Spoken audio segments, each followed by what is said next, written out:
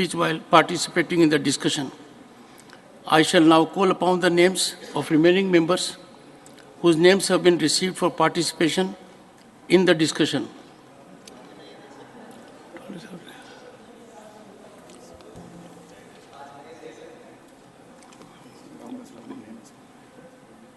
I don't see. We will have to learn to go by the rules, particularly for those who have been leader of the opposition at the state level. Greater expectations from them. Dr. V. Sivadasan. Sir, 3 minutes. Respected Chair, some of the leaders of the ruling party, they are trying to make an illusion. India is growing. The economy is growing. What is the meaning of the growth of the economy? Sir, the corporate families, the big corporate families, the assets and income of the corporate families is increasing. That is not the development of the economy. Sir, the asset of the ruling party is increasing. Through the electoral bond, they are getting thousands of crore rupees. The increasing asset, increasing income of the ruling party is not the development of the economy. Here, Sarkari log, Sarkar, they are telling, the ruling party is selling, they are rich. Sarkari log, Amir hai, lekin जनता गरीब लोग है सरकारी लोग अमीर है लेकिन जनता गरीब है madam here look the education sector thousands of 13,000 students have been dropped out from the higher education institutions. They are not providing the fellowship. Rajiv Gandhi fellowship, Maulana Azad fellowship, where is the fellowship? Day by day, they are cutting the fellowship. Madam, the recruitment, if you are looking the recruitment, LIC, the recruitment is not there. Thousands of posts lying vacant. Development officer post lying vacant. Madam, BSNL, when is the last recruitment was happened in BSNL? When is the recruitment was happened? Madam, recruitment is not there. Railway, recruitment is not there. Everywhere, the ban of recruitment we are seeing. Madam, here, MGNRG, look the matter. Why are you not dispersing the pending amount of MGNRG? Thousands of crore are lying pending. Why they are not dispersing? Madam, as a wage component, as a material component, the pending amounts are there. They are telling they are rich, but they are not dispersing the amount to the poorest of the poor people. Madam, the ASHA workers, what is the condition of ASHA workers? Anganwadi workers, the Anganwadi workers is not getting minimum wage. ASHA workers is not getting minimum wage. They are telling they are rich. Then why they are not ready to provide the minimum wage to the Anganwadi workers and ASHA workers? This is the question from the people. Madam, respected madam, the workers are struggling in HECL, workers are struggling NTC, workers are struggling in BEML. Why they are struggling? Because of the policy of the government. They are stealing, they are rich. If they are rich, if economy is growing, then why are not providing the proper amount, proper wage to the workers in the companies? Madam, they are telling they are rich. But here in WHO is saying minimum 1 doctor for 1,000 people. But what is the condition of here in India? WHO is saying minimum 3 nurses for 1,000 people. But what is the condition here in India? Madam, look the matter here. Nurses in India, the number of the nurses is very less. But same time, thousands of nurses are going abroad. Why they are going? Here, nurses are not getting better salary here. That is why they are going outside. The Vishwaguru, the term is okay, but they are not providing the salary, they are not ready to invest the money to the in different sectors. Respected madam, you please look the condition of the people in here in India. Here, they are, madam, Please conclude. 1 minute, madam. Please conclude. Here, they are increasing the price of LPG. LPG price, they have increased. Madam, if they have reached, why they are increasing the price of the LPG? Sarkari log, Shri Aditya Prasad. Your time is up. Honorable member, your time is up. Shri Aditya Prasad. Not present. Dr. L. Hanumathaya. Ma'am. Okay. Shri Syed Nasir Hussain. Not present. Dr. Lakshmikant Bajpai.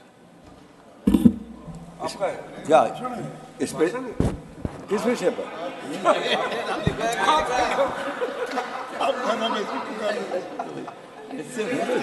चक्कर में फंस जाता हूँ मैं पता नहीं नहीं एक मिनट रुको कल ही देखा मैंने Next. Shri Breach Lal.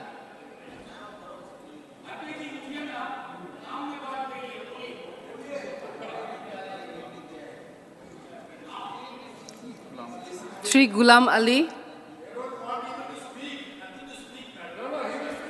He will speak later. Shri Nihari Amin.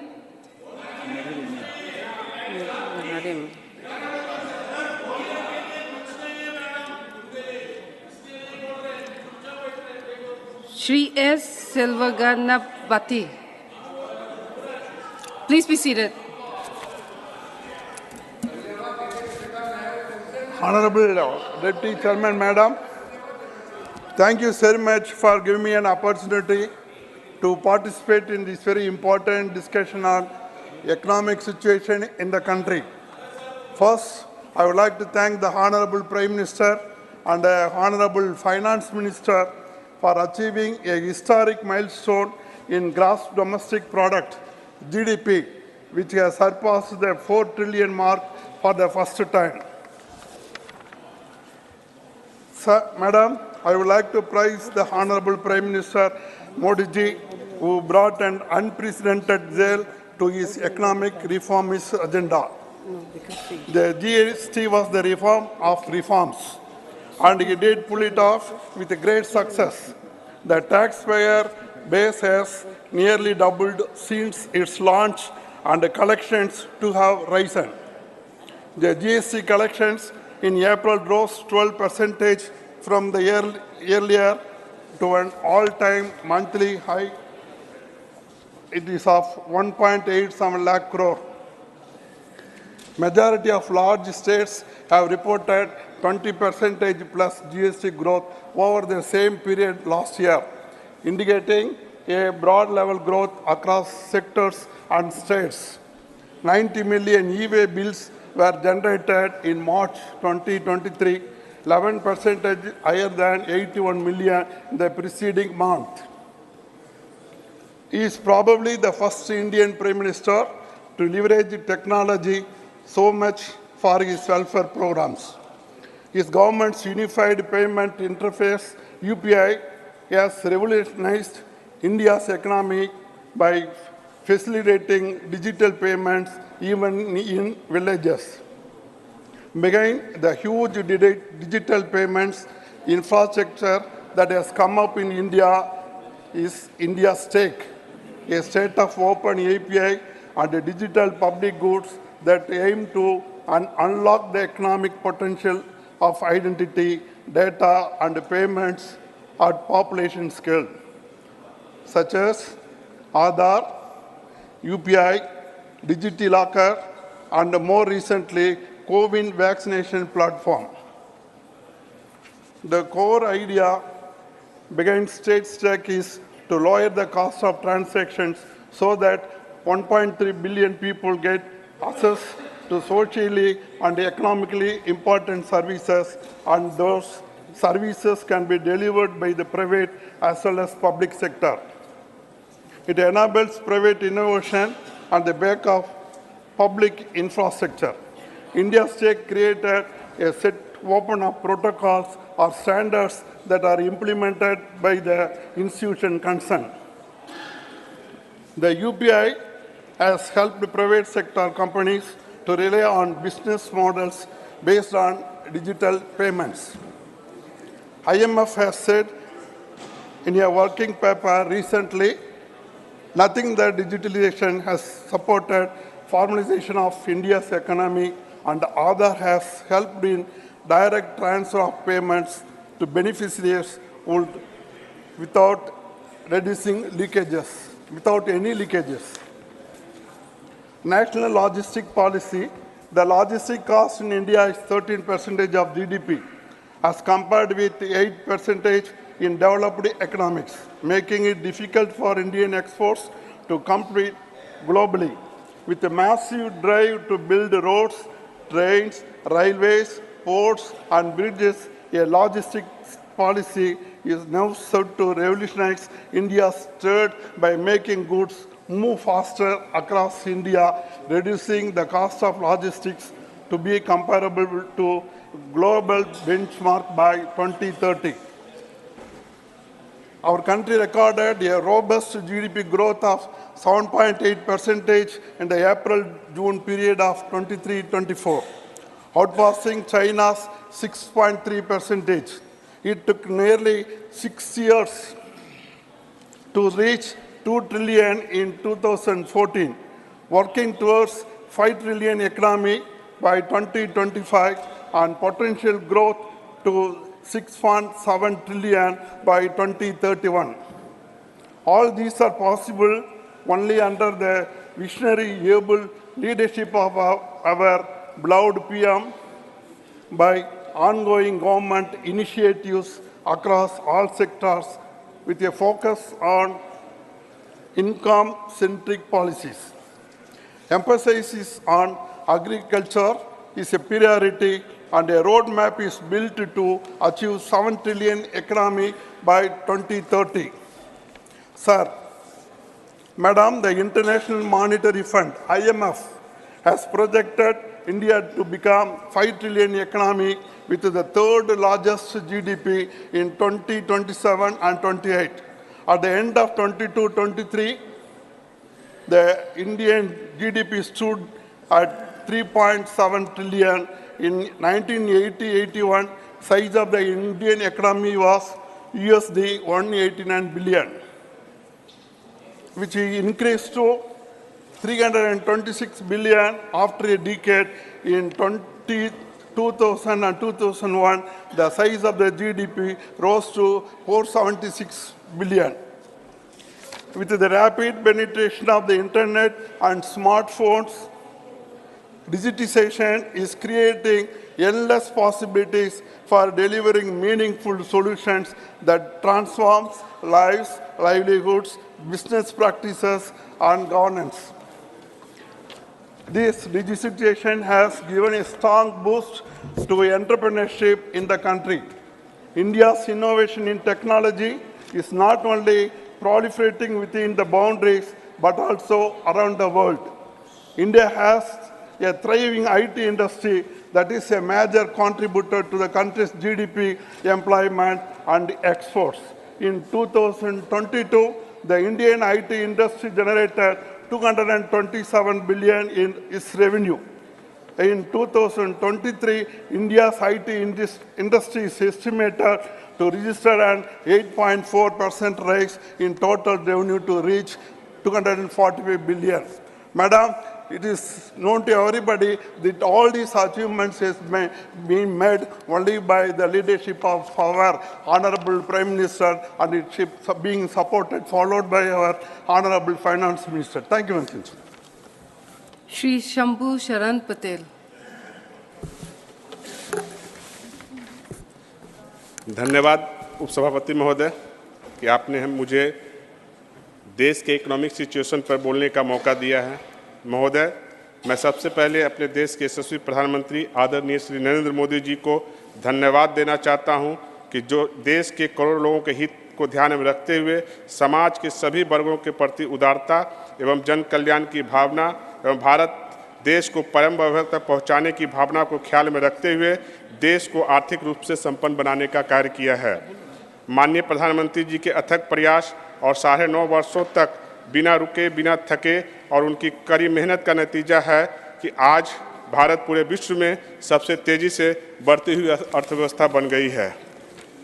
सभापति महोदय, उपसभापति महोदय, माननीय प्रधानमंत्री जी के नेतृत्व में देश में चौतरफा विकास हो रहा है। भारत का कोई भी सेक्टर इस विकास से अछूता नहीं रहा है।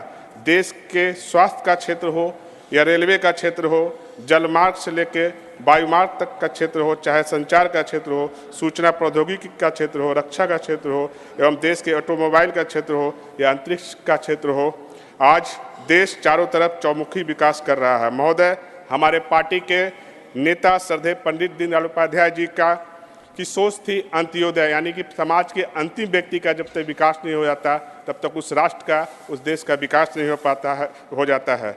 उन्हीं के राह पे चलते हुए हमारे प्रधानमंत्री जी अंत्योदय को जो है साक्षर पालन करते हुए देश को परम वैभव तक पहुंचाने के कार्य में लगे हुए हैं। महोदय, पूर्ववर्ती की कांग्रेस की सरकार पूरी तरह से तुष्टीकरण की राजनीति करते आई है। उन्होंने मुसलमानों को सिर्फ वोट बैंक के रूप में इस्तेमाल किया और देश के करीब 52% पिछड़ों समाज के लोगों के साथ समाज को विकास से महरूम रखा। और मैं अति पिछड़ा समाज से आता हूं और देश में जब कांग्रेस ने 60 वर्षों तक राज्य के शासन करने के बावजूद भी पिछड़ा वर्ग आयोग को संवैधानिक दर्जा नहीं दिया। अन्य पिछड़े वर्गों के लिए सामाजिक और आर्थिक उन्नयन के लिए 1953 में अनुच्छेद 340(1) के अंतर्गत तत्कालीन राष्ट्रपति डॉक्टर राजेंद्र प्रसाद जी ने काका कालेलकर की अध्यक्षता में एक पिछड़ा वर्ग आयोग का गठन किया। आयोग अपनी रिपोर्ट 1955 में भारत सरकार अपनी संस्तुतियों में सहित दे दी, लेकिन 60 वर्षों तक ये कांग्रेस की सरकार रही। उन्होंने पिछड़ा वर्ग को संवैधानिक दर्जा नहीं दिया, जिससे पिछड़ा वर्ग का आर्थिक सर्वेक्षण हो, उसका सामाजिक विकास हो, सही ढंग से नहीं हो पाया। जब हमारे प्रधानमंत्री जी देश के प्रधानमंत्री बने, उन्होंने देश में पहली बार पिछड़े समाज को हित में ध्यान रखते हुए देश पिछड़ा वर्ग आयोग को जो है वो संवैधानिक दर्जा देने का कार्य किया। और कार्य करने के बाद उन्होंने रिटायर्ड जस्टिस रोहिणी जी के नेतृत्व में एक आयोग का भी गठन किया, जो कि पिछड़ों का जो वर्गीकरण करने का कार्य करेगी। महोदय, मैं बिहार जैसे पिछड़ा शब्द तो माननीय प्रधानमंत्री जी ने हटा दिया, आकांक्षी राज्य से आता हूं। जब बिहार में भाजपा सत्ता में थी, साझेदार थी, तो बिहार में चौतरफा विकास हो रहा था। भारतीय जनता पार्टी ने पिछड़े वर्ग से आने वाले जो वर्तमान वहाँ के मुख्यमंत्री हैं नीतीश कुमार जी, उनको बिहार का 6 बार सीएम बनाया। और जब मुझे जैसे एक अति पिछड़ा का बेटा को जब भारतीय जनता पार्टी ने नरेंद्र मोदी जी ने राज्यसभा भेजने का कार्य किया, तो उन्होंने भारतीय जनता पार्टी से संबंध तोड़कर जो भ्रष्टाचार के आगोश में डूबी हुई राष्ट्रीय जनता दल थी, उसके साथ अपनी सरकार बनाई और बिहार जैसे प्रांत को फिर से जंगल राज में भेजने का कार्य किया। और अभी बिहार में जो है वहाँ की आर्थिक और सामाजिक स्थिति काफ़ी दयनीय हो चुकी है। महोदय, भारत आज विश्व में सबसे तेज गति से विकास करने वाली अर्थव्यवस्था बन गई है। पूरा विश्व भारत को एक उभरती हुई आर्थिक शक्ति के रूप में देख रही है। महोदय, स्वास्थ्य के क्षेत्र में जिस तरह से कांग्रेस सरकार के कार्यकाल में 60 वर्षों में लगभग शून्य कार्य हुआ, 2014 के बाद जब से नरेंद्र मोदी जी की सरकार आई, पूरा विश्व भारत के हेल्थ मैनेजमेंट सिस्टम का लोहा मान रहा है। 100 वर्षों के बाद आई वैश्विक महामारी कोरोना में जहां पूरा विश्व की स्वास्थ्य व्यवस्था के पोल खोल कर रख दी, वहीं श्री नरेंद्र मोदी जी के कुशल नेतृत्व की वजह से देश के करोड़ों लोगों की जान बच पाई। जहां विश्व के सभी विकसित देश जैसे अमेरिका, चीन, European country, Italy, Britain, France इत्यादि की स्वास्थ्य व्यवस्था पूरी तरह चरमरा गई, वहीं भारत ने सिर्फ देश में कोरोना वैक्सीन बनाया, बल्कि 220 करोड़ डोज भारतीयों को लगाया गया और यह डोज जो है मुफ्त जो है भारतीयों को लगाया गया। और वैक्सीन लगने के बाद विदिन मिनट जो है आपको वैक्सीनेट आप हो गए, उसका सर्टिफिकेट भी हमारे स्वास्थ्य विभाग ने लोगों को प्रदान किया। और बहुत सारे कंट्री में हमारे देश के प्रधानमंत्री नरेंद्र मोदी जी के नेतृत्व में बहुत सारे देशों को हमने मुफ्त में वैक्सीन और दवाइयां भी कोरोना काल में जो है वो सप्लाई किया। महोदय, विपक्ष के साथियों को सिर्फ हमारे नरेंद्र मोदी जी के नेतृत्व वाली सरकार में त्रुटियां नजर आती हैं, लेकिन कोविड काल से लेकर अभी तक भारत के 80 करोड़ लोगों को जो मुफ्त अनाज देने का कार्य कर रही है, जिससे देश का कोई भी गरीब, कोई भी मजबूर, कोई भी बेसहारा भूखा सो ना पाए। इस मुफ्त अनाज देने की योजना आगे भी हमारी सरकार ने बढ़ाया है। इस 80 करोड़ लोगों को मुफ्त देने की योजना में हमारी सरकार ने ना कभी कोई जाति देखा, ना कोई धर्म देखा, ना कोई पंथ देखा, कोई बैरियर नहीं रखा। और यही वजह है कि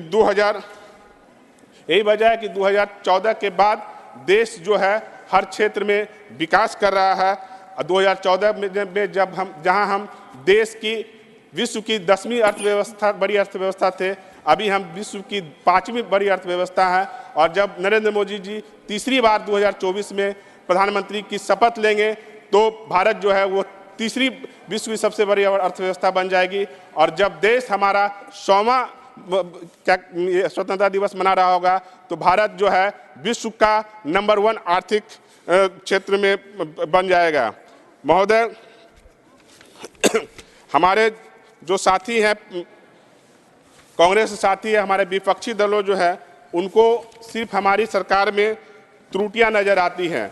हमारे सरकार का जो योजना है, जो हमारी सरकार का थीम है, सबका साथ, सबका विकास, सबका विश्वास और सबका प्रयास, ये नजर नहीं आता है। आप देखिए 2014 के पहले जहां देश में 74 एयरपोर्ट था, अभी लगभग 148 एयरपोर्ट बन के तैयार हो गया है। जहां देश में 2014 के पहले 7 एम्स था, 7 एम्स में वो भी 6 हमारे श्रद्धेय अटल बिहारी वाजपेयी जी का देन था। और अभी देश में जो लगभग 23 एम्स हो गया है। बिहार में बिहार सरकार की नाकामियों की वजह से हमारा जो दरभंगा का एम्स है अभी बन नहीं पाया, नहीं तो वो 23वां पूर्ण हो चुका होता।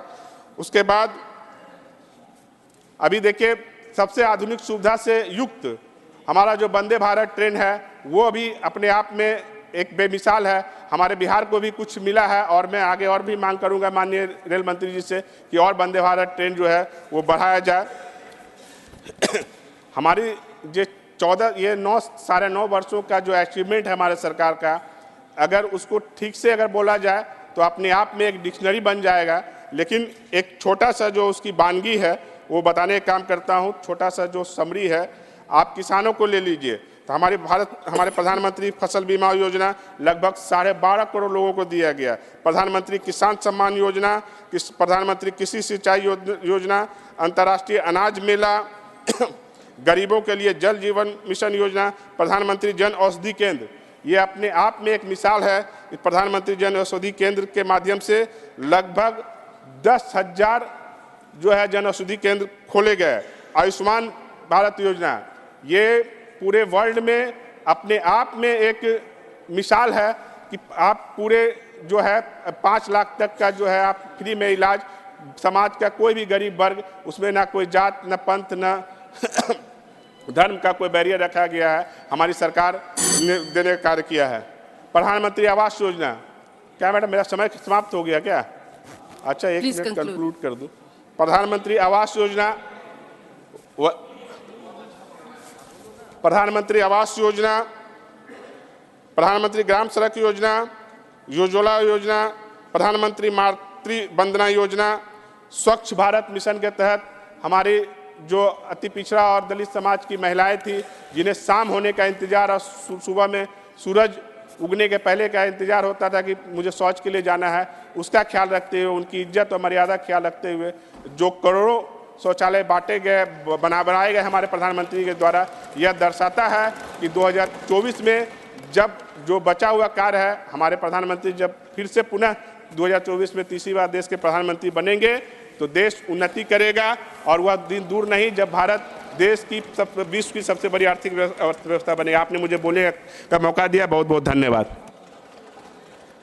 श्री आदित्य प्रसाद।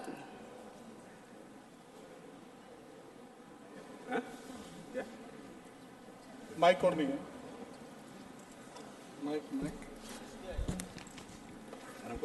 सभापति महोदय, बहुत बहुत धन्यवाद, आपने आर्थिक विषय पर बोलने का अवसर दिया है। सभापति महोदय, 2014 की शुरुआत से देश के यशस्वी प्रधानमंत्री आदरणीय नरेंद्र मोदी जी के नेतृत्व वाली एनडीए सरकार ने सबका साथ, सबका विकास, सबका विश्वास, सबका प्रयास के सिद्धांत पर काम किया है और वर्ष 2014 में भारत विश्व की 10वीं सबसे बड़ी अर्थव्यवस्था के रूप में अपनी स्थिति से ऊपर उठते हुए आज 5वीं सबसे बड़ी वैश्विक अर्थव्यवस्था के रूप में स्थापित है और माननीय प्रधानमंत्री जी के नेतृत्व में भारत दुनिया की तीसरी सबसे बड़ी अर्थव्यवस्था बनने के मार्ग पर अग्रसर है। विश्व में लगभग हर जगह एक बड़ी आर्थिक चुनौतियों का सामना कर रहा है, लेकिन इस विपरीत परिस्थिति में भी हमारा देश निरंतर आगे बढ़ रहा है। आज मोबाइल विनिर्माता के क्षेत्र में दूसरे नंबर पर, ऑटोमोबाइल निर्माता के क्षेत्र में तीसरे नंबर पर और स्टॉक एक्सचेंज में चौथे नंबर पर है।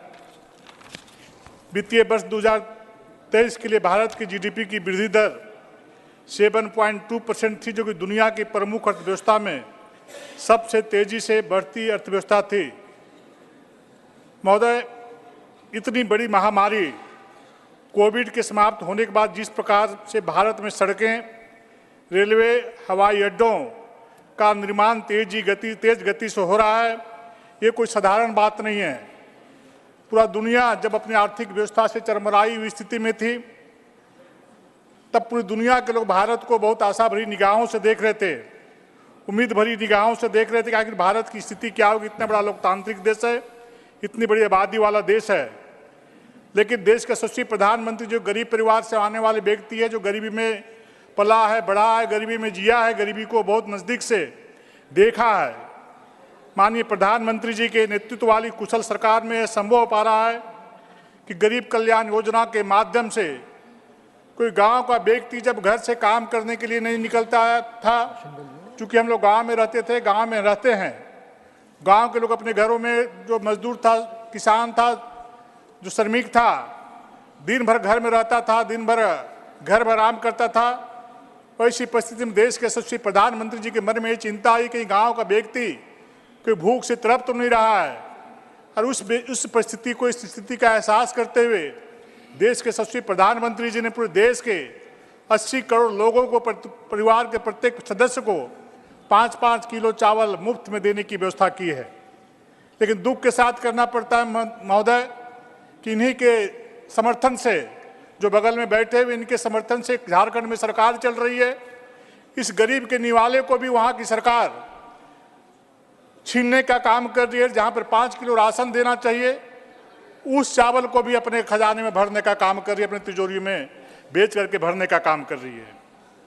महोदय, हमने 2 अरब से अधिक कोविड वैक्सीन इस देश के यशस्वी प्रधानमंत्री के माध्यम से लगाए गए हैं, और देश में तो लगा ही लगा, देश के अन्य बाहर देशों में भी, दुनिया के अन्य देशों में भी आदरणीय प्रधानमंत्री जी ने कोविड वैक्सीन के माध्यम से देश को, अन्य लोग, दुनिया के लोगों को भी सुरक्षित बचाने का काम किया है।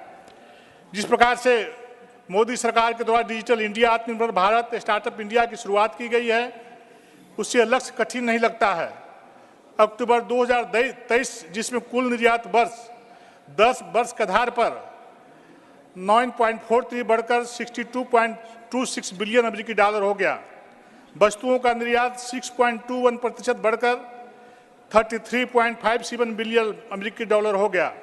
सेवा निर्यात 13.44% बढ़कर 28.70 बिलियन अमेरिकी डॉलर हो गया। अक्टूबर 2023 में यूपीआई लेन देन 11.41 बिलियन के सर्वकालिक उच्च स्तर पर पहुंच गया है। सभापति महोदय, जैसा कि इन लोगों के माध्यम से जो कल मैं सुन रहा था कि जो शौचालय देश आजाद होने के बाद इस देश में गरीब परिवार के दरवाजे पर लगभग 13 करोड़ से अधिक घरों के सामने, गरीब परिवारों के घर के सामने शौचालय बनाने का काम किया गया है। लेकिन इन लोगों के द्वारा जो कहा जा रहा है कि शौचालय कबाड़ खाना बन गया है, गोदाम बन गया है, लेकिन मैं बतलाना चाहता हूँ, गांव की माताएं बहनें आज सम्मान के साथ उस शौचालय को इज्जत घर के नाम से पुकारने का काम करती है और सम्मानपूर्वक उस शौचालय में जाकर के शौच क्रिया से निवृत्त होने का काम कर रही है, जिसका नतीजा है कि आज गांव, गरीब, किसान, मजदूर दिल से आदरणीय प्रधानमंत्री जी को आशीर्वाद देने का काम करती है। और उसी का नतीजा है कि आने वाला जो विगत चुनाव जो हुए हैं वो गरीबों का आशीर्वाद है। नरेंद्र मोदी जी के नेतृत्व में उनको आशीर्वाद मिला है, गरीबों का आशीर्वाद पूरा देश से मिल रहा है। सभापति महोदय, अगर हम बैंकिंग क्षेत्र की बात करें तो आरबीआई के पूर्व गवर्नर डॉक्टर रघुराम राजन ने खुद स्वीकार किया है कि एनपीए संकट की उत्पत्ति यूपीए शासन के दौर में हुई थी। एनपीए संकट का बीज कांग्रेस के नेतृत्व वाली यूपीए शासन के दौरान बड़े पैमाने पर फोन बैंकिंग के माध्यम से बोए गए थे। जब राजनेताओं और अधिकारियों के दबाव में अयोग्य एवं नकली व्यवसायों को ऋण दिए जाते थे, माननीय नरेंद्र मोदी जी के नेतृत्व वाली ईमानदार सरकार के निरंतर प्रयासों के कारण ही हमने बैंकिंग क्षेत्र में सकारात्मक बदलाव देखा है। जैसे कि बीबीबी के माध्यम से बैंक के वरिष्ठ प्रबंधन की पारदर्शी नियुक्ति किया जाना, हमने बैंकिंग क्षेत्र में राजनीतिक हस्तक्षेप को पेशेवर अखंडता और स्वतंत्रता से बदल दिया है। बैंक रिकॉर्ड लाभांश चेक सरकार को सौंप रहे हैं और उन फंडों का उपयोग गरीब कल्याण के लिए किया जा रहा है। हमने सार्वजनिक क्षेत्र के बैंकों को कर्ज से दबे बुरे सपने से जन कल्याण का स्तंभ के रूप में बदल दिया है। पिछले दशक में सतत सुधारों ने बैंकिंग क्षेत्र में बदलाव लाने को सक्षम बनाया है। मजबूत बैंक तुलन पत्र और बेहतर आस्ती गुणवत्ता के साथ पिछले दोहरी तुलन पत्र समस्या को दोहरा तुलन पत्र लाभ में बदल दिया है, जिसके परिणाम स्वरूप ऐसी बैंकिंग प्रणाली तैयार हुई है जो अब उधार देने के लिए ज्यादा सुविधाजनक है। दिनांक 11 अगस्त तक बैंकों की जमा राशि वर्ष दर वर्ष आधार पर 13.5 से बढ़कर 6 साल के उच्चतम स्तर 192 लाख करोड़ रुपये तक पहुंच गई है।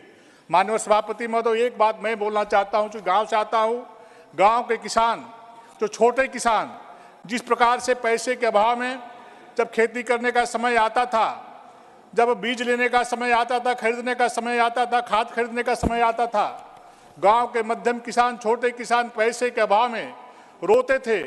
माँ बेटा से पूछती थी कि बेटा खेत खाद कब आएगा, बीज कब आएगा, कैसे खेती होगी।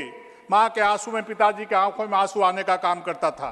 लेकिन देश के सुशील प्रधानमंत्री नरेंद्र मोदी जी ने वैसे करोड़ों किसानों के आंखों के आंसुओं को पोंछने का काम किया। आज सम्मान पूर्वक बिना कर्ज लिए हुए आदरणीय नरेंद्र मोदी जी के प्रयास से किसान सफलतापूर्वक खेती करने का काम कर रहा है। आज किसान को डीबीटी के माध्यम से प्रत्येक 4 महीना में 2-2 हज़ार रुपया और साल में 6 हज़ार रुपया देने का काम कर रहा है।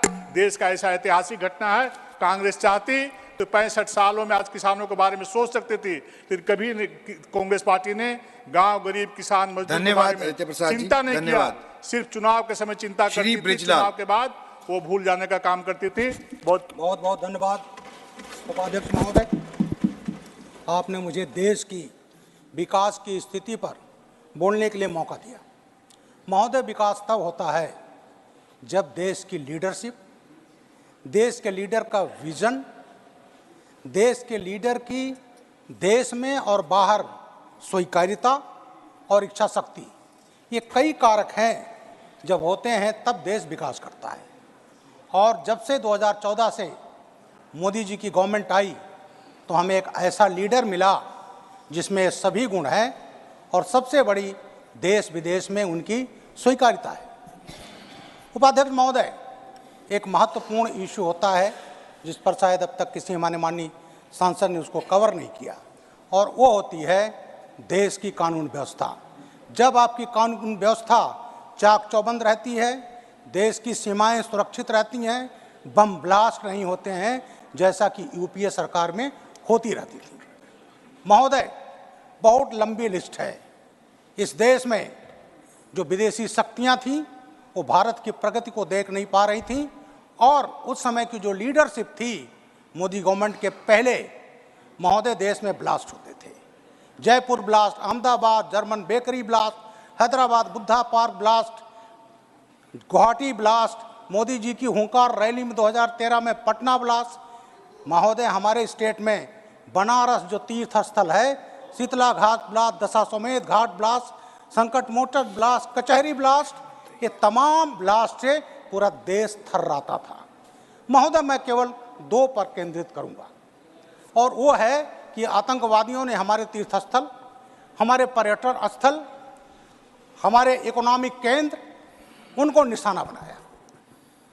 महोदय, दिल्ली जो राजधानी है, महोदय, यहाँ 29/10/2005 को सरोजनी नगर पहाड़गंज में आतंकवादी घटना हुई थी। धनतेरस के 2 दिन पहले महोदय यहाँ करीब 70 लोग मारे गए थे। इसी दिल्ली में महोदय हाईकोर्ट में ब्लास्ट हुआ था। 7/9/2011 को 15 लोग मारे गए थे, कोर्ट भी सुरक्षित नहीं था। यूपी में भी कचहरी ब्लास्ट हुआ था 2007 में, वो था बनारस, अयोध्या, लखनऊ। महोदय, दिल्ली में फिर 13/9/2008 को ब्लास्ट हुआ था, बटला हाउस के 1 हफ्ता पहले, और इसमें 30 लोग मारे गए थे। महोदय, जामा मस्जिद 19/9/2010 को ब्लास्ट हुआ था, उस समय कॉमनवेल्थ गेम था देश में। यूपी में 30 नवंबर को अयोध्या मामले में हाईकोर्ट का जजमेंट आना था, मैं ही उस समय प्रदेश का एडीजी लॉ एंड ऑर्डर था। सेंसिटिव थी हमारी स्थिति, और उस समय जामा मस्जिद के पास उन्होंने एक ताइवानीज बस, उस पर फायर किया, घायल हुए। उसके बाद थोड़ी देर बाद जब मीडिया पुलिस सब पहुंच गई, तब उन्होंने एक कार में ब्लास्ट किया। ईश्वर की कृपा रही, उसमें आग लगी। ब्लास्ट नहीं होता, नहीं तो 200-250 लोग मारे जाते। क्या था उनका? देश में दंगा फैलाना और कॉमनवेल्थ गेम को ये करना कि देश सुरक्षित नहीं है। तो महोदय, ये पक्ष था, और वो सब थे इंडियन मुजाहिदीन के। महोदय, यहीं पर बटला हाउस की घटना हुई 19 सितंबर 2008 से, टाइम हमारा वो तभी। बटला हाउस में जो घटना हुई, उसमें मारा गया यातिफ अमीन, इंडिया कमांडर था नॉर्थ इंडिया का। और जितने देश में ज़्यादातर ब्लास्ट हुए, उसमें आजमगढ़ मॉड्यूल जो हमारे प्रदेश में स्थित है, वो ज़्यादातर जिम्मेदार था, और उसका साथी साजिद मारा गया। महोदय, जब ये घटनाएं हुई तो हमारी बंगाल की एक चीफ मिनिस्टर, वो भी समाजवादी पार्टी के एक नेता थे, गए वहाँ। उन्होंने कहा अगर ये झूठा नहीं है जिसमें इंस्पेक्टर शर्मा मारे गए थे, तो मैं राजनीति से इस्तीफा दे देता हूँ। महोदय, इसी दिल्ली में, इसी पार्लियामेंट के सामने कुछ मीटर दूर 13/1/2001 को यहाँ पर हमला हुआ था जैसे मोहम्मद का। महोदय, हमारे 9 कर्मी, सचिवालय कर्मी और पुलिस सीआरपी के मारे गए थे। अभी हम लोग 13 तारीख उनको श्रद्धांजलि देंगे। जगदीश प्रसाद यादव, मातबर सिंह नेगी, कमलेश कुमारी, नानक चंद, रामपाल, ओम प्रकाश जी, ब्रिजेंद्र सिंह जी और घनश्याम और देशराज जी। तो महोदय, ये ब्लास्ट होते थे। दूसरा टारगेट किया इन्होंने मुंबई को 93 में टारगेट किया गया, जब दाऊद इब्राहिम ने मार्च 93 में ब्लास्ट किए, और उस ब्लास्ट में मुंबई में 257 लोग मारे गए। महोदय, इसी पर मैं कहना चाहता हूँ, 257 मारे गए। और महोदय, उस समय जो मुख्यमंत्री थे 1993 में, जानते उन्होंने क्या कहा? जब ब्लास्ट हुआ, उन्होंने कहा था एलटीटी का काम है, कहीं उनके वोट बैंक पर असर ना पड़े।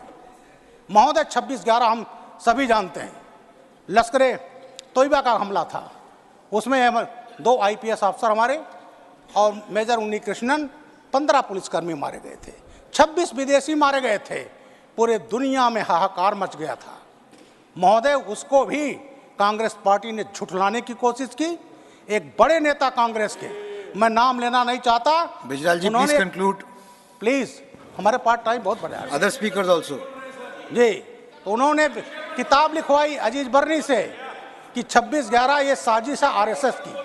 तो महोदय, हमारे जो तीर्थ स्थल, इकोनॉमिक केंद्र, दिल्ली, सबको आतंकवाद का इसलिए बनाया गया, निवेश ना आए। एडवाइजरी जारी हुई, भारत मत जाओ, क्योंकि असुरक्षित देश है। महोदय, जब से मोदी जी आए हैं, 0 टॉलरेंस है, कहीं ब्लास्ट नहीं हो रहे हैं, आतंकवादियों की हालत खराब है। और जब आज शांति सुरक्षा है इस देश में, तो निवेश आ रहे हैं, और वही कारण है हम तीसरी अर्थव्यवस्था बनने जा रहे हैं। महोदय, अपने स्टेट की बात करता हूँ, 10 साल विरोधियों की सरकारें रहीं 2017 के पहले, और ये हालत था लूट मार अपहरण, रोज दंगे, कि ये होता हालत कि वहाँ निवेश नहीं आता था। वहाँ के मुख्यमंत्री जी दिल्ली और बॉम्बे में करते थे।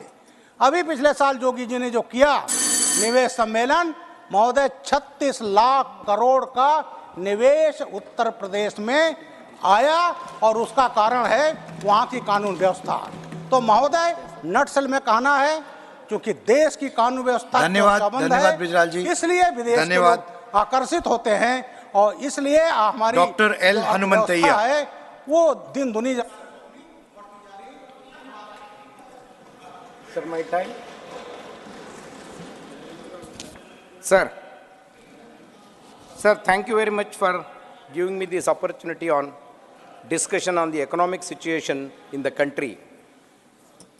Sir, one thing that fits this government is do work for a teaspoonful, talk for a gallon. And also in this government, sir, the Modi government development model, which has been told by many people, the poor forced to eat less while the rich make merry. That is the situation in the last 10 years of the administration. Sir, in 2023, the Indian economy is facing high inflation and income inequality. The high inflation is not the product of market forces alone, but the governmental interventions that prioritize one section over the another section. Sir, while the reduction is, particularly the LPG reduction, is a drop in the ocean, it does not provide any example, but lakhs of people, the families, are still suffering. So persistently, high inflation has been a constant alongside high unemployment and tepid growth, sir.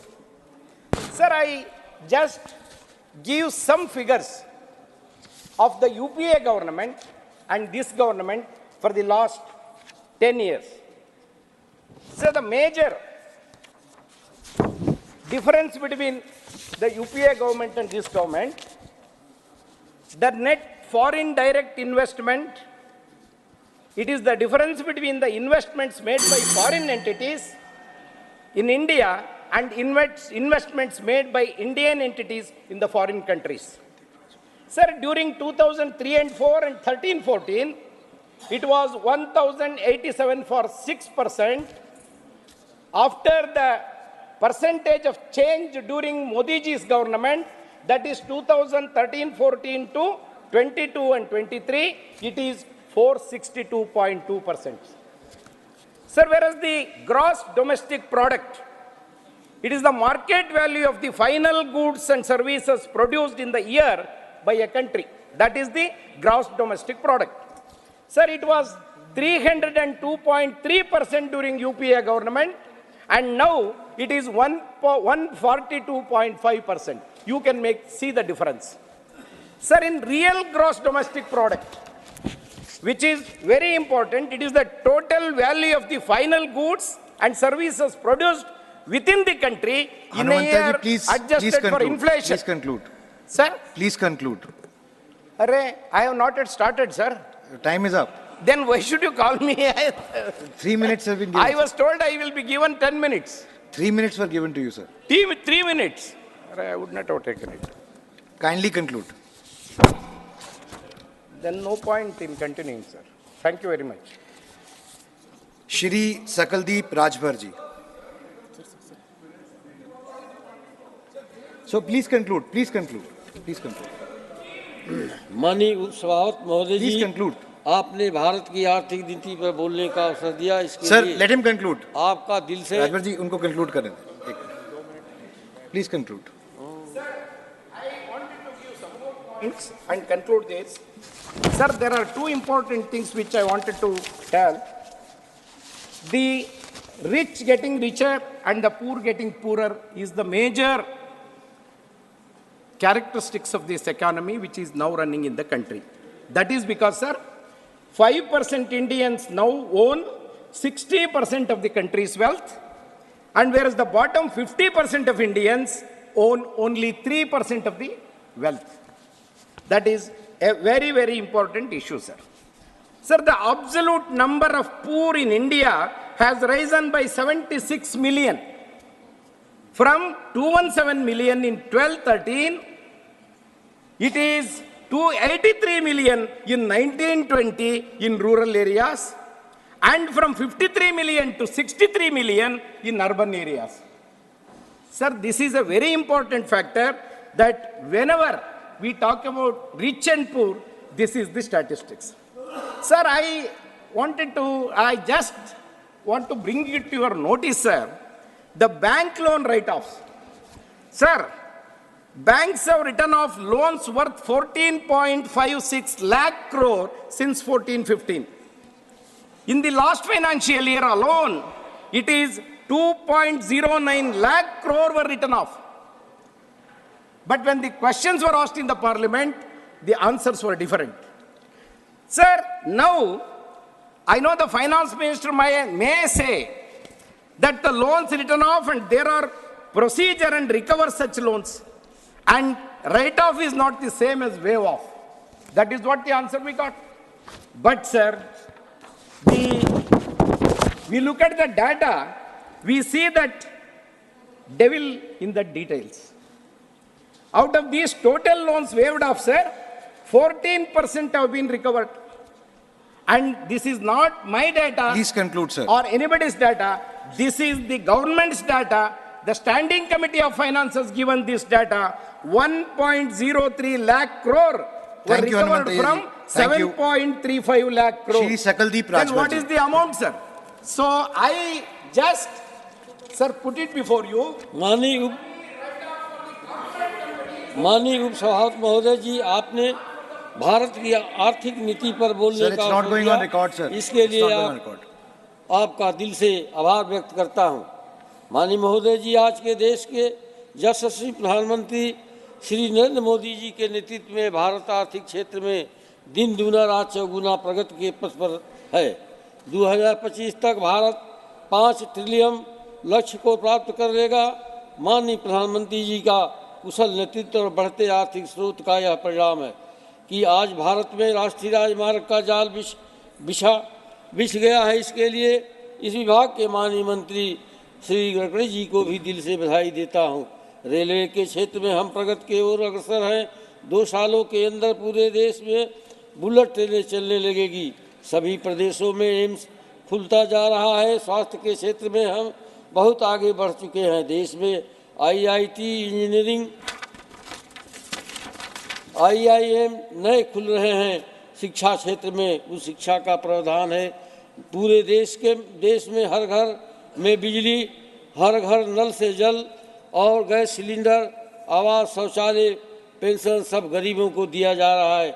यह सब प्रगति जो है आर्थिक नीति कुशल हाथों में होने के कारण है। आज हमारे देश के GDP दुनिया के तमाम मुल्कों से आगे 8.2 पर है। कृषि के क्षेत्र में भी किसानों का आय बढ़ा है और हमारा देश अन्न के मामलों में आत्मनिर्भर है।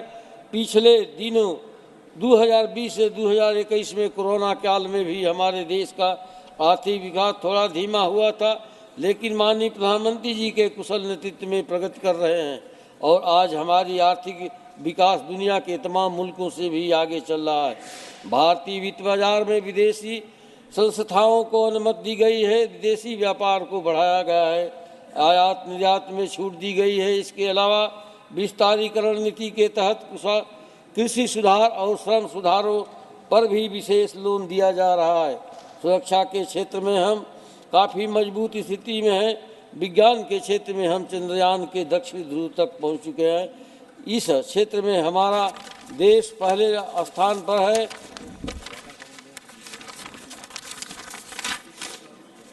भारत में गरीबी रेखा से नीचे रहने वालों की संख्या 45% से घटकर 22% पहुंच गई है। जल्द ही पूरी आबादी खुशहाली के लाइन में खड़ी दिखेगी। अर्थव्यवस्था में संपूर्ण सुधार के लिए हमारे प्रधानमंत्री जी कृत संकल्प हैं और देश की जनता को माननीय प्रधानमंत्री जी के गारंटी पर पूर्ण विश्वास है।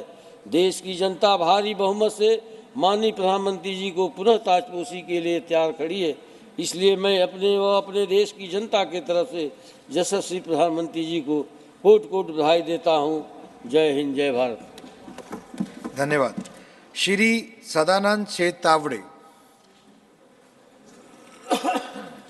Thank you, Chairman Sir, for giving me opportunity to speak on important topic, economic situation in the country.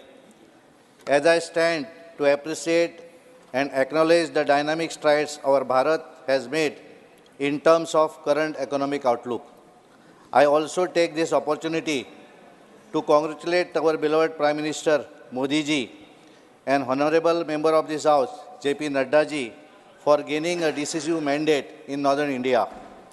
The thumping victors in some India's largest states like Rajasthan, Madhya Pradesh and Chhattisgarh is not only an appreciative stamp on Modi ji's guarantee of all-inclusive social and massive infrastructure sector development in those states, but it also reflects the trust the common people have placed on India's growing economic outlook. Thanks to dynamic leadership of Modi ji and the more particular efforts made by Honorable Finance Minister Nirmala ji and Honorable Minister Piyush Goyal ji. Sir, as we celebrate Bharat's changing face and image, I am more thrilled at what is in store for all of us concerning digitization, exports, industry growth, and the economic outlook. Modi ji's dream to transform India into a digital economy has gotten good results. As India aims for $10 trillion economy by the early next decade, this growth will be propelled by digitization, revolutionizing every segment of the economy. The digital revolution to contribute 20% of the GDP over the next 4 years, and the digital economy will play a pivotal role in narrowing the gap between rural and urban areas. Similar has been the success of Modi ji's ambitious Startup India mission. Startup innovation and institutional research have received a big boost in the changing Bharat. With tech startup taking the lead, Bharat has the third largest startup ecosystem, creating close to 1 million jobs since 2017. The total number of tech startups in Bharat is estimated to grow almost 3 times, from 68,000 in 2023 to 180,000 in 2030. Thanks to my party and my senior leaders in the government, Bharat has now thriving IT industry that is a major contributor to the country's GDP, employment and exports. It also excites me to state that Bharat investment inflation ratio is at lowest, making it easy to expand and diversify the businesses, and the GDP growth is above expectation. I would like to remind the August House that Bharat GDP growth has far exceeded the negative outlook projected by textbook economists like Raghuraman Rajan sitting in the AC chambers. Bharat economy is poised to grow over 6% in the financial year 2024, ranking among the world's fastest growing economies, much higher than China, and this may be piece of bad news for China lovers in Indian politics. Bharat GDP is expected to grow 6.4% to 6.8% this fiscal year, accelerating to 7% by 2026. In contrast, China's economic growth is projected to slow to 4.6% by 2026. I welcome the recent report by Global Credit Outlook 2024. New risk, new playbook, documented by S&P Global Ratings, and Bharat is set to become the third largest economy by 2030 and is expected to be the fastest growing major economy in the next 3 years. Currently, Bharat population has one of the best ratio between its working age population and its number of children and elderly. With the all right indicators at our right, Bharat is now becoming a gateway for setting up global manufacturing capacity, continuing to grow services and industry alongside the growth of infrastructure. Thanks to the resilient quality of the Indian industry, under the leadership of global leaders like Modi ji, for doing all that is required, and all that is good for the industry and the economy. I am certain that the momentum for growth will further growth with the historical blessing in the form of popular vote for Modi ji and our glorious regime since 2014 and the year 2024 beyond. Thank you, Chairman, sir. Thank you. Shri Ajay Pratap Singh. Time कितना है sir? 3 minutes. माननीय सभापति महोदय, भारत की आर्थिक स्थिति के संदर्भ में चर्चा चल रही है। 3 मिनट का समय बहुत कम है और 3 मिनट के समय के साथ विषय के साथ न्याय करना बड़ा कठिन काम है, लेकिन फिर भी मैं प्रयास करूंगा। भारत की आर्थिक स्थिति को प्रतिबिंबित करते हुए इस सदन के हमारे अनेक साथियों ने पक्ष और विपक्ष में आंकड़े प्रस्तुत किए। इस पक्ष से आंकड़े प्रस्तुत करके बताया गया कि आर्थिक स्थिति बेहतर हुई है, उस पक्ष से आंकड़े प्रस्तुत करके बताया गया कि आर्थिक स्थिति बिगड़ी है। हमारे वरिष्ठ साथी आज सदन में नहीं है, राम गोपाल जी ने कहा कि इन आंकड़ों का बहुत भरोसा नहीं करना चाहिए। मैं भी उनकी राय का हूं कि इन आंकड़ों का बहुत भरोसा नहीं करता, तो फिर भारत की आर्थिक स्थिति का सही अनुमान कैसे लगाएं? तो मेरा उत्तर है कि भारत की आर्थिक स्थिति का सही अनुमान लगाने के लिए और किसी से नहीं पूछें, चलिए कलावती से पूछ लेते हैं। कलावती कौन है? कलावती वो महिला है जो उत्तर प्रदेश में रहती थी। कलावती के घर में कांग्रेस के तत्कालीन अध्यक्ष गए थे। कलावती की खाट में बैठकर उन्होंने भोजन किया था। कलावती की झोपड़ी में वो घंटे 2 घंटे रुके थे। कलावती के माध्यम से उन्होंने भारत की गरीबी को जानने का प्रयास किया था, भारत की भूख को जानने का प्रयास किया था, गरीबों की जो आवश्यकताएं हैं उनको जानने का प्रयास किया था। और उसके बाद पूरे देश के गरीबों में एक आशा जागृत हुई थी कि कांग्रेस पार्टी जो सत्तारूढ़ दल है, उनके राष्ट्रीय अध्यक्ष गरीब के झोपड़ी में पहुंच रहे हैं, गरीब को जानने का प्रयास कर रहे हैं, गरीब की आवश्यकताओं को पहचानने का प्रयास कर रहे हैं। निश्चित रूप से गरीबों के जीवन में परिवर्तन कांग्रेस पार्टी की सरकार के द्वारा आया है, लेकिन उस झोपड़ी से जाने के पश्चात कलावती भी निराश हुई और भारत का गरीब भी निराश हुआ। कलावती के जीवन में अगर रोशनी आई, भारत के गरीबों के जीवन में रोशनी आई, तो सन 2014 के पश्चात जब इस देश की बागडोर आदरणीय नरेंद्र मोदी जी ने संभाली, कलावती जी को पक्का मकान दिया तो आदरणीय नरेंद्र मोदी जी की सरकार ने दिया। कलावती के घर में अगर उज्ज्वला गैस आई तो नरेंद्र मोदी की सरकार के कार्यकाल में आई। कलावती की झोपड़ी में अगर बिजली आई तो नरेंद्र मोदी जी की सरकार के कार्यकाल में आई। कलावती को अगर पानी पीने की व्यवस्था उपलब्ध हुई तो नरेंद्र मोदी जी के ज़माने में उपलब्ध हुई। यानी कि कलावती के जीवन में जो परिवर्तन आया, जिसको हम सुख कहते हैं, जिसको हम समृद्धि का आधार कहते हैं, जिसको हम प्रगति का मानक मानते हैं, अगर वो कलावती को प्राप्त हुआ है तो नरेंद्र मोदी के कार्यकाल में प्राप्त हुआ है। इसलिए मैं कहता हूं कि अगर भारत की आर्थिक समृद्धि का आकलन करना है तो कलावती से पूछ लीजिए। कलावती आज इस विषय पर सबसे उपयुक्त और सबसे सही जज है जो भारत की आर्थिक स्थिति को प्रतिबिंबित करती है। हमारे एक साथी हैं इस सदन के, उन्होंने कहा कि 80 करोड़ लोगों को मुफ्त अनाज दिया जा रहा है। एक तरफ मुफ्त अनाज दिया जा रहा है और दूसरी तरफ आप कह रहे हैं कि भारत की आर्थिक प्रगति हो रही है। 1 मिनट और समय लूँगा मैं सभापति महोदय कि ये जो 80 करोड़ लोगों को मुफ्त अनाज दिया जा रहा है तो वो उन लोगों पर कृपा नहीं किया जा रहा है। याद रखना चाहिए कि भारत की सरकार एक लोक कल्याणकारी राज्य है और लोक कल्याणकारी राज्य होने के कारण हमारी ये जिम्मेदारी बनती है कि सरकार के जो भी वित्तीय उत्पाद हैं उसका समान रूप से वितरण हो। और समान रूप से वितरण करने के लिए जो 80 करोड़ लोगों को मुफ्त अनाज दिया जा रहा है ये एक माध्यम है। अगर गरीबों को हमने पक्का मकान दिया है, गरीबों को अगर हमने बिजली दिया है, गरीबों को अगर हमने पानी पीने की व्यवस्था किया है, गरीबों को अगर हमने पक्की सड़क दिया है, गरीबों को अगर हमने नेशनल हाईवे दिया है, गरीबों का जीवन आसान बनाने के लिए सारी सुख सुविधाएं हमने उपलब्ध कराई है, तो एक लोक कल्याणकारी राज्य के कारण किया है। और इसके माध्यम से भारत के जीवन में जो परिवर्तन आया है, भारत की आर्थिक स्थिति, अभी आज ही हम लोग चर्चा कर रहे थे कि इस दीपावली में जो हमारे यहाँ व्यापार हुआ है भारत में, तो 4.5 लाख करोड़ का व्यापार हुआ है।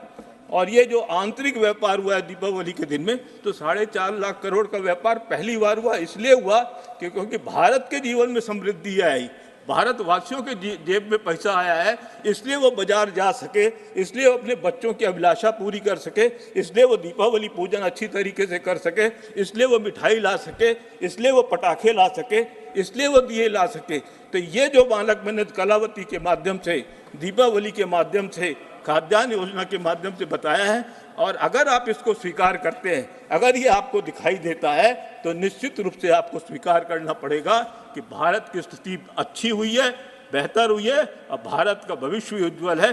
भारत ठीक रास्ते पे बढ़ रहा है नरेंद्र मोदी जी के नेतृत्व में। इतना निवेदन करके अपनी बात समाप्त करता हूँ। बहुत बहुत धन्यवाद। धन्यवाद। डॉक्टर डीपी वत्स।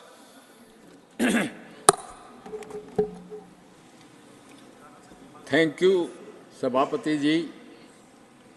आपको देख के तो मैं ऐसा महसूस करता हूं कि हरियाणा की बात कर लें।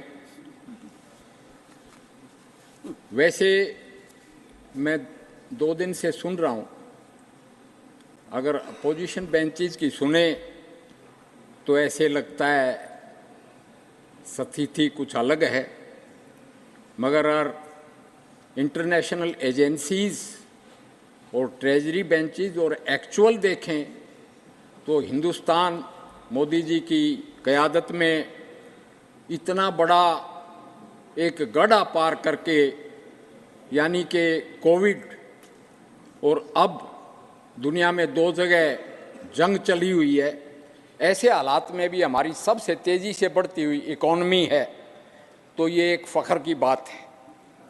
But I will speak from A soldiers angle. पहले भी भारत सोने की चिड़िया रहा था, सोमनाथ सोने की चिड़िया था, मगर लुटेरा गजनी लूट के ले गया। उससे पहले भी हिंदुस्तान पे हमले होते रहे, क्योंकि हमारा डिफेंस मजबूत नहीं था और साइंटिफिक नहीं था। तो मैं डिफेंस की बात ज़रूर करूँगा कि हमारी ये सोने की चिड़िया की तरफ, जगत गुरु की तरफ जो हिंदुस्तान पेशकदमी कर रहा है, उसमें हम मोदी जी के सुरक्षित हाथों में कितने महफूज हैं। 2013 में डिफेंस बजट था 2.5 लाख करोड़, आज के दिन डिफेंस बजट है 6 लाख करोड़।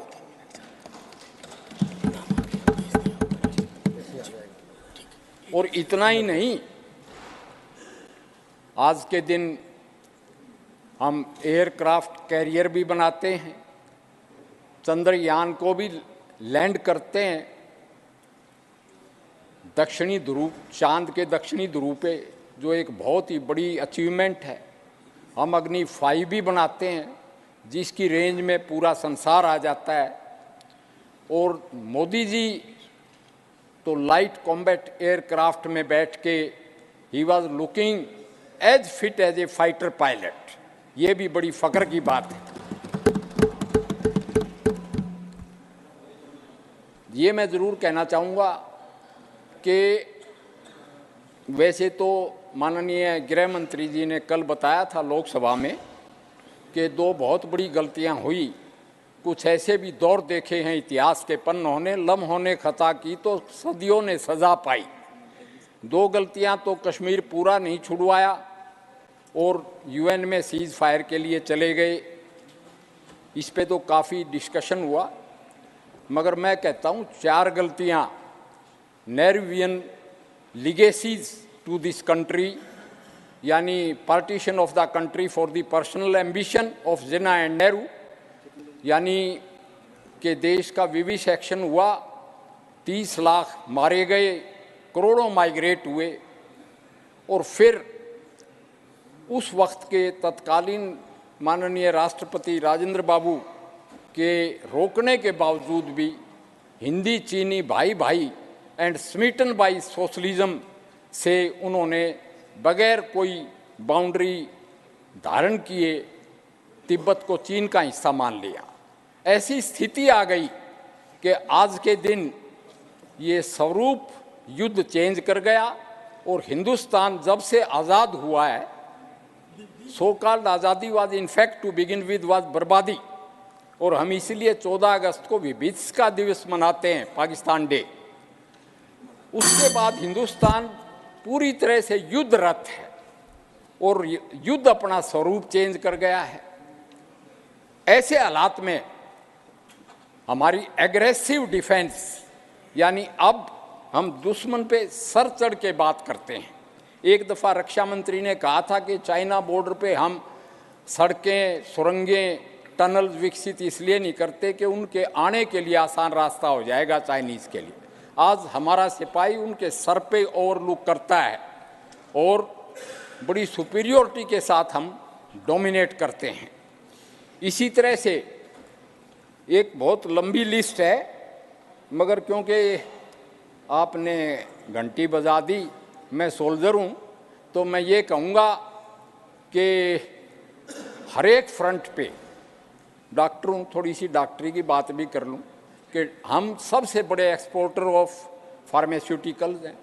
2.2 बिलियन को हमने वैक्सीनेशन दिया और वैक्सीनेशन के भी हम बहुत बड़े एक्सपोर्टर हैं।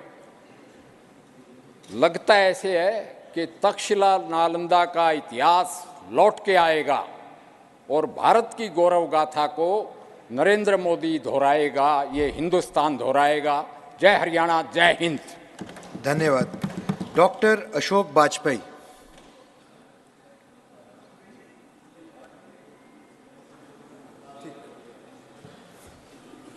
माननीय उपसभापति महोदय,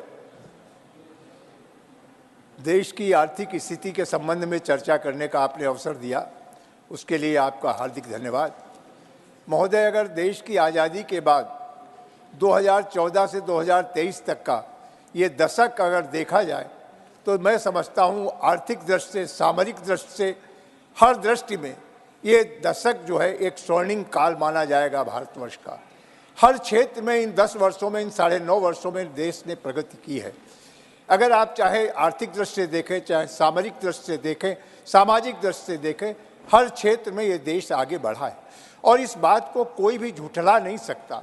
हमारे विपक्ष के बैठे मित्रों ने भले ही तमाम आंकड़े यहाँ पर प्रस्तुत करने का प्रयास किया हो, लेकिन उनकी अंतरात्मा भी ये बात को समझती है कि इन 10 वर्षों में जिस तेजी के साथ देश हर क्षेत्र में आगे बढ़ा है वो अकल्पनीय है और इन लोगों ने कभी उसकी कल्पना भी नहीं की होगी कि देश इतनी तेजी के साथ प्रगति कर सकता है। जबकि इन 10 वर्षों में देश ने कोरोना जैसी महामारी को भी झेला, 2 बड़े युद्ध हो रहे हैं 2 देशों के, और उनके चलते तमाम सारी दुनिया के विकसित देशों की अर्थव्यवस्था भी घुटनों पर आ गई, लेकिन उसके बाद भी ये देश निरंतर आगे बढ़ रहा है और सामाजिक सेवाओं के क्षेत्र में भी समाज के प्रति जो दायित्व है सरकार का, उसका भी जिस तेजी के साथ निर्वहन कर रहा है। इन तमाम सारी चुनौतियों के बाद भी देश आगे भी बढ़ रहा है, सामाजिक दायित्वों का भी निर्वहन कर रहा है। तो इसलिए मैं कहता हूँ ये दशक है, ये स्वर्णिम काल होगा देश के आर्थिक दृष्टि से, सामरिक दृष्टि से और विभिन्न क्षेत्रों में प्रगति की दृष्टि से ये 10 वर्ष बहुत ही मूल्यवान होंगे। मान्यवर, आप देखें जिस तरीके से आज देश, जो हमारे देश के यशस्वी प्रधानमंत्री माननीय मोदी जी ने स्वावलंबन का नारा दिया, तो आज हर क्षेत्र में, यहाँ तक खिलौने तक जो विदेशों से आयात हुआ करते थे, चाइना से करोड़ों रुपए के खिलौने आते थे, आज देश में खिलौना उद्योग भी इतनी तेजी के साथ बढ़ा। दीपावली में विदेशों से आने वाली तमाम वो झालर और वो बिजली की रोशनी, वो सारी जो करोड़ों रुपए की आयात हम करते थे, देश ने मोदी जी के आह्वान पर देश ने स्वयं उन सारी चीज़ों का निर्माण करना प्रारंभ किया और जिससे कि हम बड़े सभी क्षेत्रों में धीरे धीरे हम स्वावलंबन की ओर बढ़े हैं।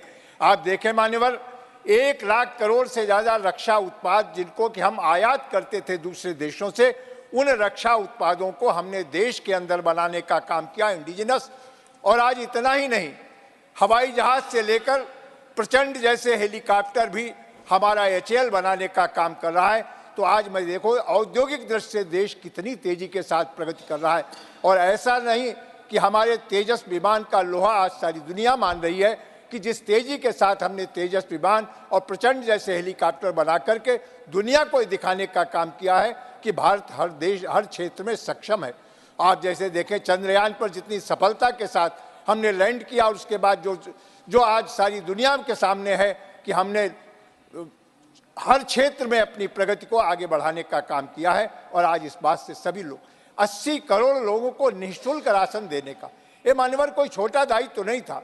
कोरोना जैसी महामारी में तमाम गरीबों के रोजगार चले गए थे, जो मजदूरी करते थे उनके रोजगार चले गए, लोगों के सामने खाद्यान्न का संकट था। ऐसे में हमारी सरकार ने, यशस्वी नेता माननीय मोदी जी ने कहा, देश के उन गरीबों के लिए 80 करोड़ लोगों को हम निःशुल्क राशन देने का काम करेंगे। और जब से ये प्रक्रिया शुरू हुई 2020 से आने वाले 2028 तक के लिए इसे सुनिश्चित कर दिया गया कि निःशुल्क राशन हम गरीबों को उपलब्ध कराने का काम करेंगे। 80 करोड़ लोग इससे लाभान्वित होने का काम करेंगे। मान्यवर गरीब बीमार हो जाता था, इलाज नहीं हो पाता था, उसके पास पैसा नहीं होता। माननीय प्रधानमंत्री जी ने आयुष्मान योजना चलाकर 5 लाख तक का इलाज हर गरीब का निःशुल्क की व्यवस्था कर दी। उससे गरीबों के जीवन में भी रोशनी आई। गंभीर बीमारी, चाहे हृदय रोग की हो, किडनी की हो या कोई और गंभीर बीमारी, उनका इलाज गरीब आदमी नहीं करा पाता था। आज सभी अस्पतालों में उनके लिए आयुष्मान योजना के अंतर्गत इलाज की व्यवस्था। हम स्वच्छता की बात करते थे, लेकिन जब से प्रधानमंत्री मोदी जी ने स्वच्छता का नारा दिया, देश में एक नई क्रांति आई है। और आज अगर आप देखें सामाजिक जीवन में भी स्वच्छता का कितना बड़ा महत्व है और कितनी तेजी के साथ देश ने उसे अंगीकार करने का काम किया है। 12 करोड़ से ज़्यादा स्वच्छ शौचालय बनाकर हमारी महिलाओं की इज्जत और उनके सम्मान को बढ़ाने का काम किया, इज्जत घर का रूप देने का काम किया। उज्ज्वला गैस के माध्यम से 8 करोड़ से ज़्यादा महिलाओं को निःशुल्क उज्ज्वला गैस दे करके, जो वो धुएं से खाना बनाती थी, गीली लकड़ी से खाना बनाती थी, उनके जीवन में परिवर्तन लाने का काम किया। करोड़ों की संख्या में प्रधानमंत्री आवास बनाकर मानवर गरीब को भी पक्की छत देने का काम किया। जेनेरिक दवाओं के माध्यम से दवाओं की कीमत इतने बड़े पैमाने पे कम की कि आज जो दवाएं बाजार में 100 रुपए में मिला करती थी, जेनेरिक स्टोर पर 10 रुपए 15 रुपए वो दवाएं मिलती हैं। और हजारों की संख्या में जेनेरिक स्टोर बनाकर गरीबों को भी अच्छी दवाएं उपलब्ध कराने का काम हमारी सरकार ने किया है। माननीय कृषि के क्षेत्र में अगर आप देखें, किसान सम्मान निधि के माध्यम से देश के करोड़ों किसानों को निरंतर सब्सिडी देने का, उनको सम्मान राशि देने का काम किया है। और इतना ही नहीं, यूरिया हो, डीएपी हो, एनपीके हो, सारे जो हमारे कृषि के जो भी खाद थी, फर्टिलाइजर थे, उनके ऊपर एक बड़ी छूट देने का काम सरकार ने किया। और यहाँ तक कि 20% ही उनसे लिया जाता, 80% सरकार सब्सिडी देती है, जिससे किसान के ऊपर कोई अतिरिक्त भार न आने पाए। पूरे देश को नल से जल पहुंचाने का काम किया। और उसके बाद भी आज हमारे विपक्ष के लोग कहते हैं आर्थिक स्थिति पर चर्चा करने की बात करते हैं। आप जिधर दृष्टि डालेंगे उधर आपको लगेगा इन 9.5 वर्षों में विकास ही विकास दिखाई देता है। मान्यवर चाहे नेशनल हाईवेज का निर्माण हो, जहां इनके समय में 8 से 10 किलोमीटर नेशनल हाईवे बनती थी, आज 40 किलोमीटर पर डे से ज्यादा हाईवेज का निर्माण हो रहा है। इतनी तेजी के साथ हाईवेज का निर्माण हो रहा है। रेलवे के क्षेत्र में देखें, एक नई क्रांति आई है। सारे देश के रेलवे स्टेशनों का उन्नयन हो रहा है, उनका उच्चीकरण हो रहा है। नई नई ट्रेनें आ रही हैं, कहीं वंदे भारत ट्रेन आ रही, कहीं रैपिड रेल आ रही है। मान्यवर कहीं पर जो है बुलेट ट्रेन आ रही है, शहरों के अंदर चलने के लिए मेट्रो ट्रेन आ रही। ये क्रांति आपको दिखाई नहीं पड़ती क्या? बिना आर्थिक समृद्धि के एक क्रांति हो सकती थी? आप स्वयं अपने दिल पर हाथ रख करके देखें कि इन 9 वर्षों के अंदर जो देश ने तरक्की की है वो कोई सामान्य तरक्की नहीं है। और ये तभी संभव थी कि आर्थिक दृष्टि से हम समृद्ध होते। और आज दुनिया के जो भी हमारे पैरामीटर्स हैं, उन सब ने इस बात को माना है कि भारत बहुत तेजी के साथ बढ़ती अर्थव्यवस्था है। और ये अपेक्षा की है आने वाले दिनों में, जो आज भारत दुनिया की 5वीं सबसे बड़ी अर्थव्यवस्था है, आने वाले पंचवर्षीय में हम दुनिया की तीसरी सबसे बड़ी अर्थव्यवस्था होंगे, ऐसा हम सबको विश्वास है। क्योंकि हमारे पास ऐसा नेतृत्व है, जिस नेतृत्व ने सारी आज केवल देश को ही नहीं दुनिया को दिशा देने का काम कर रहा है।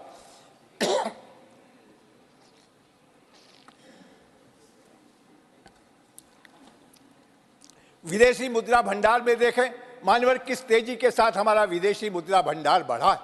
और इन विपरीत परिस्थितियों में भी, जब सारी दुनिया में आर्थिक मंदी छाई हुई है, उसके बाद भी हमने देश की अर्थव्यवस्था को कहीं भी डगमगाने नहीं दिया है। ये हमारे देश के कुशल नेतृत्व का ही प्रभाव है कि जिसके चलते हम तमाम सारे इन विकास के कार्यों को भी कर सकें।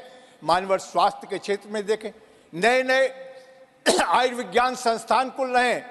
आज पूरे देश में आप एक एक राज्य में 2-2 आयुर्विज्ञान संस्थान बन रहे हैं। हर जिले में मेडिकल कॉलेज बनाए जा रहे हैं। आयुष के क्षेत्र में भी बड़ी तेजी के साथ प्रगति हो रही है। स्वास्थ्य के क्षेत्र में जितनी सुविधाएं जनमानस को देने का काम इस सरकार में हुआ है, वो अपने में भी एक उदाहरण है। मान्यवर, आप देखें, इतने मेडिकल कॉलेज कभी नहीं बने थे, और जब तक मेडिकल कॉलेज नहीं होंगे, हमारे पास डॉक्टर नहीं होंगे, और 140 करोड़ की आबादी के स्वास्थ्य के लिए हमको चाहिए होंगे योग्य चिकित्सक, और उन योग्य चिकित्सकों को बनाने के लिए मोदी सरकार में ये लक्ष्य रखा गया है कि हर जिले में एक मेडिकल कॉलेज होगा और हमारे बच्चे वहाँ से पढ़ के निकलेंगे, लोगों के स्वास्थ्य की चिंता करने का काम करेंगे। मान्यवर, इतना ही नहीं, शिक्षा के क्षेत्र में आज देखें नए नए विश्वविद्यालयों का निर्माण हो रहा है, महाविद्यालयों का निर्माण हो रहा है। नई शिक्षा नीति लाकर सरकार ने एक देश को नई दिशा देने का काम किया है। मातृभाषा को लेकर के भी सरकार ने जो प्राथमिकता दर्शाने का काम किया है, भारतीय भाषाओं में शिक्षा हो, ये पहली बार हमारी सरकार ने आज़ादी के बाद इसको प्राथमिकता देने का काम किया है। मानवर, इतना ही नहीं, आज एयरपोर्ट देखें, 70 से ज़्यादा नए एयरपोर्ट बनकर तैयार हुए हैं, और जिन पर कि आज जो उड़ान योजना के अंतर्गत सामान्य जन भी हवाई यात्रा करने में सक्षम हो सका है। ये बिना देश की आर्थिक समृद्धि के संभव नहीं हो सकता था। तो मान्यवर, आज दुनिया में देखें, और कहीं भी किसी भी देश की संप्रभुता को अक्षुण्ण रखने के लिए सामरिक मजबूती बहुत आवश्यक है। मान्यवर, जैसा अभी जनरल वत्स जी कह रहे थे, हमने सामरिक दृष्टि से भी देश को समृद्ध बनाने का काम किया है। हमारी सेना के पास उनके आयुध भंडारों में कोई कमी न हो, हर तरह से सेना सक्षम हो।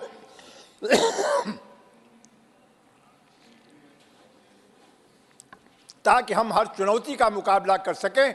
इसलिए आज हमारे आयुध भंडार भरे पड़े हैं तमाम उन उपकरणों से, जिससे कि दुनिया से बड़ी से बड़ी ताकत का हम मुकाबला कर सकते हैं।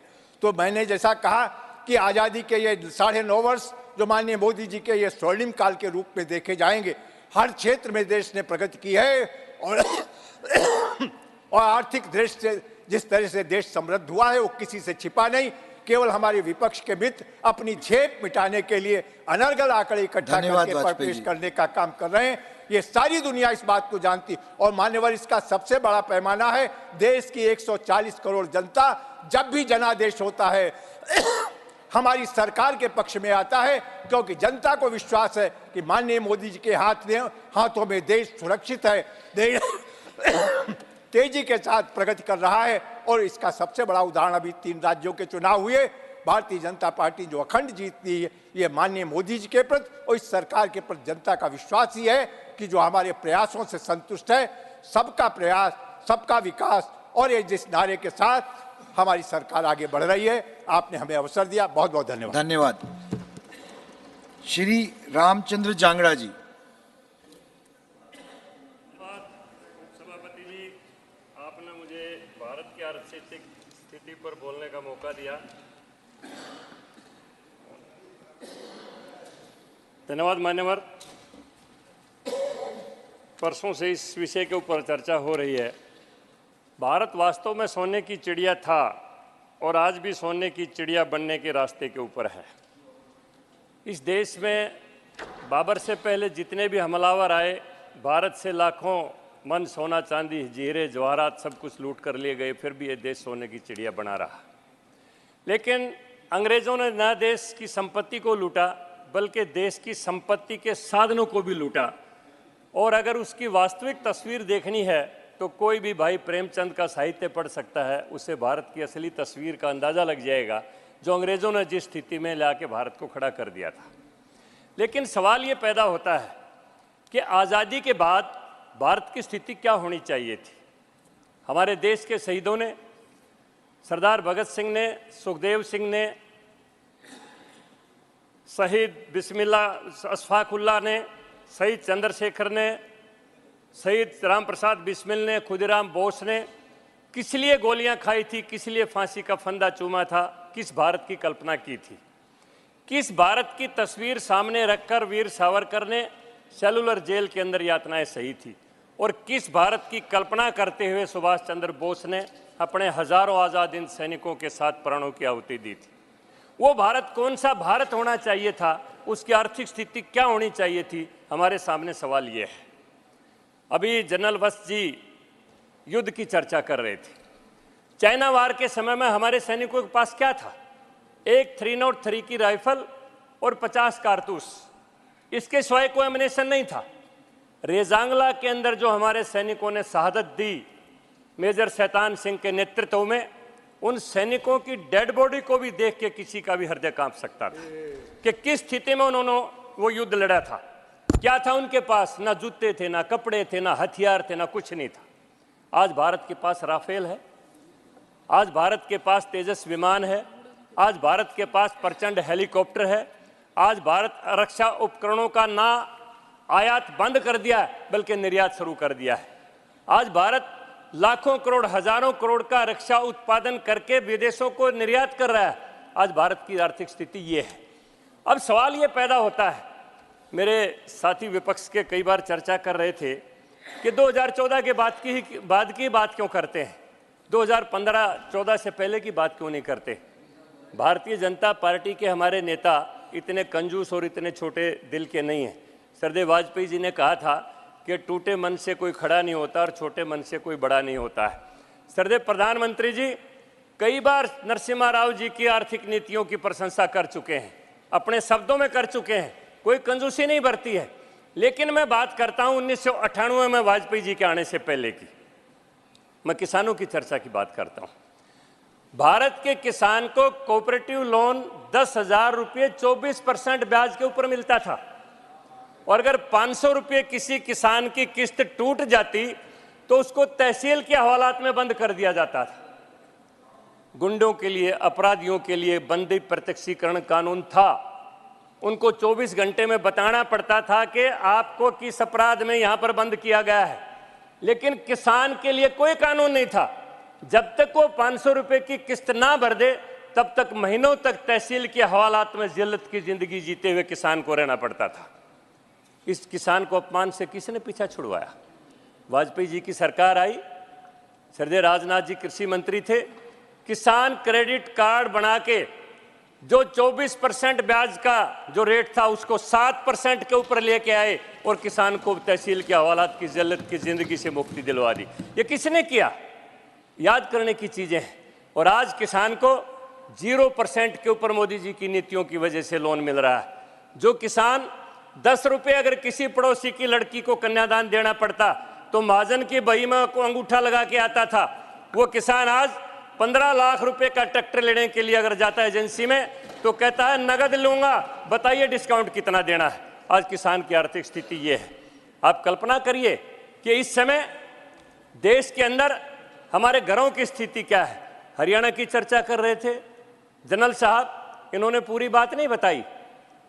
हरियाणा सरकार एक ओलंपिक मेडल विजेता को 6 करोड़ रुपया इनाम में देती है, 6 करोड़ रुपया गोल्ड मेडलिस्ट को, और 4.5 करोड़ रुपया सिल्वर मेडलिस्ट को देती है, और 2.5 करोड़ रुपया ब्रॉन्ज मेडलिस्ट को देती है। और अगर कोई खिलाड़ी कोई मेडल नहीं जीत पाता, केवल मात्र ओलंपिक में पार्टिसिपेशन कर लेता है, तो उसको भी सरकार 25 लाख रुपए इनाम देती है। कहां पर है ये? कांग्रेस के लोग मुझे बताएं कि किस खिलाड़ी को कहां कब इनाम दिया गया था। तो मैं मान्यवर हरियाणवी एक थोड़ा सा मेरे ऊपर आप इतनी तो कर देंगे, मेरे थोड़ी सी मैं बात की अपनी चर्चा करूं तो मैं अभी युद्ध की चर्चा हो रही थी, सैनिकों को सम्मान किसने दिया? कारगिल के वार से पहले इस देश के सैनिक अगर अपनी शहादत देते तो उसके घर में क्या आता था? एक उसकी टोपी और एक उसकी बेल्ट या तार आ जाता था कि आपका बेटा वहां पर शहीद हो गया। वो तो डेड बॉडी का भी मुंह नहीं देख पाते थे। ये सैनिकों को सम्मान के साथ उनकी डेड बॉडी को वहां पर लाया गया और तोपों की सलामी, बंदूकों की सलामी के साथ गांव के शमशान घाट में उनका दाह संस्कार किया गया। और सैनिक विधवाओं को पेट्रोल पंप, गैस की एजेंसी, क्या कभी कांग्रेस को याद आया कि हमारे देश की सैनिक विधवाएं जिन्होंने अपना सब कुछ न्यौछावर कर दिया देश के लिए, जो इतनी विकट परिस्थितियों में लड़ाई लड़ते हुए विदेशियों से अपना प्राणों की आहुति दे दी, उसके बाद उनका गुजारा कैसे होगा? ये बात और किसी को याद क्यों नहीं आई? ये वाजपेयी के समय के बाद भाजपा शासन में याद क्यों आई? अभी मैं आंकड़ों की बात नहीं करता हूं, लेकिन कुछ बातें ऐसी हैं। आज हमारे हॉस्पिटल्स की व्यवस्था देखिए, आज हमारे कॉलेजेस की व्यवस्था देखिए, आज हमारे यूनिवर्सिटीज़ की व्यवस्था देखिए, आज हमारे इंफ्रास्ट्रक्चर में सड़कों की व्यवस्था देखिए, आज वंदे भारत ट्रेन की व्यवस्था देखिए, हवाई अड्डों की व्यवस्था देखिए, और हमारे देश में जितने भी दास्ता के चिन्ह थे इस राष्ट्रीय राजधानी क्षेत्र में 1977 से पहले, ये हार्डिंग लेन है, ये जॉर्ज पंचम रोड है, ये जॉर्ज सस्टम रोड है, ये विक्टोरिया रोड है, ये विलिंगटन हॉस्पिटल है, ये इरविन हॉस्पिटल है। इस दास्ता के चिन्ह क्यों नहीं मिटाए गए? जब जब कांग्रेस इस देश से गई तब तक दास्ता के चिन्ह इस देश से गए हैं, और जब कांग्रेस आती है तो दास्ता और दास्ता के चिन्ह भी वापस लौट के आ जाते हैं। ये देश के हालात रहे हमेशा। तो मैं ये आपके माध्यम से ये बात कहना चाहता हूं कि देश की आर्थिक स्थिति के ऊपर चर्चा करते हुए अगर कोई आंकड़ों की भी बात करे तो मैं ये कह सकता हूं कि भारत एकमात्र ऐसा देश है कि 80 करोड़ लोगों को मुफ्त भोजन देने के बाद भी पहली बार भारत ने 75,000 करोड़ से ऊपर के खाद्यान्न उत्पाद विदेशों को निर्यात किए। आज किसान की आर्थिक स्थिति ये है, हमारे देश के सैनिक की स्थिति ये है, हमारे देश की व्यापारिक स्थिति ये है कि उसके घर पर कोई भी इंस्पेक्टरी राज के लिए उसको तंग करने वाला नहीं है। अभी कल चर्चा हो रही थी, माननीय वित्त मंत्री जी बैंकों का सारा विश्लेषण दे रही थी, वो एनपीए कहां पर गए? ये विजय माल्या, ये मेहुल चौकसी, ये किन लोगों ने इनको लोन दिया था? ये देश से जितने भी भगोड़े हमारा धन लूट के ले गए, ये किन के राज में लेके गए थे? ये विश्लेषण की बात है। इसलिए मैं कहता हूं कि आर्थिक चर्चा करते हुए अगर कभी कोई भी बात आए तो माननीय प्रधानमंत्री नरेंद्र मोदी जी की नीतियों में भारत निश्चित रूप से विश्व की तीसरी आर्थिक शक्ति बनेगा, इसको कोई रोक नहीं सकता है। इन्हीं शब्दों के साथ डॉक्टर लक्ष्मीकांत वाजपेयी जी, मैं आपका आभार व्यक्त करना चाहता हूं कि आर्थिक स्थिति की चर्चा में आपने मुझको अवसर प्रदान किया है। मैं अपनी बात को शुरू करना चाहता हूं कि अमेरिकी डॉलर के साथ अंतर्राष्ट्रीय व्यापार करने का युग इस वर्तमान अर्थव्यवस्था के कारण ही गया है। आज भारत रुपए से 22 देशों के साथ और संयुक्त अरब अमीरात जैसे देशों के साथ आयात और निर्यात रुपए में कर रहा है। भारत आज अमेरिका के बैंक दिवालिये हुए, भारत का कोई बैंक दिवालिया नहीं हुआ। ये अर्थव्यवस्था के मजबूत होने का सबसे बड़ा उदाहरण है। और अगर मैं कहूँ डॉलर का प्रेम और रुपए का, पिछली सरकारों के कार्यकाल में मैंने कहावत सुनी थी लैला और मजनू की। जब मजनू की पीठ पर बैत पड़ती थी तो लैला की पीठ पर उभरती थी। एक कहावत कही जाती थी, जब डॉलर गिरता था तो रुपया भी गिरता था, और ये था सब उस सरकार के कार्यकाल में। आज डॉलर से कोई संबंध रुपए का नहीं है और रुपया बिल्कुल नहीं कहीं गिर रहा है उनके डॉलर के मुकाबले। आज भारत की अर्थव्यवस्था मजबूत है। आज भारत ने व्यापार करने के लिए 18 देशों को अपनी बैंक में वोस्टो खाता खोलने की अनुमति दी है। रुपए से व्यापार करना ही हमारी आर्थिक स्थिति की मजबूती का बहुत बड़ा उदाहरण है। मैं कुछ तुलनात्मक बिंदु और कहना चाहता हूं। सकल घरेलू उत्पाद में यूपीए सरकार में 113.55 लाख करोड़ रुपए का था। मोदी सरकार के कार्यकाल में 272.04 लाख पहुंच गया। जीडीपी रैंक में यूपीए की सरकार में भारत विश्व की 10वीं अर्थव्यवस्था थी। आज मोदी जी की सरकार के कार्यकाल में 5वीं अर्थव्यवस्था है और तीसरी अर्थव्यवस्था पर जाने का संकल्प मोदी जी की सरकार ने किया। राष्ट्रीय प्रति व्यक्ति आय 72.805 थी। 2022-23 में यह 98,374 पहुंच गई है। भारत में प्रत्यक्ष विदेशी निवेश 2014-15 में 45.15 बिलियन डॉलर अमेरिकी डॉलर था। आज 2021-22 के बाद 83.6 बिलियन अमेरिकन डॉलर भारत में प्रत्यक्ष निवेश है। व्यापार करने की सुगमता 192वें स्थान पर थे यूपीए सरकार में, और आज हिंदुस्तान 63वें स्थान पर है व्यापार करने की सुगमता में। पूंजीगत व्यय परिव्यय की अगर हम चर्चा करें तो 2013 में यूपीए की सरकार में पूंजीगत व्यय 1.88 लाख करोड़ था। मोदी सरकार में 2023-24 में पूंजीगत व्यय बढ़कर 10.01 लाख करोड़, जो यूपीए सरकार से 5 गुना अधिक है। सेंसेक्स और शेयर बाजार की स्थिति की अगर मैं चर्चा करूं तो 26 मई 2014 को सेंसेक्स 24,716.88 पर था, निफ्टी 50 पर के आंकड़े पे था। दिसंबर 2023 में सेंसेक्स ने 69,000 का आंकड़ा छू लिया और अब निफ्टी ने 20,000 के आंकड़े को छुआ। विदेशी मुद्रा भंडार 304.2 बिलियन डॉलर था यूपीए सरकार में और मोदी सरकार में 609 बिलियन डॉलर है। 1 मिनट और दे दीजिए। No please conclude, 30 seconds. Digital लेन देन की अगर मैं बात करूं, 3 पॉइंट रह गए हैं। 2013-14 में 127 करोड़ का डिजिटल लेन देन था। मोदी सरकार में 12,735 करोड़ रुपए का डिजिटल लेन देन है। वित्तीय समावेशन 2014 में कुल बैंक के खातों में 17.5 करोड़ था। मोदी सरकार में बढ़कर 300.1 करोड़ हो गया है।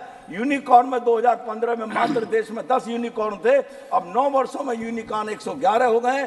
अनुसूचित कमर्शियल बैंकों द्वारा वितरित ऋण 2013 तक 55 लाख करोड़ था, अब 141.9 लाख करोड़ है। ये है मोदी सरकार की वर्तमान मजबूत अर्थव्यवस्था का उदाहरण। धन्यवाद। नरेश बंसल।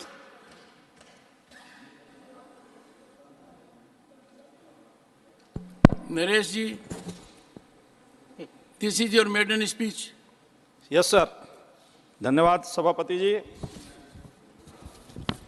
मेरा 3 वर्ष का कार्यकाल इस सदन के सदस्य के रूप में पूरा हुआ और आज मुझे मेडन स्पीच करने का मौका मिला है। मैं आपका आभारी हूँ।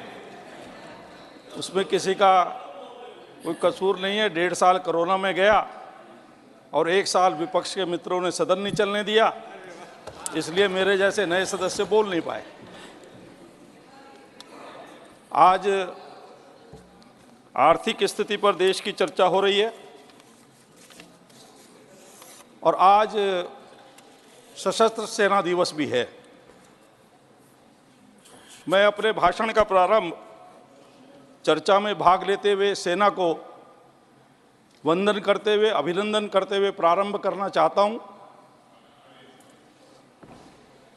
और चूंकि आर्थिक स्थिति पर चर्चा है तो सदन का ध्यान आकृष्ट करना चाहता हूं कि 70 वर्षों में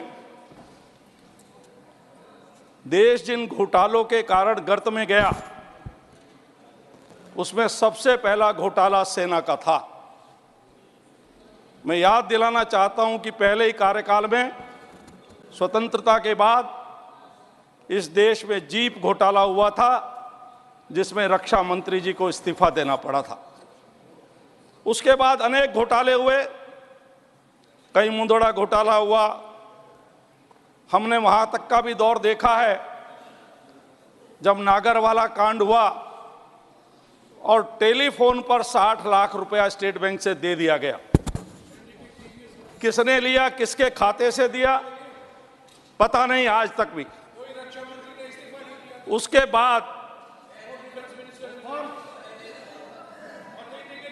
प्लीज अगर मैंने गलत कहा है तो मैं वापस ले लूंगा, पर मुझे जहां तक मालूम है कृष्ण मेनन जी ने इस्तीफा दिया था। First you are speaking while sitting, number 2 I have not given you permission to speak. Please take your seat, please take your seat. Mr. Jairam ji, I am not yielding you. I don't appreciate it.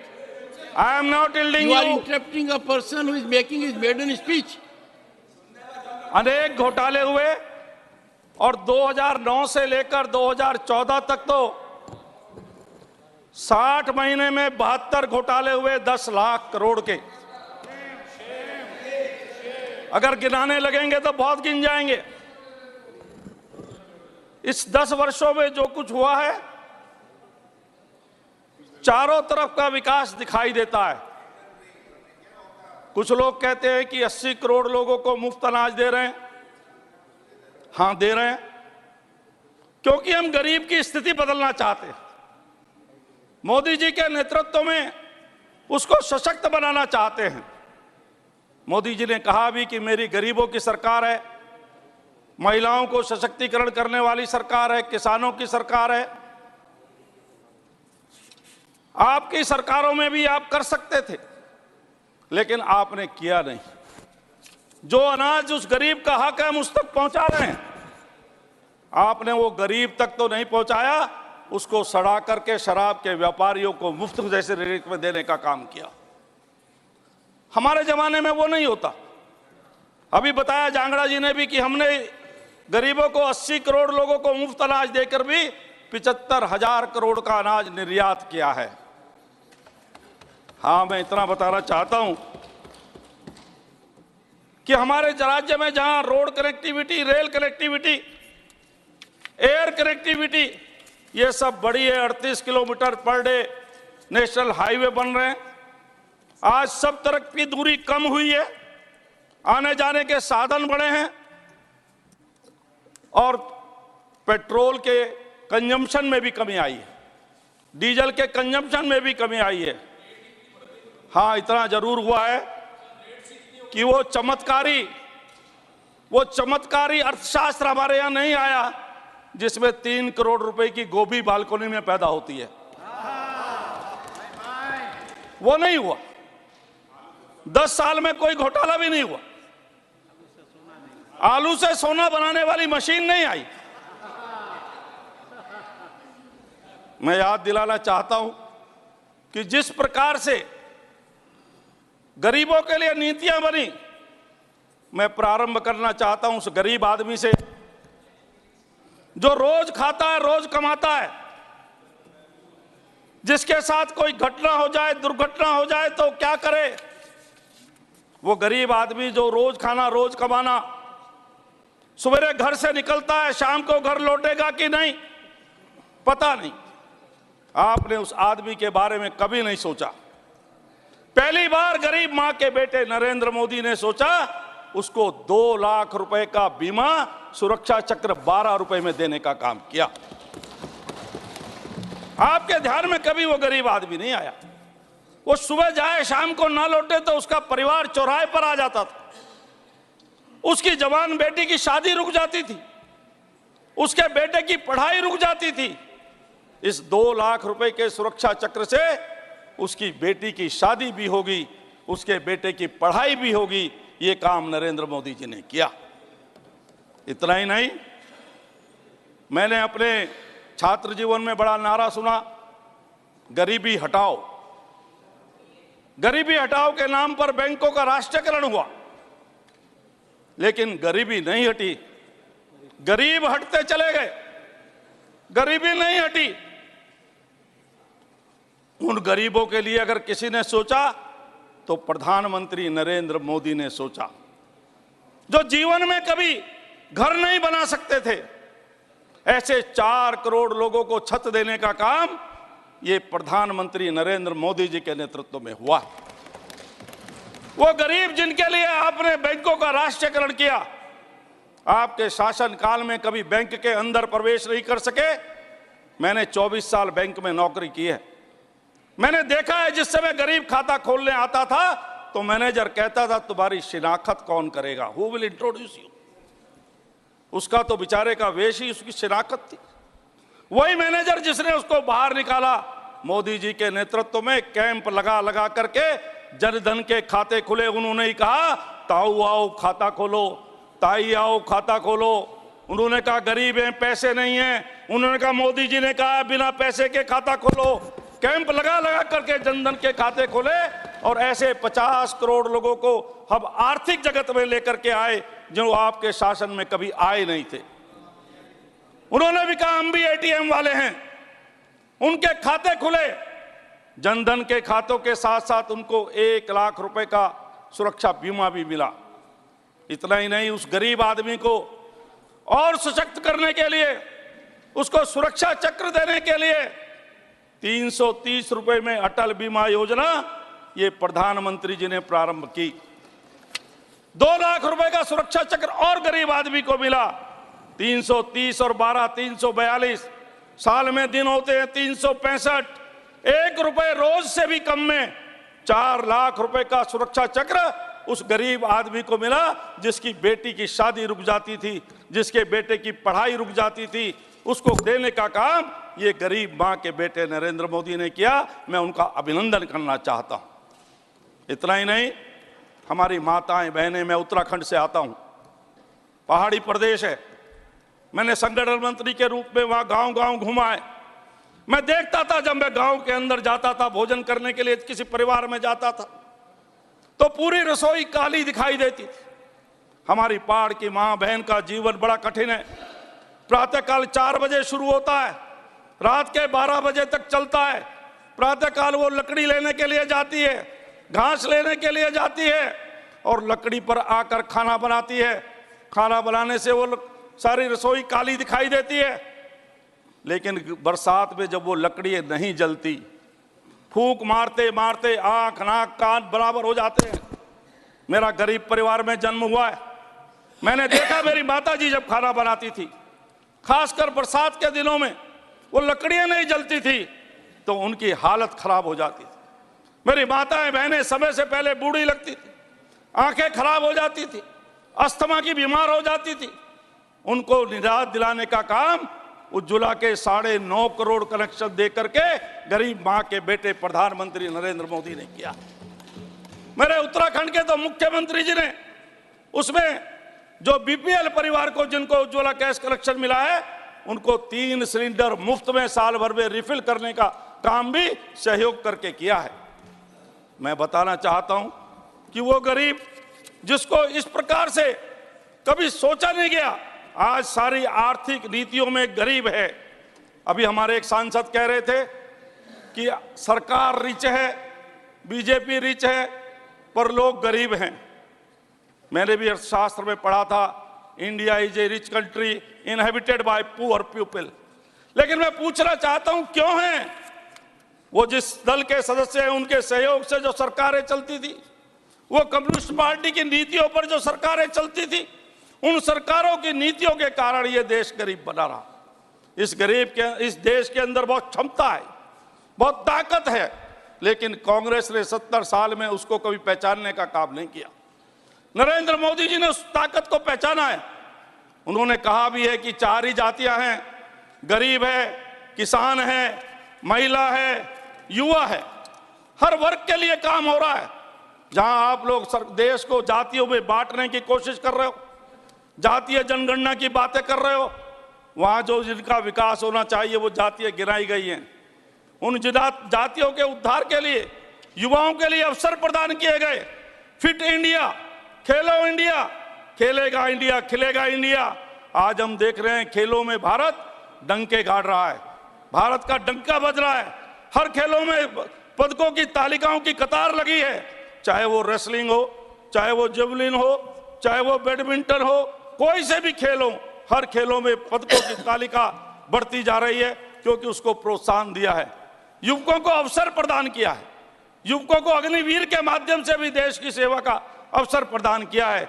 आप आलोचना कितनी भी कर सकते हैं, लेकिन देश के लिए, युवकों के लिए क्रांतिकारी योजना है। हमारा युवा और खेल मंत्रालय इसमें अपनी भूमिका निभा रहा है। ऐसे ही हमारी माताओं बहनों के लिए, माताओं बहनों के सशक्तिकरण करने में काम हुआ है।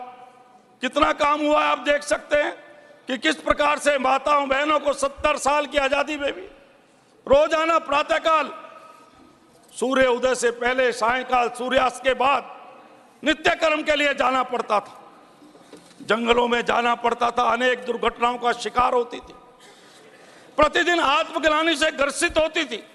ऐसी महिलाओं को सशक्त करने के लिए 14 करोड़ इज्जत घर बनाकर उनके सम्मान की रक्षा की गई है। इतना ही नहीं, देश की आर्थिक स्थिति भी बदली है। अभी हमारे राम गोपाल जी कह रहे थे, प्रोफेसर साहब, मैं उनका बड़ा सम्मान करता हूं कि आपने शौचालय तो बनाए हैं, लेकिन उनमें पानी नहीं है, उनमें लोग भूसा भर रहे हैं।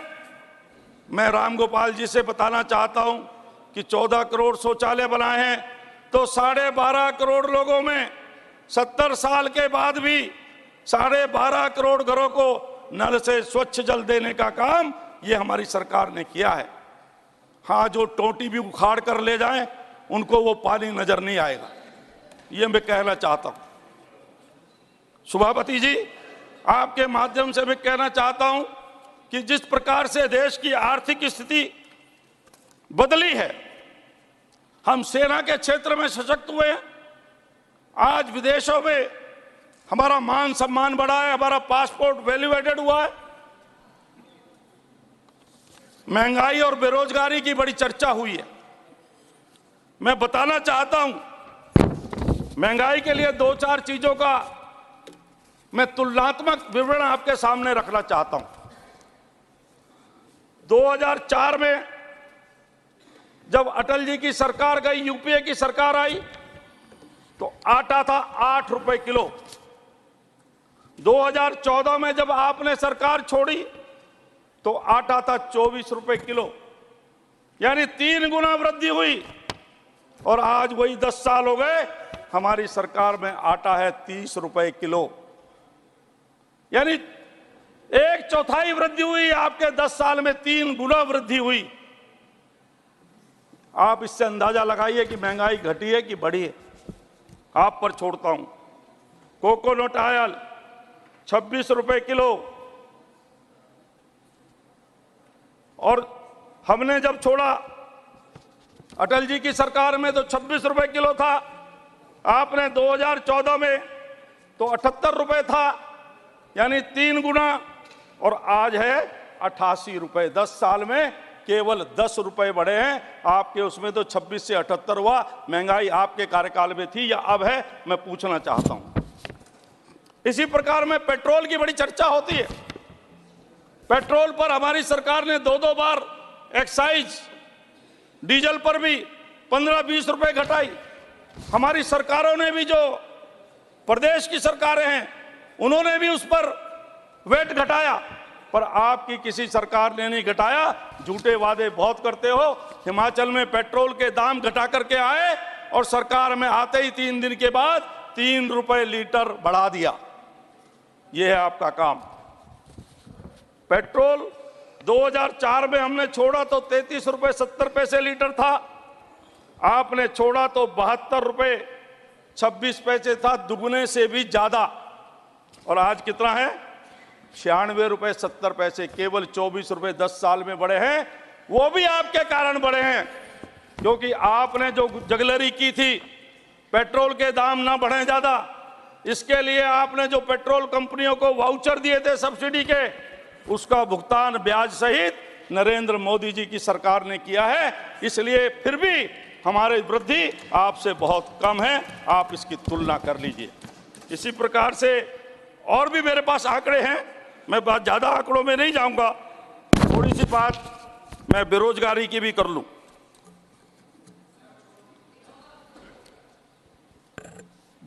आपके जमाने में रोजगारों की जहां तक बात है, बेरोजगारी हमारे जमाने में घटी है।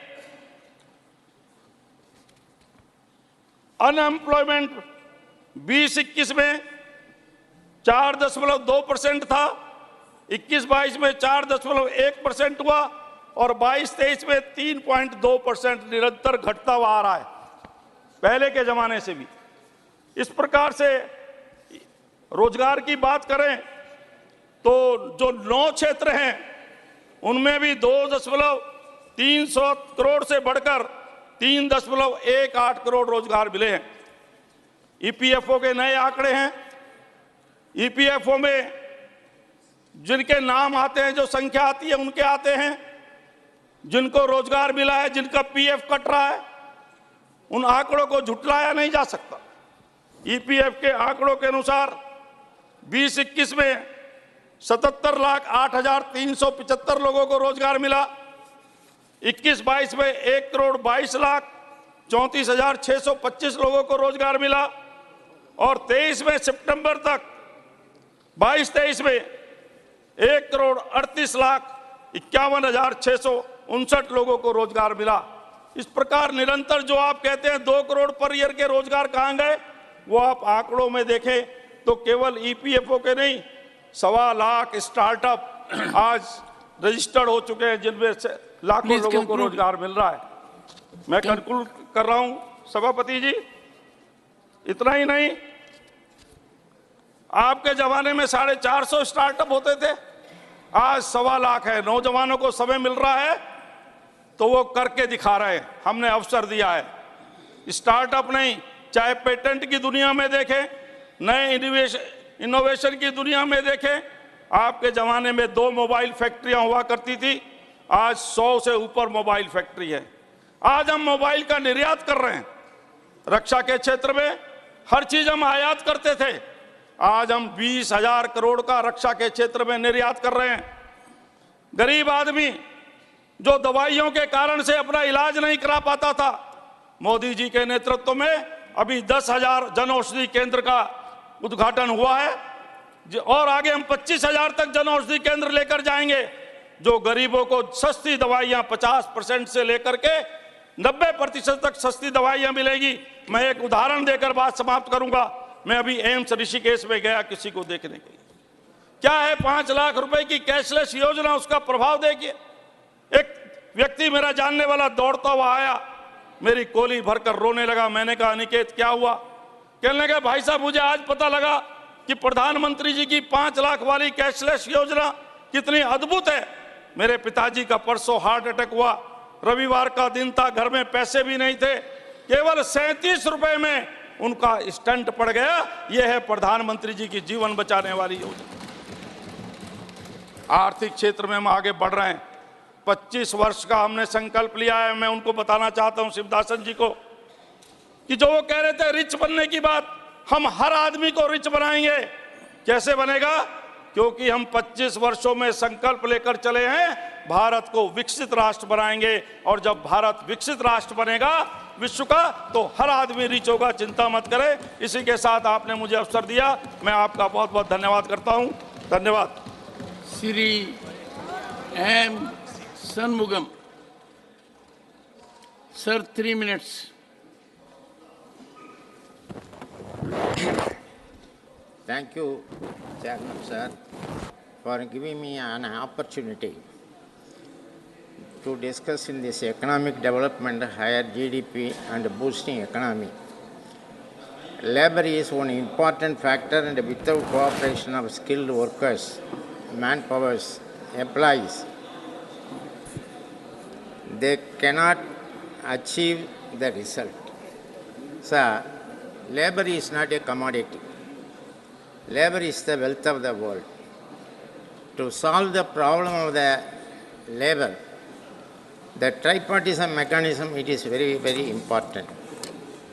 Our country have a very good tripartism mechanism, that is the Indian Labour Conference, the highest body of the labor conference. Sir, from 1940 onwards, every year the conference was held. The Prime Minister used to attend that conference. But after this BJP government has come, in 2015, that was the last conference held by this government, and the Prime Minister has also attended. Subsequently, we have demanded so many times to convene this labor conference to settle the issue of the working class. All the central trade union, recognized central trade union in India, we are fighting for the poor working class, and we placed 12 demands to ask the government to discuss those items.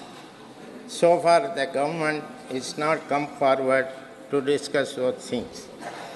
And the union government passed labor codes hurriedly during the COVID period, but their implementation is not happening because the rules are yet to be notified. Sir, you know that labor is a concurrent subject. Even though if you pass the codes in this August House, the respective states should also be pass the rules. Most of the states, except 3 states, they have passed the rules. So, it is very great difficult to implement the 4 codes. So, I would urge upon the government not to stand on prestige and to repeal these codes, and fresh legislation can be brought after this consultation with our trade unions. Sir, the Employees Provident Fund Act, it is a very good social security of the working class. In this act, there was no pension provision prior 1971. After that, the family pension was introduced. Subsequently, in 1995, the pension scheme was brought, and the same pension scheme. Sir, only 1 minute. Sir, the pension scheme, we are demanding 1,000 rupees for minimum pension once. At the UPA government, they have given. Subsequently, now we are demanding 9,000 rupees. So far, they are not giving. And another one is also, I request the government, there are some public sector and the private sector, they are giving the 30% of the terminal benefit to the workers. That is 12% PF, 4.5% gratuity, 4.5% retiree medical benefit, and the rest of the amount will go to the pension over and above the EPF pension.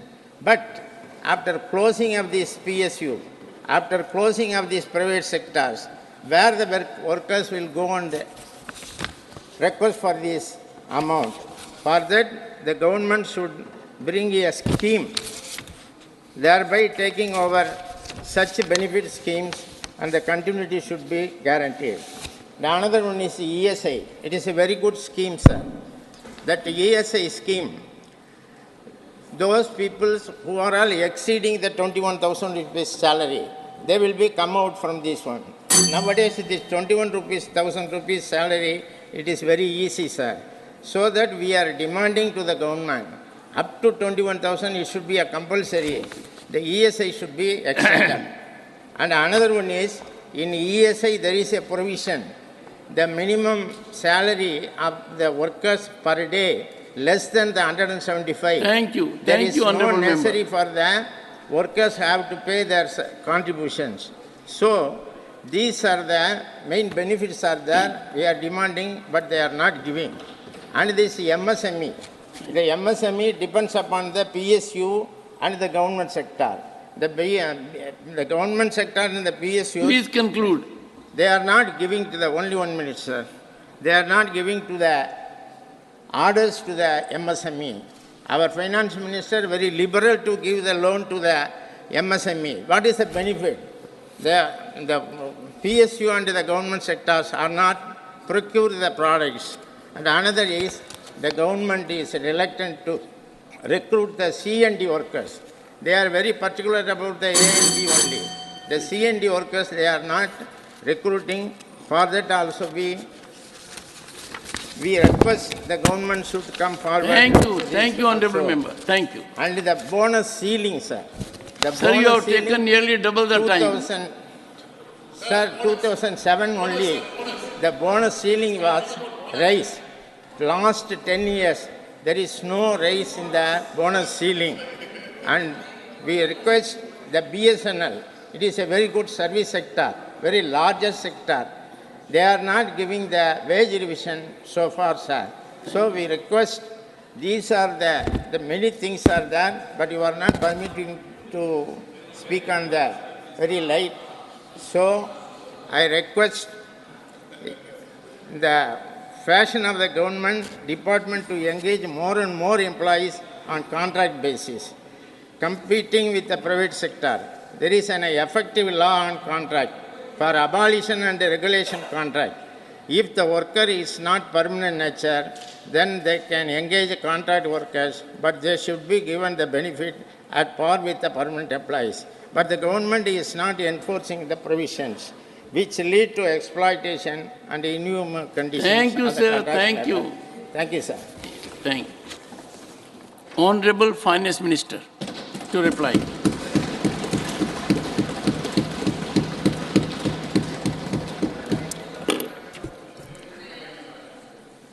Thank you very much, Chairman, sir. What began as a short duration discussion on the economy, because of the interest which honorable members have shown, have lasted 3 half days, and 60 honorable members have spoken during this debate. And I'm indeed grateful for the various issues that have been discussed, and certainly some concerns and questions which have been raised. I'll try to address them. So even as I begin talking about the short duration discussion held in this House, I'm tempted to start the discussion from a mention outside the House first. Interestingly, it comes from a member of this House about the economy. Shri Jairam Ramesh had mentioned that in all probability there will be a discussion, something to the extent of saying we've been asking for these debates in the previous sessions, but the government has not been willing. We've never been hesitant about talking about the economy. In fact, every time there's been a request to discuss about issues, specific issues related to the economy or the larger one, we've always come in. I thought I'll just draw his attention, other than the usual budget discussions, budget speech discussions separate from the finance bill, we've always yielded. Economic situation in the country in November 2019 was a discussion held, and similarly prices of essential items 2nd August 2022 we had an elaborate discussion. So we've never hesitated to have discussion on the economy, and I thought I'll just sort of put that record straight, sir. Sir, I'd like to begin by speaking about how the Indian economy fares in comparison to what is happening all over the world. Honorable members are aware that our second quarter growth has been very high. It's the highest in the world, and we continuously maintain that momentum of being the fastest growing economy. During the same quarter, July to September 23, the third and the fourth largest economies of the world contracted, sir.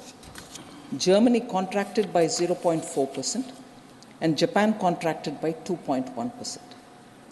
The other emerging economies, which are largely credited to be the engine of growth for the world as a whole, even emerging economies such as Vietnam grew by 5.33%, Malaysia by 3.3%, and Thailand by just about 1.5%.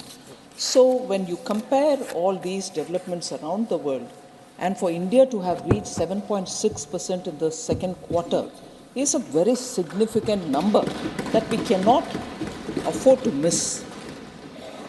In just last 8 years, sir, India has become the 5th largest economy from being the 10th largest in 2014. So just in these last 8 years, we have reached the 5th largest in size. Sir, the activities are all across the economy. It's not as if one sector is doing well and on the back of that, because the temptation is to say that the services sector, particularly given the fact that the service sector in its software services and the newly coming in global capacity centers and so on, gives us the feeling, and also because the contribution of the service sector to the GDP is very high, touching almost 60%, there is a temptation to think, is this growth on the back of only one sector, whereas it's not. All sectors are growing and growing significantly for us to notice it. So because of the Make in India program and also because of the Prime Minister's production-linked incentive schemes, the manufacturing sector is also now significantly contributing to the economy.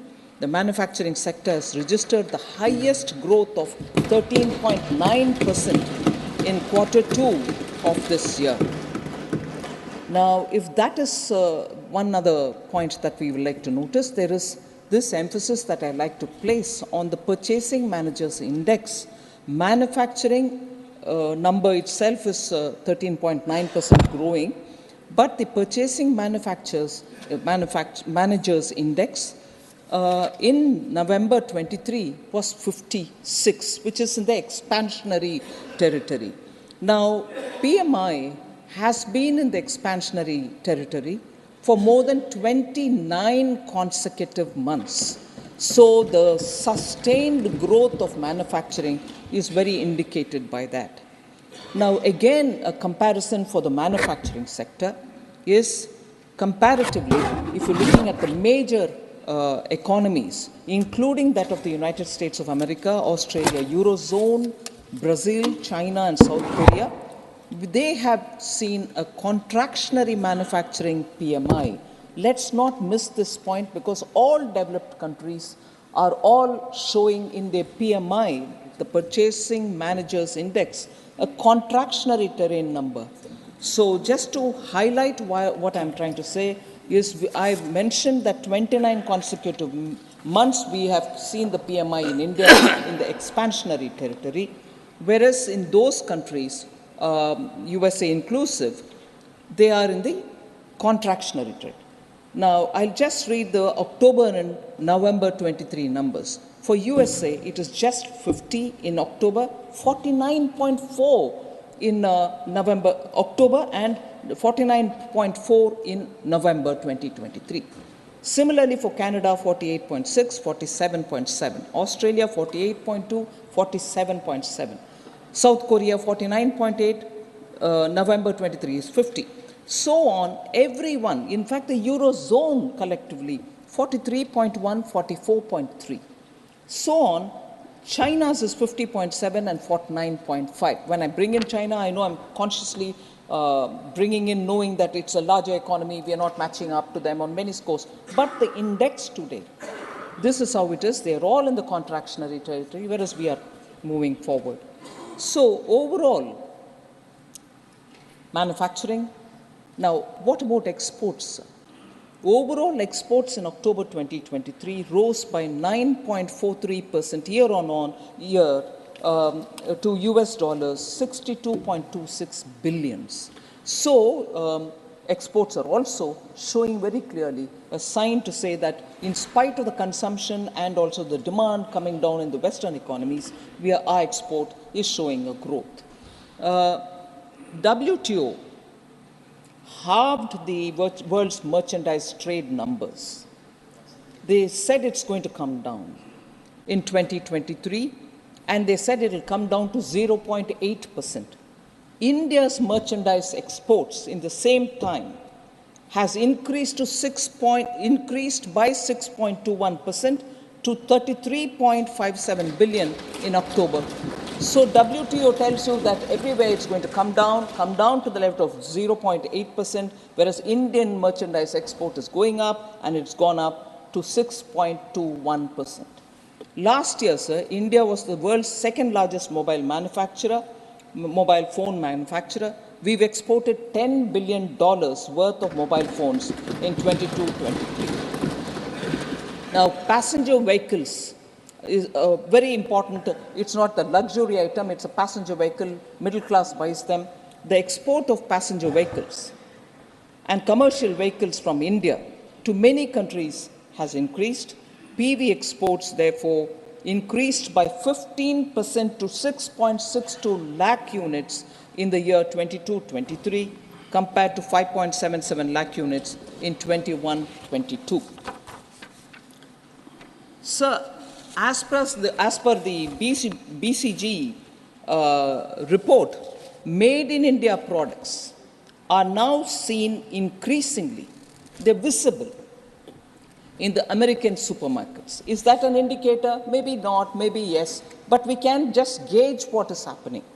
In the American supermarkets, made in India products are now being increasingly seen in the shelves.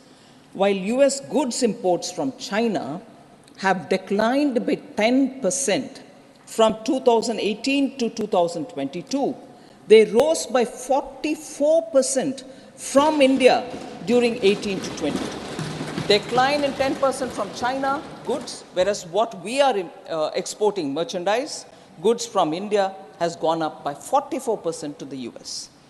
All this is also indicative of the fact that the net direct tax collection is going up.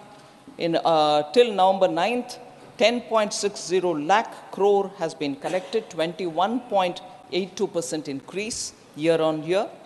GST collection is now almost on a monthly average stabilized at 1.6 lakh crores. Last month alone, it grew by 15%. E-way bills, very clear indicator of economy being in a positive territory. E-way bills generation has hit another record, and that is highest record till now, October 2023. It crossed 10 crores for the first time since its introduction, surpassing the previous high of 9.34 crores in August 2023. So 10 crores in October e-way bill generation. CapEx is a very important thing because we from the government for the last 3 to 4 years have been increasing the public expenditure on capital asset creation. States CapEx also grew in this period. I recognize that.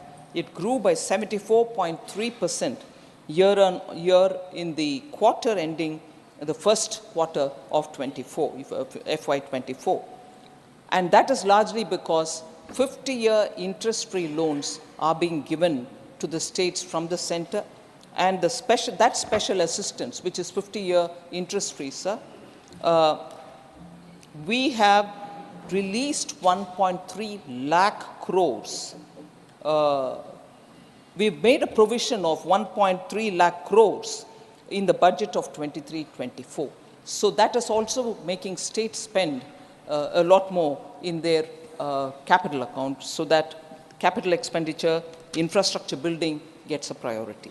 All this has been recognized by even some of the global media who normally don't write much in appreciation of what is happening in India. But I would like to say that I'm sure the honorable members would have read the Wall Street Journal, S&P Ratings, Bloomberg, all of whom, while speaking very well about the Indian economy, sir, refer to the reform measures undertaken by the honorable PM, taking his name. I would like to say this.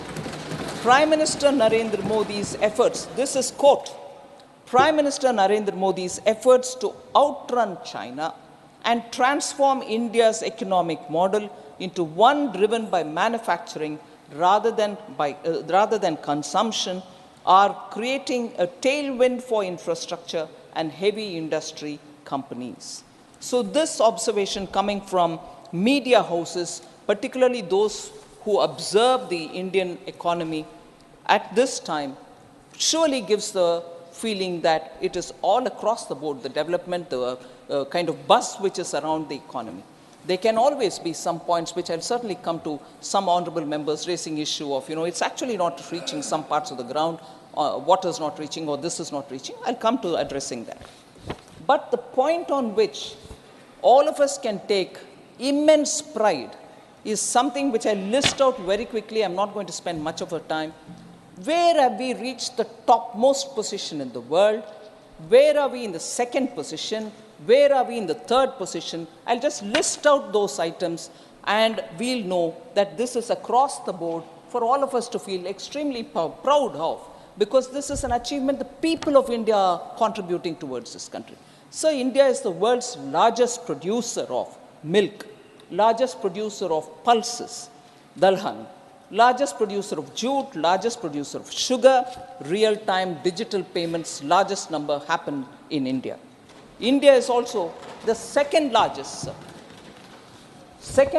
production of rice, of wheat, sugarcane, groundnut, vegetables, fruits, cotton, aquaculture, which is inclusive of seaweeds and lotus and so on, and also the marine products. So India is the second largest. Now, second largest again, manufacturer of mobile phones, producer of crude steel. In 2022 alone, sir, India alone registered an increase in production. while Japan, China, Russia, and US all witnessed a drop. They are the major producers. They see a drop in production, and we see not only see a growth, but we've reached the second largest producer status. Coal producer, second largest. Aluminium producer, second largest. And also, India is the second sought after manufacturing destination globally, and this is because of a research which comes from Cushman and Wakefield. So the third position, I'll stop with the third, but then, and also one more on the fourth. Third position, sir, India has reached the third position in being the biggest producer of fish and fish products, fish-related products. 8% of global production happens here. Startup ecosystem, third largest. Automobile market, third largest. Pharmaceutical industry, third largest. Power producer, third largest power producer. Limestone producer, third largest power producer. When I say this, I'm just taking my mind picture back to that one day when the grid collapsed over the western part of the country, and we were running short of technology to handle it, and we also had shortfall elsewhere in the country, but no more of that. Today, India is the third largest producer of power. India also has, especially when we're talking of climate and green action and so on, ranks third in forest gain area. India has added 2.66 lakh hectares of forest area every year between 2010 to 2020. So 2010, I'm including 10, 11, 12, 13. It's not as if, as often it is alleged, oh, for this side of the house, it's always world began in 2014. No, world began also in 2010, and I'm recognizing it. India stands fourth, sir, globally in renewable energy installed capacity. This is a very attractive number, and also to see where our initiatives are giving us tangible results. Renewable energy installed capacity, fourth in wind power capacity, fourth in solar power capacity. And this is something which the REN 21 Renewables 2022 Global Status Report recognizes as a big achievement of India. Now, all this is not happening in only the metropolitan cities. Several things have changed in rural India, and as a result of which, our economy is getting the best from the rural area and also from the metropolitan. Purely concentrating on rural India, sir, I want to highlight the numbers between 2014 and 2023, just so that we know the economy is in many ways pulsating in rural areas, and there shouldn't be any apprehension that everything is happening in the urban. Food grain production, naturally. 2014, it was 265 MMT. 2023, it's 323.55 million metric tons. Food grain production has had a leap of an increase. Pulses procurement, 1.52 lakh metric tons in 2014. Today, 82.21 lakh metric tons, 54-fold increase. Pulses procurement from the farmers. Milk production, 146.39 million tons in 14 to 21.06 million tons in 2023. Ethanol production, which is going to directly benefit the farmers, just as others also, I suppose. Ethanol procurement, because you procure it from the farmer directly, 38 crore liters in 2014. Now it is 434 crore liters. Fund allocation, sir, for rural houses. In 2014, it was 66,046 crores. In 2014 to 23, totally 2.02 lakh crores, 3 times increase for rural houses, funds that have been allocated by us. Average annual person days generated under Manrega. That is something of interest for so many honorable members. 208 crore days in 2014, 248 crore days now in 2023. Sir, Gram Sadak Yojana, completed road length, 2014, 3.81 lakh kilometers. Now, 6.21 lakh kilometers, 2.40 lakh kilometers have been added on to the total which existed earlier. Agriculture budget, 2013-14, 21,933 crores. Now it's 1,25,036 crores, 5.7-fold increase.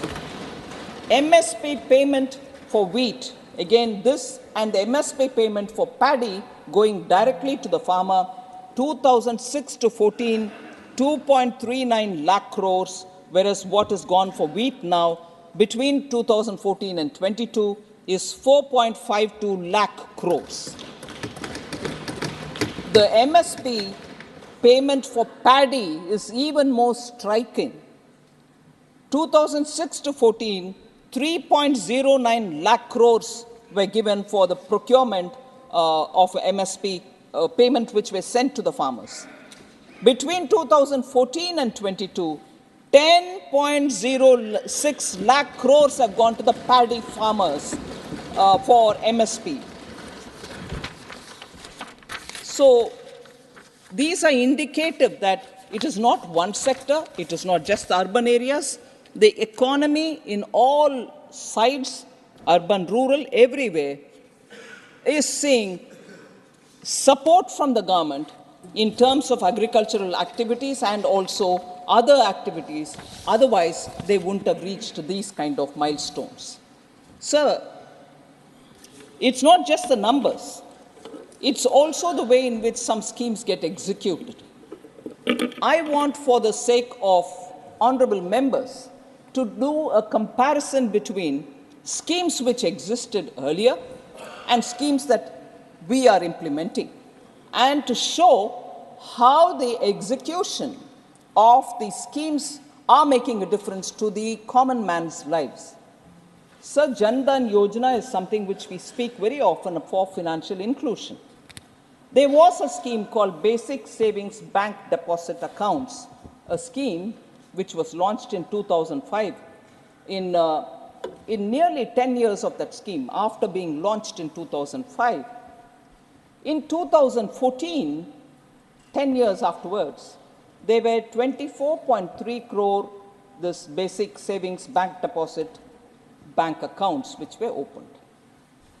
That account, which was opened for these poor people, had no facility for a debit card, had no overdraft facility, and also no insurance coverage. Suppose this person who gets this account dies in after opening the account, there is an insurance payment. None of these provisions existed in that scheme.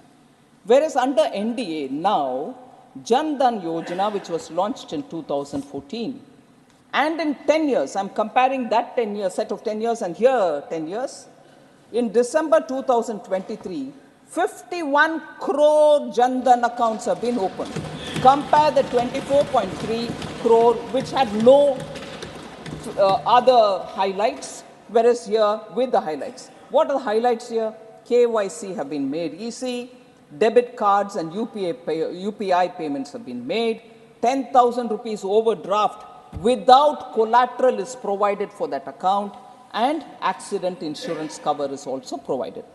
So, just want to show that looking at a recipient, the beneficiary who lives in the village, who needs financial inclusion, not just opening of an account, but also coverage, and also for him to do his business further with working capital. This scheme and that scheme, I just want to highlight. So in a way, I'm going to call these Naam Ke Vaste scheme, which existed earlier, find life now and actually reach the right kind of target in the beneficiary's name. So BSBD accounts were Naam Ke Vaste. Pension, again Naam Ke Vaste. Launch it, forget it. Swalamban scheme launched in 2010. 2010. In 5 years, they had 29.42 lakh accounts opened. That is, in 2014, they ended up with only 29.42 account. Now, Swalamban scheme is what is Atal Pension Yojana. launched in 2015, 8 years only, and in 8 years, I'm comparing that with this, 5.95 crore subscribers have come into this scheme. 20 times more than Swalamban. Again, a Naam Ke Vaste's program brought in and then left where it is. But if you invoke something here, they'll say, oh, we've launched it, you don't credit us. Credit we will, but this is the performance. Jan Aushadhi Kendras. Jan Aushadhi scheme again was launched in 2008, sir. And in 2014, they had only 80 stores, 80 stores. In 2000, that scheme got continued. December 2023, sir, 10,000 stores have been opened in Jan Aushadhi. Where is 10? And where is this? And in the 10,000, now we've said we'll take it further to 25,000. Jan Aushadhi. In the Jan Aushadhi Kendras, the common people, I go visit Jan Aushadhi Kendras and talk to the people who are buying medicines there, check up with them, whether the claim that in many cases the prices are less by 66%, 72%, 89% in some other are true or not. And people tell you what they're buying. 1,800 medicines are available, more than that, but I'm rounding it off. 1,800 medicines are available for the common citizen. Blood pressure, fever, seasonal illnesses, sugar, everything. And 2,000 plus equipments are also available there. So, I want to say again, another Naam Ke Vaste scheme, Jan Aushadhi scheme, has become meaningful for the common citizen, and this is how far it reaches. Another Naam Ke Vaste, sir, Rashtriya Swasthya Bima Yojana, launched in 2008. It ran 5 years till 2014. How many BPL families were provided any kind of insurance cover? 3.85 crores. And what was that cover? 30,000 per annum was the cover given. Ayushman Bharat, launched in 2018. By December 2023, 27.89 crore individuals have been provided health insurance cover, and that is 5 lakh an annum per family. Again, a Naam Ke Vaste. Another Naam Ke Vaste, sir, housing. Indira Awas Yojana, launched in 1985.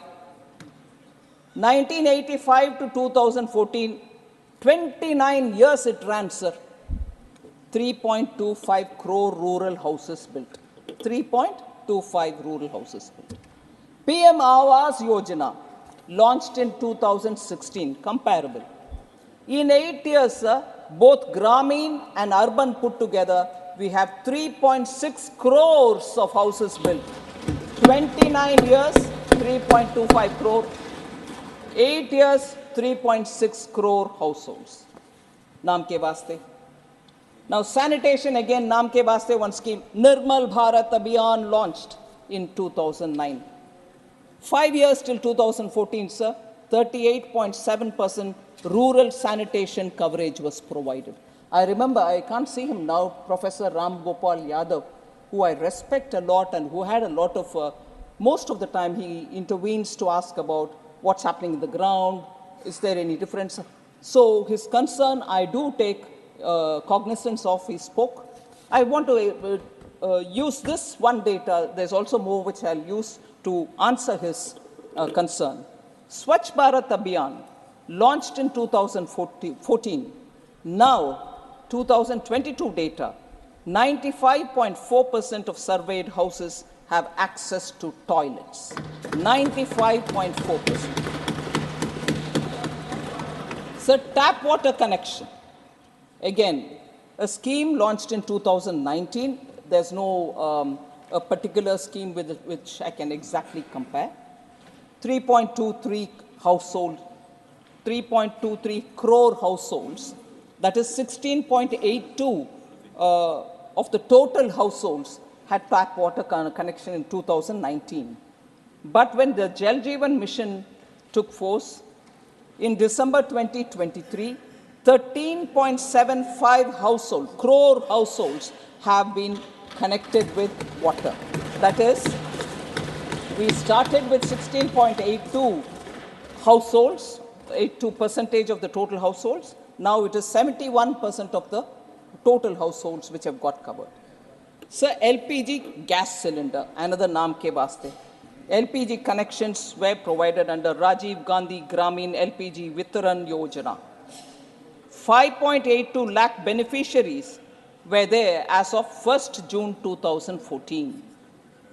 And even that is not exactly comparable, because there the deposit for getting the cylinder was provided by the oil marketing companies. So really may not be exactly comparable, because here cylinder is free, connection is free, and then deposit is not taken. So this Ujjwala scheme which has come, sir, 99.8% households have been covered by 2021 itself. Currently, we have 9.8. Currently, we have about 9.8 crore beneficiaries. Domestic LPG connections in 2014, sir, totally, inclusive of Ujjwala, was 14.5 crore in 2014. Now it is 31.4 crore domestic LPG connections. Schemes which didn't have an earlier equivalent, I just want to quickly run through to say how section after section of those who are deserving of government policy support have been targeted through specific projects, schemes, and as a result, groundswell is seen. I just want to highlight. And very many times people do ask, what happened to farmers? Have you given them? You said you will give double their income, and so on. Such questions get answered in this set of, very quickly I'll highlight, PM Kisan, sir. 11 crore beneficiaries get 6,000 per annum as income support. PM Mudra scheme, where people get collateral-free loan to run their small businesses. 44 crore beneficiaries with 25 lakh crore having been dispersed. And in that, 68% are women. Mudra loans.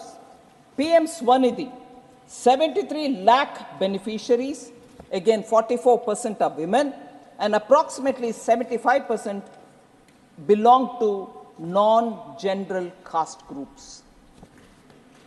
PM Jeevan Jyoti Bima Yojana, 18.58 crore beneficiaries at 1.19 per day, that is 436 per year, life insurance of 2 lakhs.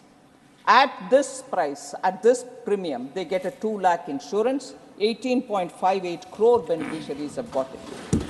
PM Suraksha Bima Yojana, sir, 41.16 crore beneficiaries have received it. Total permanent disability cover of 2 lakh and partial disability cover of 1 lakh have already been dispersed. I mean, this is a cover, but many of them have received it. Stand Up India, sir, loans to 2.08 lakh beneficiaries. Rupees 22,000 crore loans have been dispersed. So from the government side, continuously, we are looking at helping people. Now I come to address issues raised by members of parliament, sir, while talking. There was a lot of concern about malnutrition. Member Derek O'Brien, former Finance Minister Chidambaramji, Ami Yagnik, all spoke about malnutrition.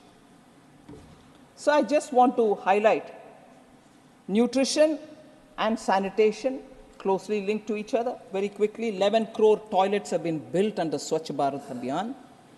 Jan Aushadhi Suvidha sanitary pads at 1 rupee per pad is being distributed. Millets as Sri Anna is being promoted. Enrollment of girls in secondary education has increased from 75% to 79% between 14 and 2021. Institutional deliveries has also shown an improvement from 87% in 2014-15 to 94% in 2021. Percentage of first trimester antenatal care registration has shown improvement from 61% to 73.94% between 14 and 2021. There are also multidimensional poverty-related indicators which I will very quickly refer to. Member Dr. Sudhanshu Trivedi had gone into in great detail about it, so I don't want to take your time on points which have already been covered. But I just want to highlight the National Multidimensional Poverty Index Report of 2022, published by the Niti Aayog, shows a remarkable decline in the prevalence of multidimensional poverty. The national MPI has halved from 0.117 in 2015-16 to 0.066 in 1921. So 13.5 crore Indians have escaped multidimensional poverty between 15-16 to 19 and 21. 13.5 crore Indians. Sir, this program, the Aspirational Districts program, I'll refer to it once more later, launched by Honorable Prime Minister in 2018, is a testament to how our government's commitment to the people who are in the far-flung areas, really remote areas, have benefited because of the focus that we've given on to the Aspirational District program. Just look at health and nutrition, the point on which many members were concerned. Percentage of pregnant mothers registered in antenatal care. In 2018, it was just 68%. I'm talking about the aspirational districts. In 23, it went up to 89%, sir, 21% improvement. Institutional deliveries, 69% has gone up to 90%. There's a 31% improvement. And also the PM Jandan Yojana, Jeevan Jyoti Bima Yojana, 7-fold increase and 5-fold increase in Suraksha Bima Yojana.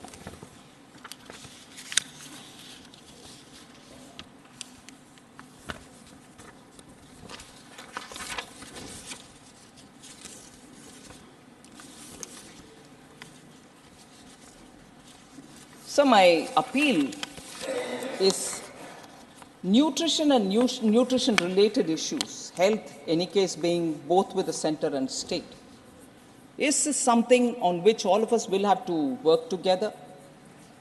Party-driven politics may not help the situation, it can only aggravate. Just as in women's issues, particularly law and order related to women's issues, I keep saying we should not politicize it. Because once you do that, your number versus my number, but the person who's suffering remains wherever she is, wherever he is, particularly in nutrition-related matters. So I was tempted to bring in one aspect of how, in what we think, and maybe data also shows, in a state like Kerala, nutrition, education are all very well taken care of. No, wait a minute, I didn't complete. I knew you will come back. Now, you may not be very pleased with what I'm going to say. Thanks to the one generation. Yes. 1 century old people. So, when we don't need to politicize, sir, we can always exchange about the good work done here, the good work done there, and so on, with an understanding that all of us will have to work together for taking it further for better days.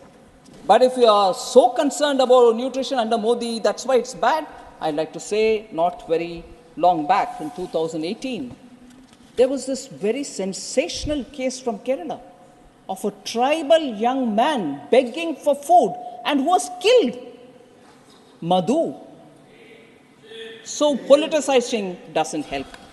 I don't want to say more on it, but I have the proof, sir. I'm not, it's not a fictional or it's not a story that I'm creating here, but that's truth here. Yeah, I'm also coming up with the data. And that's why I want to say, let's not politicize issues of women, nutrition, education. It's a subject where both center and state has responsibility. If Modi has not given money, you ask me, but Modi has not stopped you from giving nutrition to your own tribal people. Madhu wouldn't have died if that literate and very respected state, God's own country, which I love a lot, which I respect a lot, wouldn't have died if that state had taken care of it. So, that's okay, one Madhu. That is why I'm saying no point in politicizing, all right? So, yeah, all right, all of you all had your turn to speak. Let me reply now. Sir, member is not here. Normal rule earlier used to be don't reply to members who are not here. I'm not sure whether I should do it, whether I should stick to that, but it is a very important point. Honorable Finance Minister, Sir? Some of the members have sought my leave, that on account of a commitment they will not be here. That's fine. So, response needs to be imparted. Response? Needs to be imparted. Imparted. Because Thank the you very honorable much. members, in all fairness, have sought my leave, that they would That's not fine. be able to be here, and therefore I'm sure Thank you that very is much, required. sir. Thank you. I just want to highlight that Honorable Member Derek Coburn had mentioned elections are won and lost. You win, we win, you lose, we lose. Let's compare equals. He said, our growth, your growth. But I want to say that comparison, elections are won, elections are lost. So you and us, and also the point that we have not won against them was underlined. Yes, of course, we have not won against them. But the point is very grave here, which I want to highlight. You may win an election, we may win an election. What follows soon after is a law and order issue. And that's where you are certainly not equal to us. You win an election being an incumbent, sitting in power, win an election, and after that, lawlessness, mayhem, clashes, sexual assault, brazen murders have happened in West Bengal. And they're not my words. High Court, Calcutta High Court has said, sir, and I'm quoting, in 60% of the cases, FIRs were not registered. Therefore, total cases of violence understated, unquote. This is the Calcutta High Court's observation. So what is the comparison? I win, you win. We all win means my cadres, ordinary citizens, are at risk. They get raped, they get murdered, their houses get burnt. So don't you compare. Don't you compare. Honorable Finance Minister, Honorable Finance Minister, will lay the High Court judgment on the table. Sir? You will authenticate the High Court judgment. Of course I will, sir. Please. Of course I will. Thank you. Sir, the incidents are such worrisome incidents, sir. So this very house, which periodically talks about women's welfare, women's law and order related issues, that is where I start telling, if we start politicizing women's issues, malnutrition, and about children, there is no end.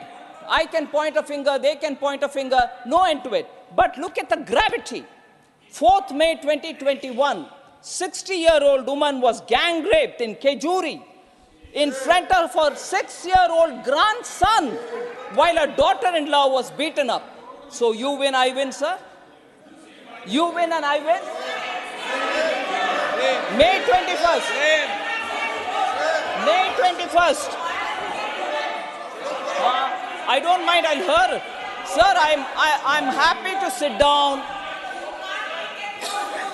I can happily sit down. Ma'am, I'm responding to you. I'll sit down. But if the issues have been raised by members, I'm duty bound to give an answer. I quite welcome you telling anything to me. Oh, this is not economy. Oh, this is not the discussion. Oh, this is not on jobs. I will talk about it because the comparison came from your end. I will respond to it. Sir, 5th May 21, Arup Das, a BJP Karyakarta, a resident of Natra village in Indus, was found hanging from a tree. Who did it? Till now. And out of the court, Calcutta High Court again, sir, comes to my rescue. I will give you the statement authenticated. I am quoting here, sir.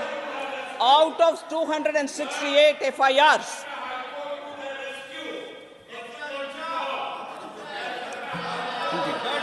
sir, I heard all members speak.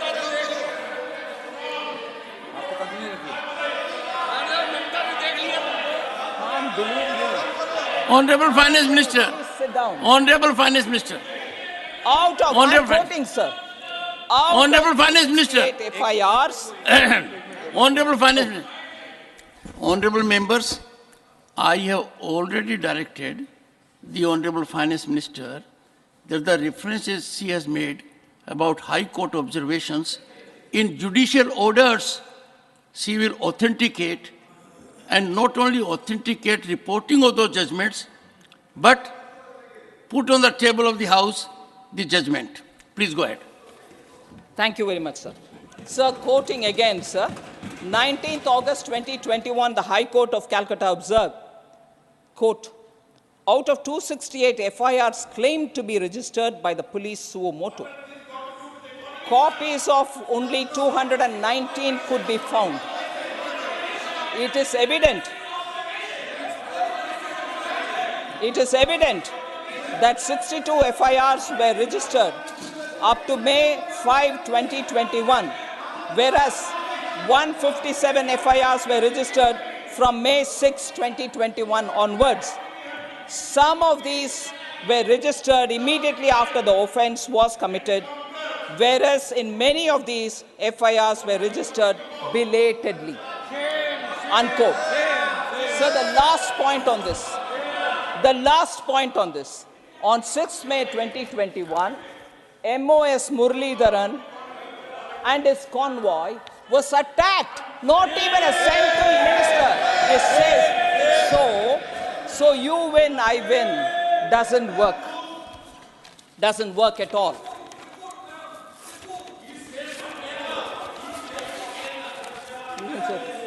All right. Sir,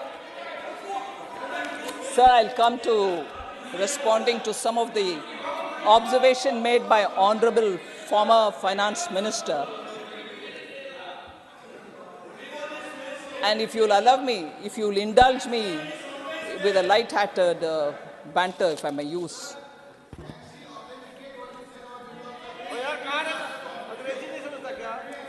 Honorable Chair has already ordered me. I ordered. There is already a direction. Yes, and I'll look into it after I go through it. Please.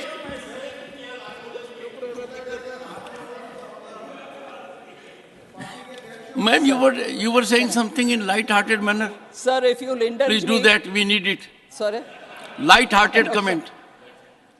Sir, I'm very serious. Sir, it was a bit surprising, sir. It was a bit surprising, and it was also uncharacteristic, I would say, to see the former finance minister, who's very senior, highly educated, was in the prestigious Harvard University even in 1968 when I was in primary school. But he wholeheartedly concurred and sort of rode on the arguments provided by Derek O'Brien. He took his name more than 3-4 times. Hang on. I've sought the permission of the House. The honorable members here, with respect, I'm giving my observation. There's no other way in which a light-hearted observation can be accommodated. I started thinking, was it an attempt to placate the All India Trinamool Congress to come and attend the ... alliance? Because they seem to be hot and cold. What is it? I didn't understand. Because much before you could come to talking about the economy, that happened. And I said, oh my God, now this is all between All India Trinamool Congress and Congress. The dotted alliance needs them, and they seem to be playing hot and cold. Take it. Oh.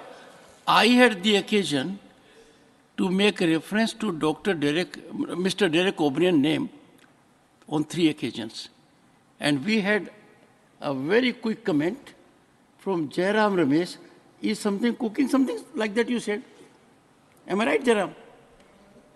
When I took name of Derek O'Brien 3 times on a particular day, the record shows it, you made a comment. Similar kind of comment. Right, Jairam? When I took name of Derek O'Brien 3 times on a particular day, the record shows it, you made a comment. Similar kind of comment was made. So no comparison with you, sir. And so, but sir, I just want to say, no, come on. I sought his permission for a banter, right? Thank you.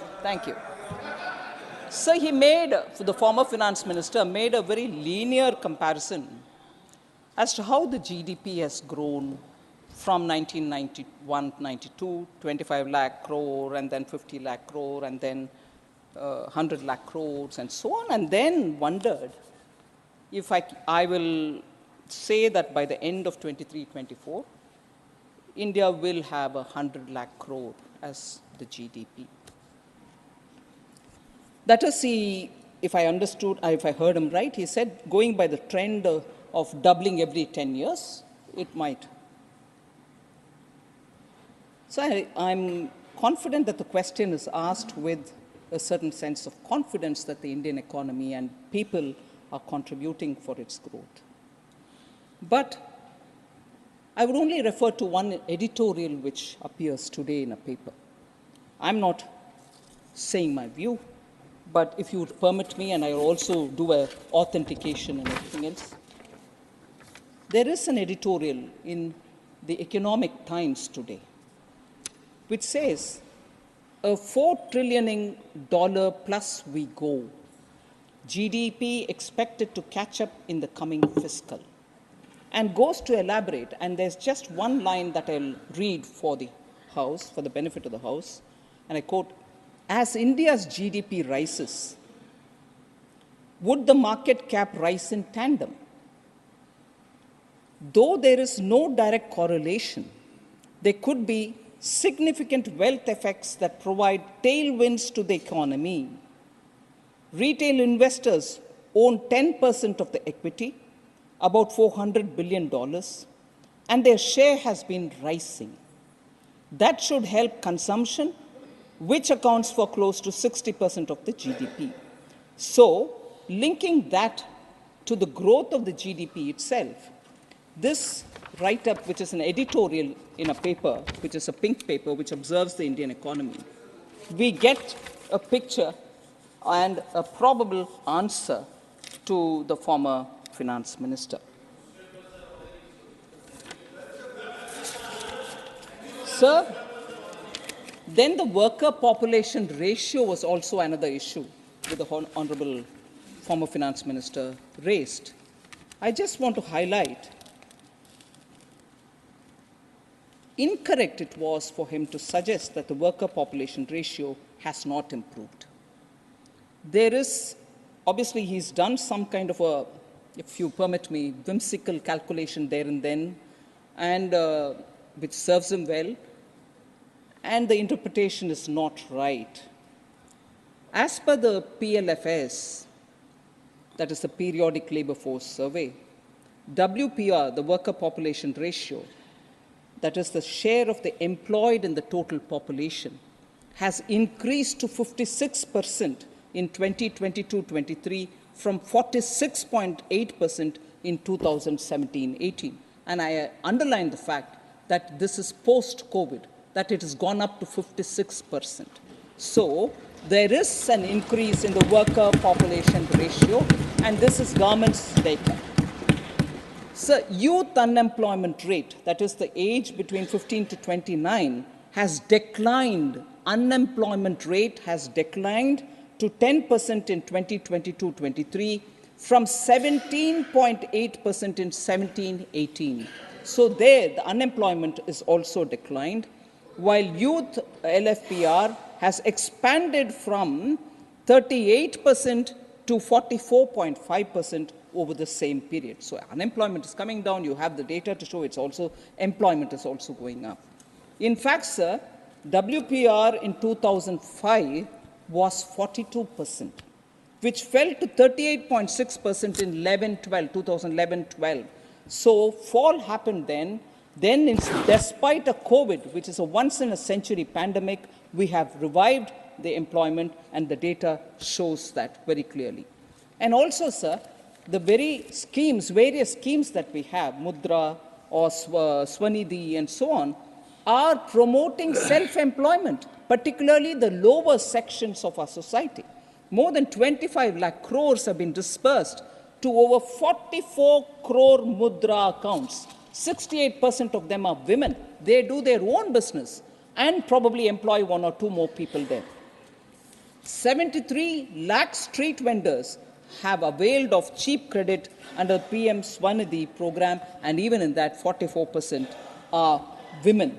So I think the hard work and the entrepreneurial spirit of the Indian youth who go in for small self-employment cannot be ignored at convenience and cannot be raised saying, oh, the poor are without jobs at some other time. There should be some kind of a alignment. So this was raised by very many members, other than former Finance Minister Kanimuri, Dr. Ashok Kumar Mittal, and also Sujit Kumarji, Jose K. Mani, all of them had raised this issue.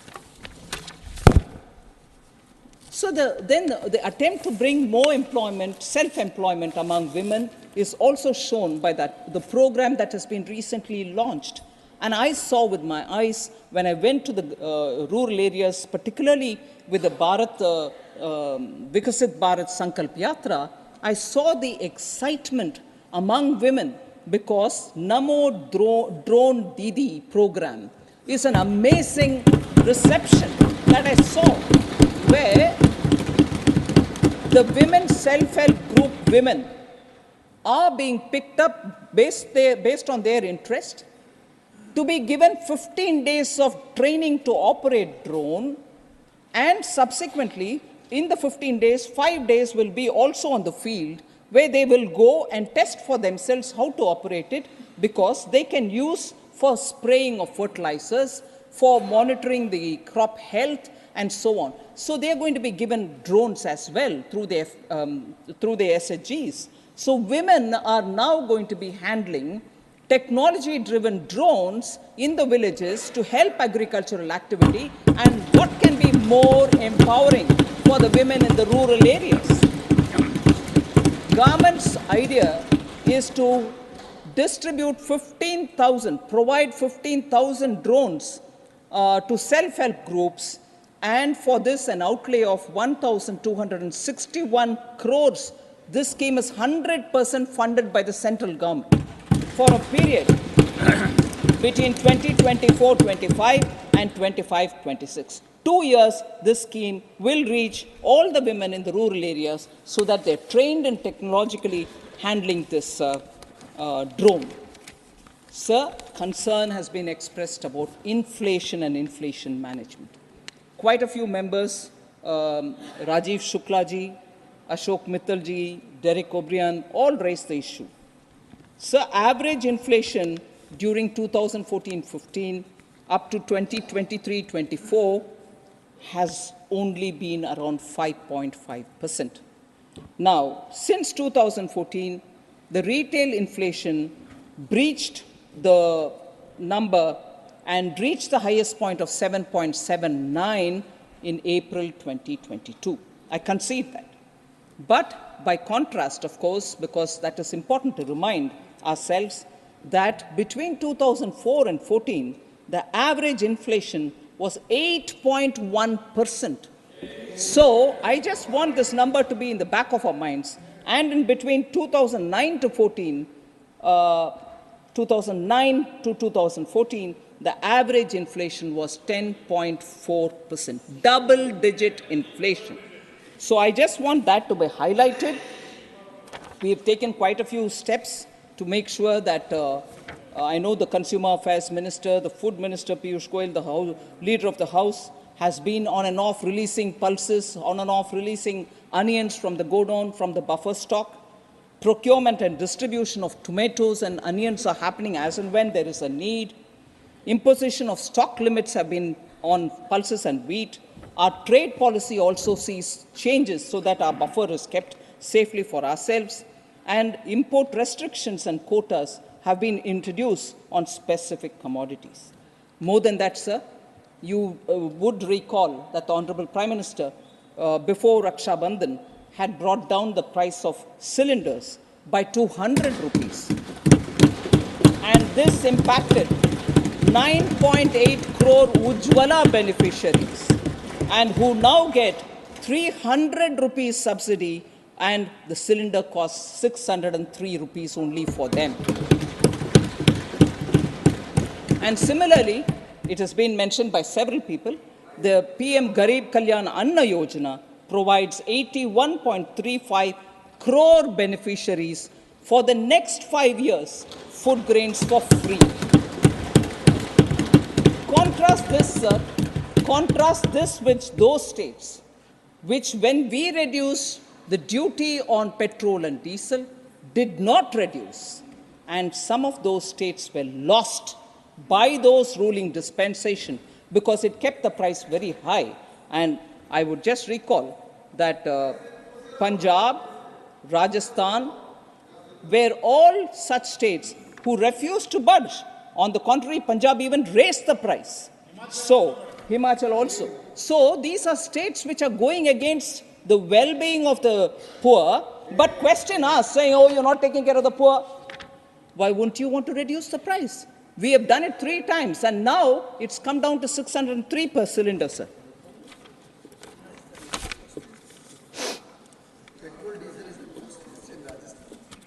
That's right.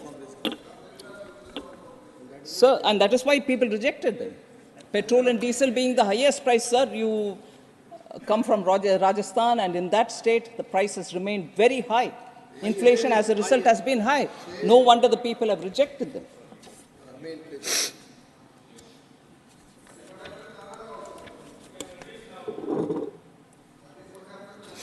So there were concerns expressed about savings in the economy. Quite a few members had spoken about it. Household savings are also going towards asset creation.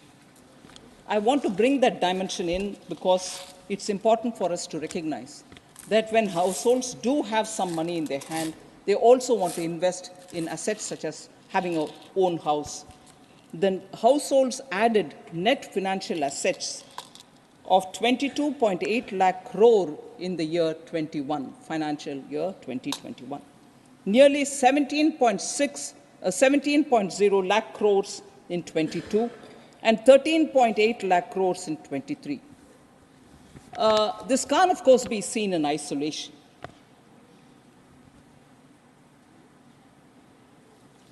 This is an incremental purchase of an asset for themselves. They're making smarter choices, not just putting it in post office accounts.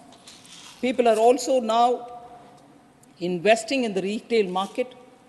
Retail market consists of small investors who are coming for small shares, and they're doing it on their own, not going through mutual funds. Overall household savings, sir, which includes financial and physical savings, grew at 9.2% CAGR between 13-14 and 21-22. That is 8 years. It's grown in that kind of a number. The nominal GDP has grown at CAGR 9.65 during the same period. Hence, the household savings has remained constant. It has not come down. But the fact that it is going also to through the stock markets, net unique account, demat account opened are also reaching record numbers. I just want to highlight that the asset under management of the Indian mutual fund industries, for those who are going through the mutual fund, has grown 5 times in 10 years from 8.34 lakh crores in October 2013 to 46.71 lakh crores in October 2023. Total demat accounts in India, have crossed 13 crores, the highest ever touched in India. It has increased by almost 6 times since 2014, when it was only 2.18 crores. It has tripled since the onset of COVID-19, which is a remarkable point to be observed.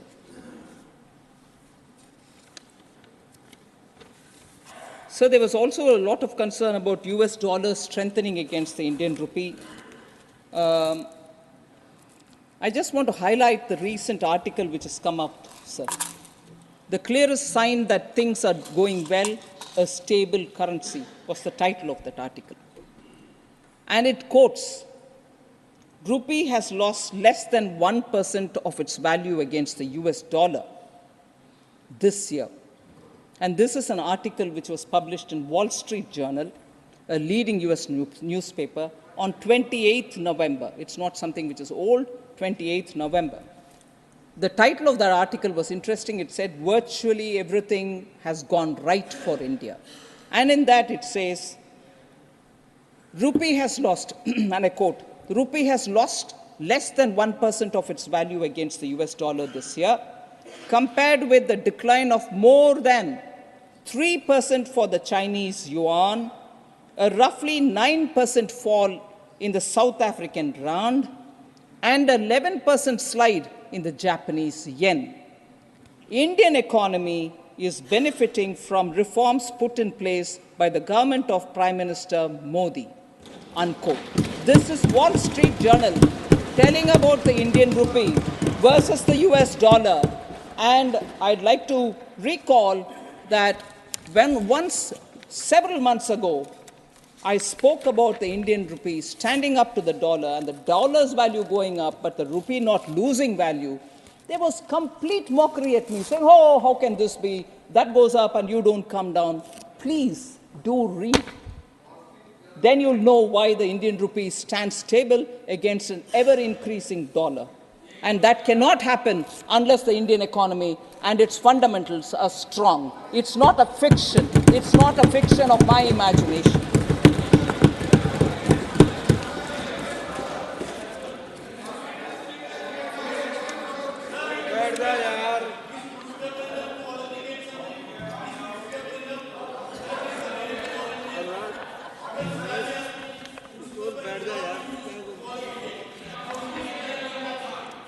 Sir,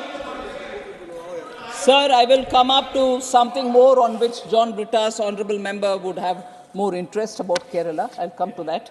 So reserve some energy for that. So the next question was about,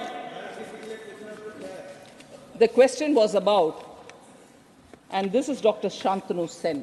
I'm not sure he's here, but, oh, he's here, sorry. About why central government sends teams to inquire. Why wouldn't we release the funds in time? And also thought that we were against the poor by not releasing the funds. I just want to put some facts on record, sir.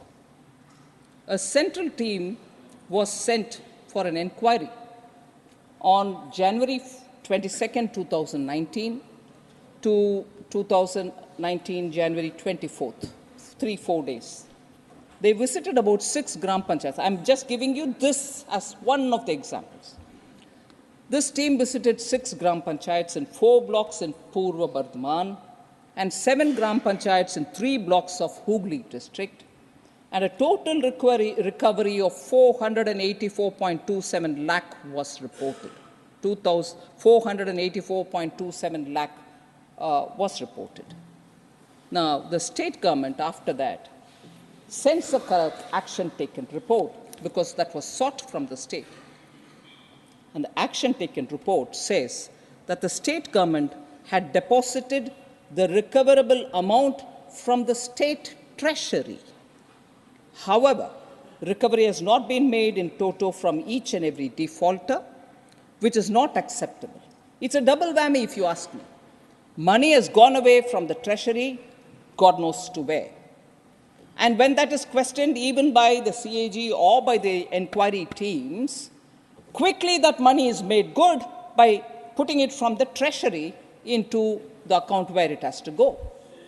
You're using the taxpayers' money to make good of leakage which has happened, and when the leakage is spotted, that money is not getting recovered.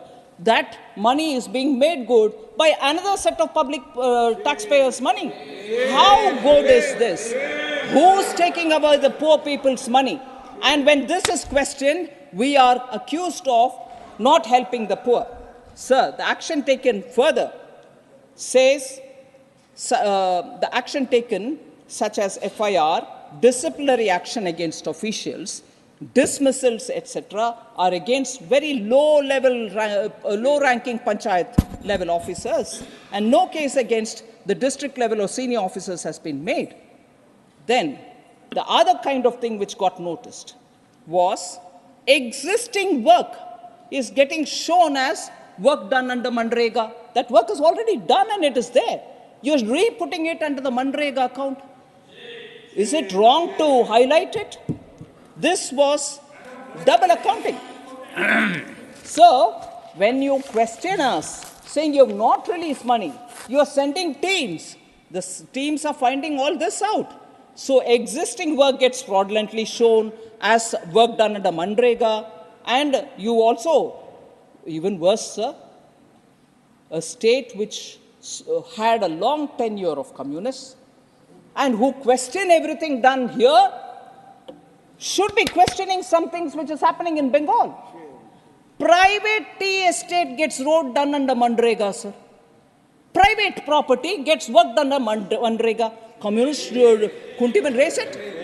And when we raise it, hooray, how can you use Manrega money for doing a private laying of the road in a tea estate which is owned by a large tea estate owner? People talk to us about you only benefit one or two big companies. What's this, sir? What is this, sir? So, I want very clearly correction to be done in favor of the poor. Correction to be done in the name of using public money responsibly. And that is where we've been asking questions.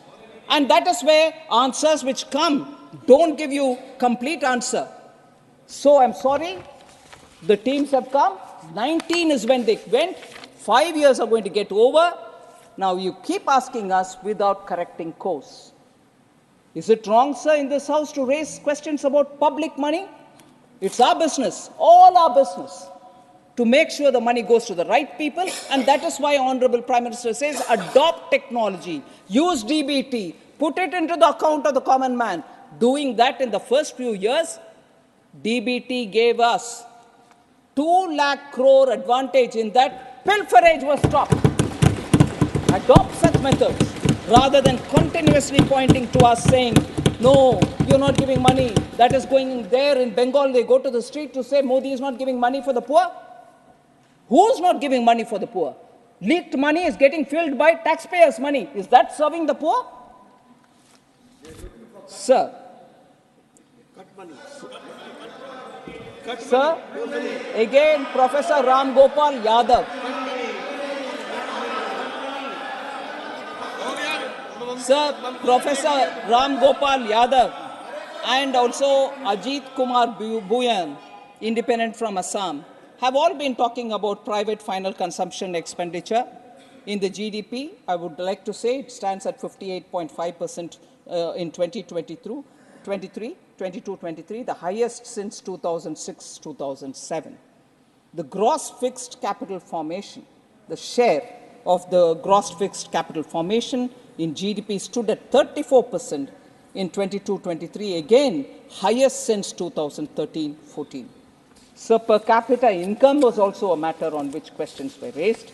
I just want to say in rupee terms, I'll also give in dollar terms, in rupee terms, per capita GDP at constant price was 78,348 Indian rupees in 2013-14.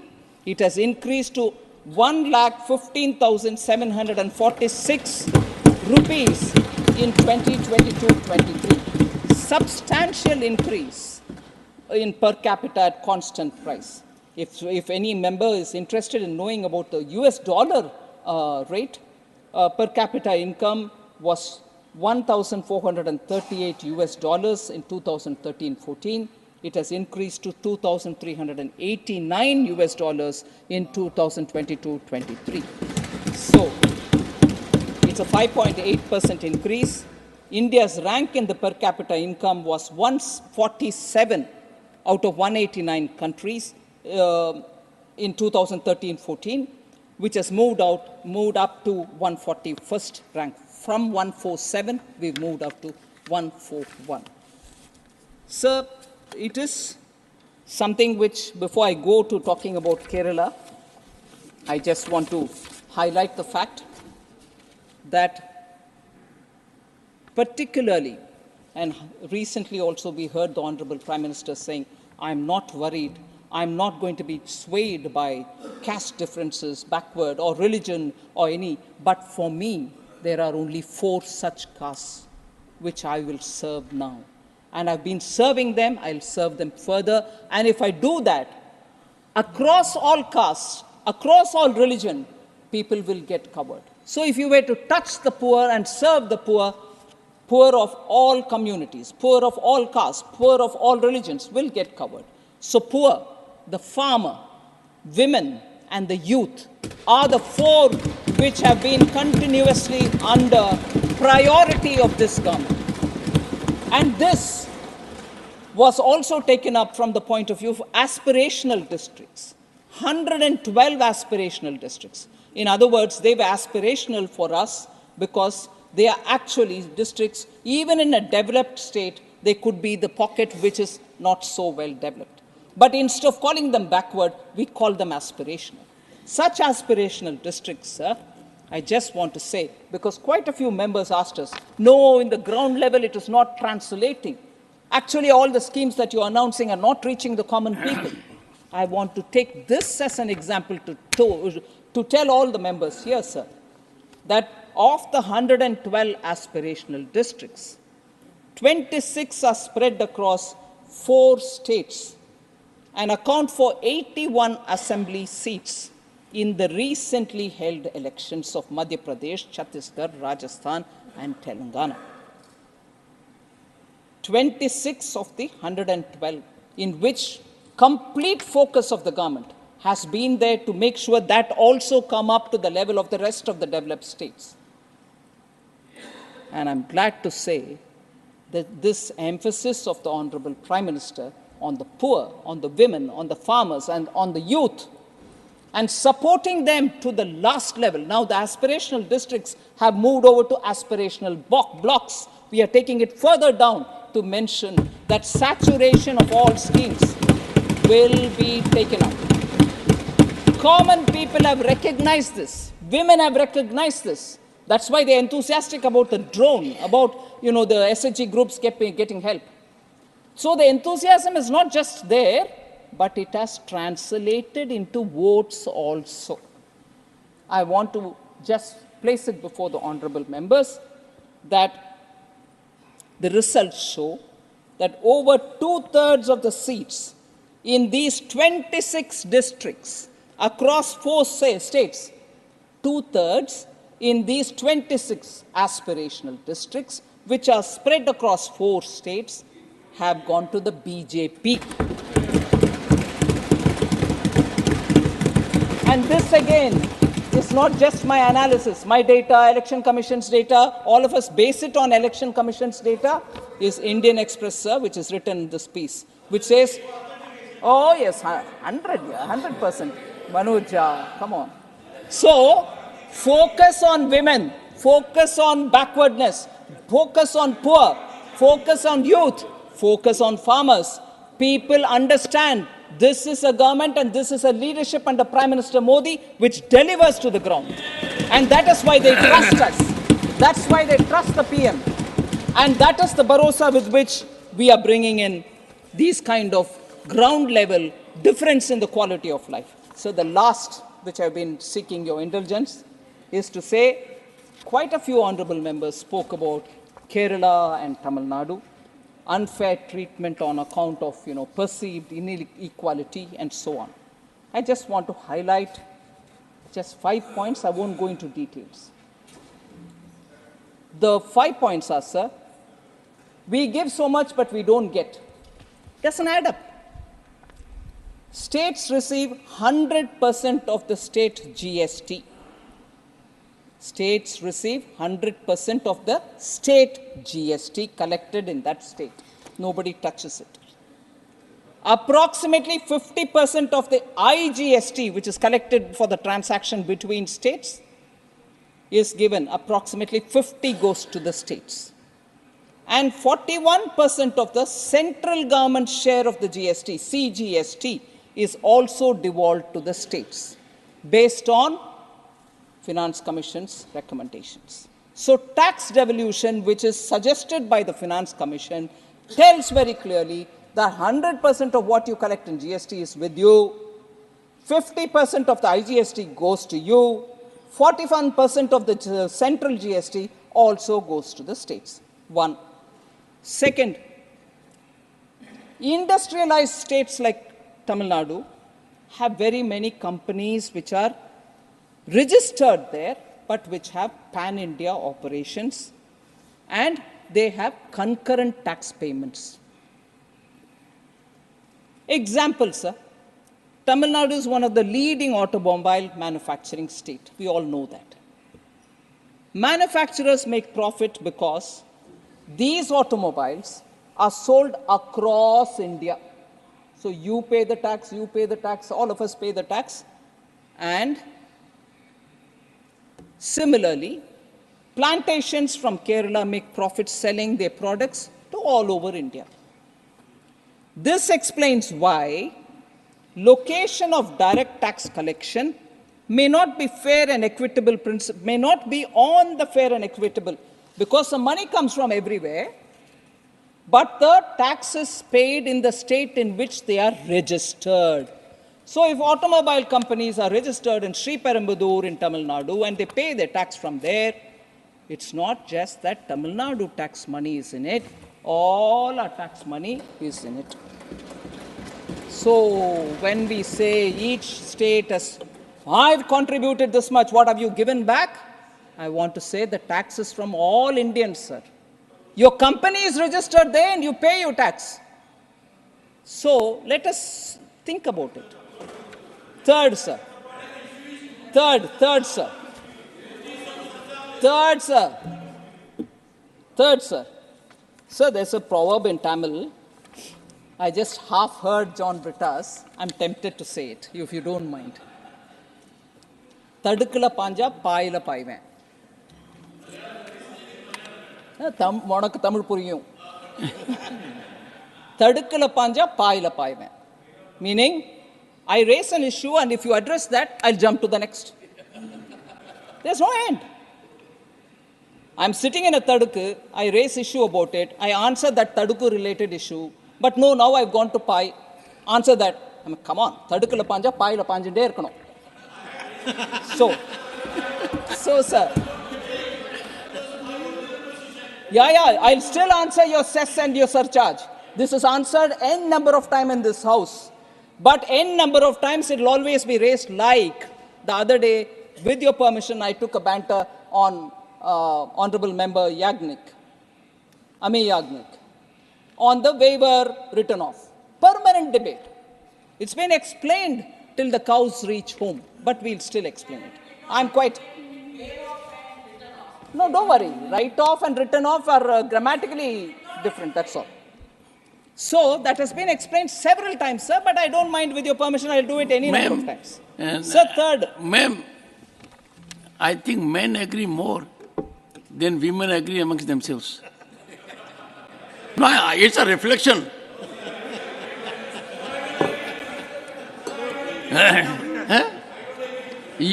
Have you ever agreed with me?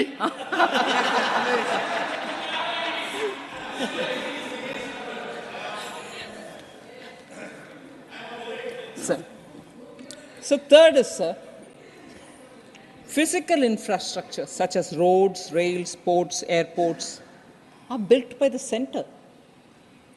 And expenditure on internal and external security is completely the center's. So we have to make comparisons taking these points into consideration. The last 2 points, sir. I'm just giving this as an example. Tax devolution made to Kerala and tax devolution made to Tamil Nadu during the 14th, 13th, 14th, and the 15th Finance Commission. Kerala, sir, when that is 32% devolution, 13th Finance Commission, had 33,368 crores. When I'm saying 13th Finance Commission, its period was 2010-11 to 14-15, in that duration. 33,368 crores. Then when the 14th Finance Commission submitted its report and its report's recommendation was accepted, just as soon as Prime Minister Modi took charge in 2014, and that 2014 report came into effect from 2015-16 to 2019-20. By that time, because the recommendation of the 14th Finance Commission was 42% will have to be devolved to the states, so the 32 became 42 in the tax devolution. 15th Finance Commission, it became 41 because of Jammu Kashmir becoming union territory. So 15th Finance Commission, it is 41%. And 15th Finance Commission term, which is running now 2021 to 25-26. So I'm reading the numbers for those 3 Finance Commission terms. 33,368 crore for the 5-year period, 80,188 crore for the 14th Finance Commission period, 1.11 lakh crore during the 15th Finance Commission. 33,368, 80,188, 1.11 lakh crore now in the current period. Tamil Nadu, sir, during the same time, 70,825 during the 13th Finance Commission's time, 1.29 lakh crore during the 14th Finance Commission, which ended in 2020, and during the 15th Finance Commission, 2.36 lakh crores. Just see the amount. And where are we being told money is not getting devolved? You are getting the money. Sir, then the last point, sir, the 5th one, the credibility of this government, sir, is to financially empower the states, can also be engaged from the fact that an issue which was pending from 1996-97 till 2014-15 happened, nobody touched it. That was actually money belonging to the states. Nobody touched it. It was lying as a pending amount, tax dues amounting to 81,645 was lying there. It was Prime Minister Modi who in 2015, talking to the earlier, this happened in 2021, talking to the ministry, to the officials, to me, all of us worked together with the states. There was some money which the states owned the center. This money was owned by the center to the states. 81,645 crores was then released, reconciled amounts adjusted. The net amount which went to the states was 43,168 after adjusting what they owe the center.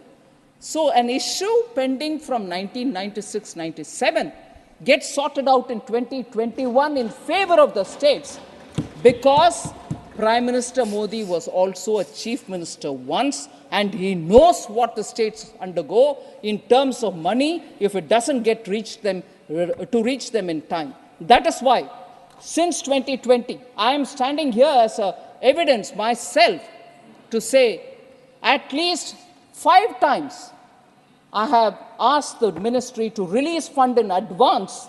So where they were supposed to get 1 installment, 2 installments have been paid in advance and not waiting for the due time so that the states don't suffer. So a chief minister becoming a prime minister has actually kept in favor of all the states and has never discriminated against any one state. In fact, he repeatedly says, until and unless all states grow equally, India cannot grow. So somebody who believes in that is never going to discriminate against any state. So largely I've covered the issue, sir. I wouldn't go on to talking about internet connectivity and issues like that which many members raised, but I suppose the concerned ministers would also have their time to speak about it. Thank you very much for giving me time.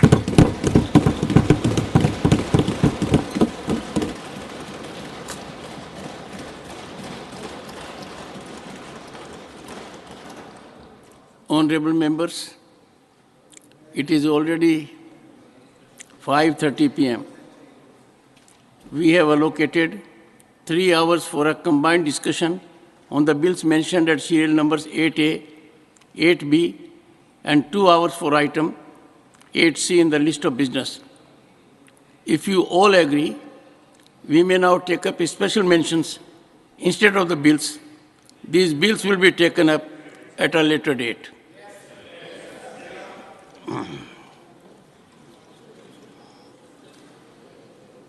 Special mentions.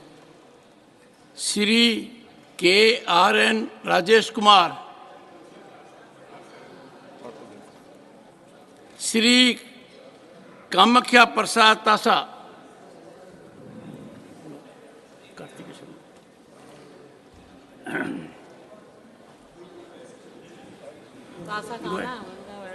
Thank you sir, आपने मुझे बोलने का मौका दिया, मैं बहुत बहुत आभारी हूँ सर.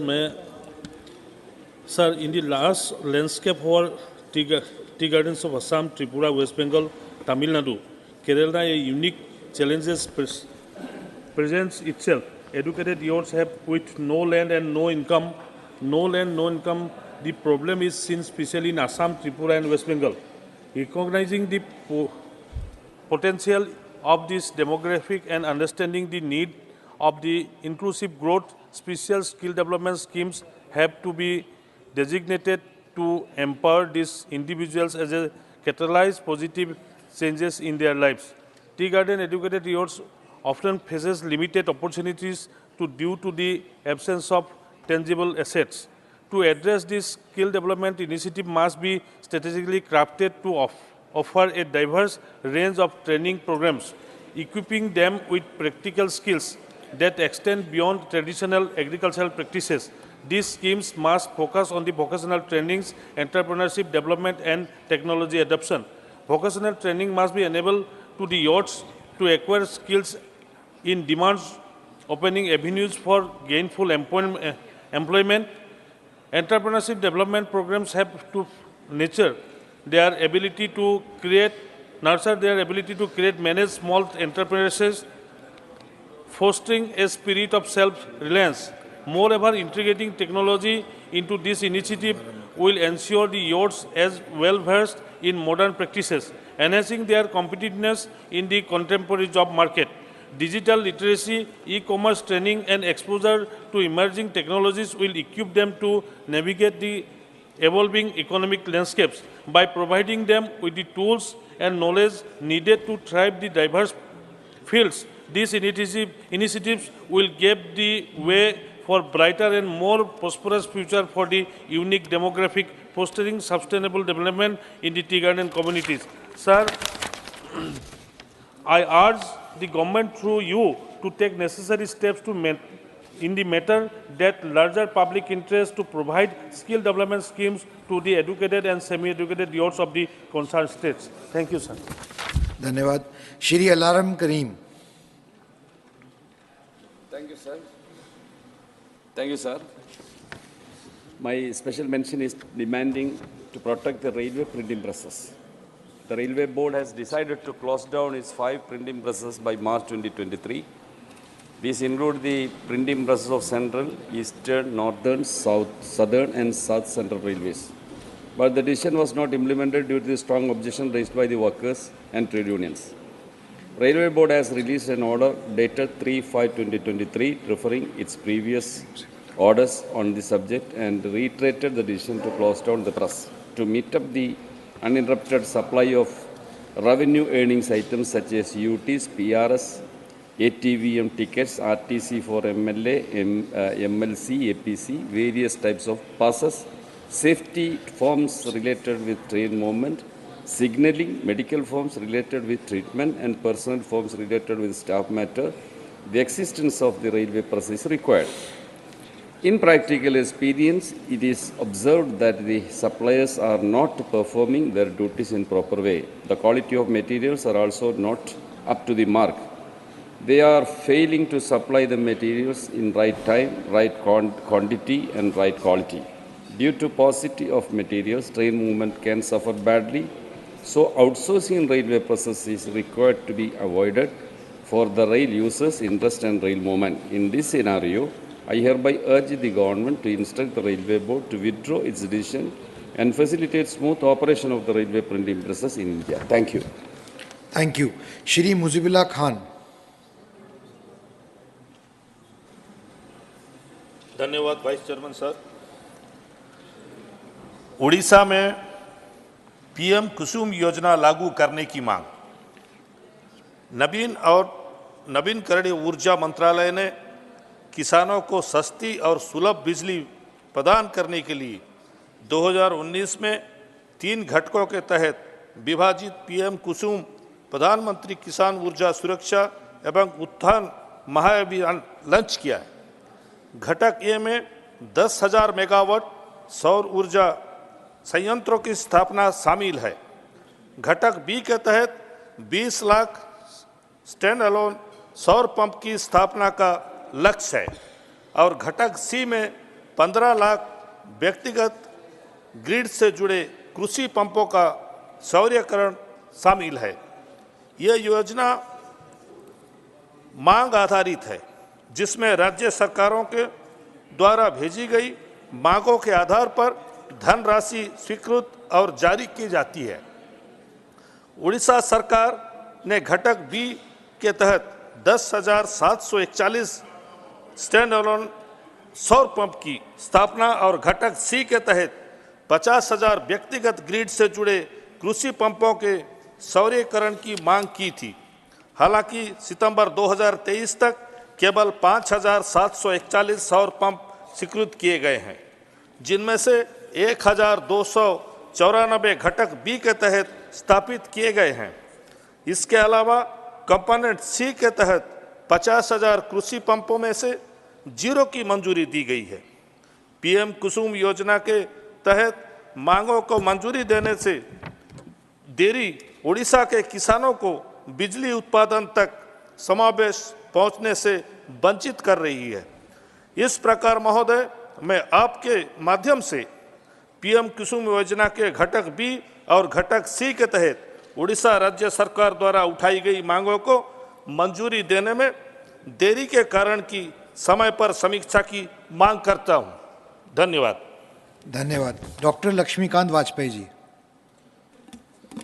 माननीय उपसभापति जी, मेरा स्पेशल मेंशन है छावनी परिषदों, कैंटोनमेंट बोर्डों में BI line British infantry, BC line British cavalry, RL line royal artillery, इस तरह के नाम अभी भी चल रहे हैं, जो कि अब सेना के शहीदों के नाम पर रखे जाने चाहिए। देश भर की छावनी परिषदों में सामान्यतः B4 लैंड होती हैं, जिनमें झुग्गी झोपड़ी के ज़्यादातर लोग निवास करते हैं। उनको लोकसभा तथा विधानसभा के चुनाव में तो मतदान का अधिकार है, लेकिन छावनी परिषद के चुनाव में वे मतदान नहीं कर सकते, जिसका कारण B4 लैंड पर उनका अवैध बसा होना बताया जाता है। भारत के संविधान के अंतर्गत विभिन्न निर्वाचनों में मतदान देने का अधिकार है, परंतु यहाँ एक पर ऐसी विसंगति है, इस पर विचार होना चाहिए। इसी प्रकार छावनी परिषद के क्षेत्र में सेना के जवान रहते हैं, उनके वोट लोकसभा, विधानसभा और छावनी परिषद के चुनाव में पड़ते हैं, लेकिन उनके व्यक्तिगत और यूनिट के ट्रांसफर होते रहते हैं। उसके लिए आने वाली यूनिट या जवान का वोट बढ़ाने की भी आवश्यकता होती है, क्योंकि ये लोग रोज यूनिट से, बैरक से कचहरी या तहसील नहीं जा सकते और पटवारी भी उनके यहाँ नहीं आ सकता। इस पर विचार किया जाना चाहिए। एक ही मकान में रहते हुए लोकसभा और विधानसभा में मताधिकार है, छावनी परिषद में मताधिकार देने पर सरकार को विचार करने का मैं आग्रह करता हूं। एक सुझाव मेरा इसमें एक लाइन का है कि वो B4 लैंड पर रहते हुए अवैध बसे हुए हैं, उनको इस शर्त के साथ अनुमति दी जा सकती है कि ये उनका सर, इसमें जमीन का अधिकार स्पेशल नहीं मेंशन इज होगा। Only as per the approved. धन्यवाद। डॉक्टर सस्मित पात्रा। मुझे भी मालूम है।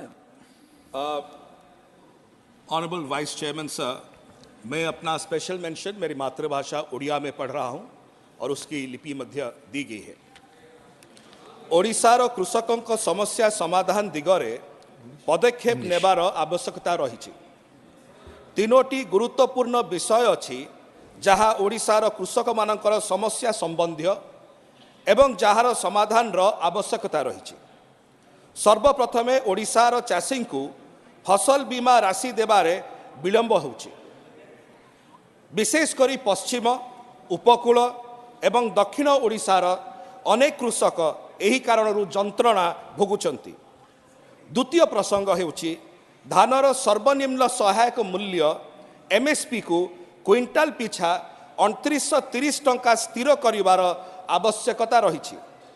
एही प्रसंगरे ओडिशा विधानसभा रे उपस्थित समस्त विधायक माने 25 मार्च 2017 रे सर्वसम्मति क्रमे सहमति मध्य प्रदान करथिले।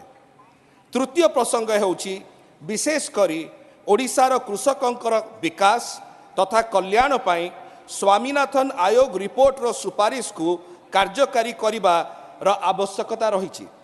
एही तीनोटी समस्यार समाधान पाई प्रथम भारत सरकार को फसल बीमार राशि को कृषकों को ठीक समय देवाकू पड़िबो।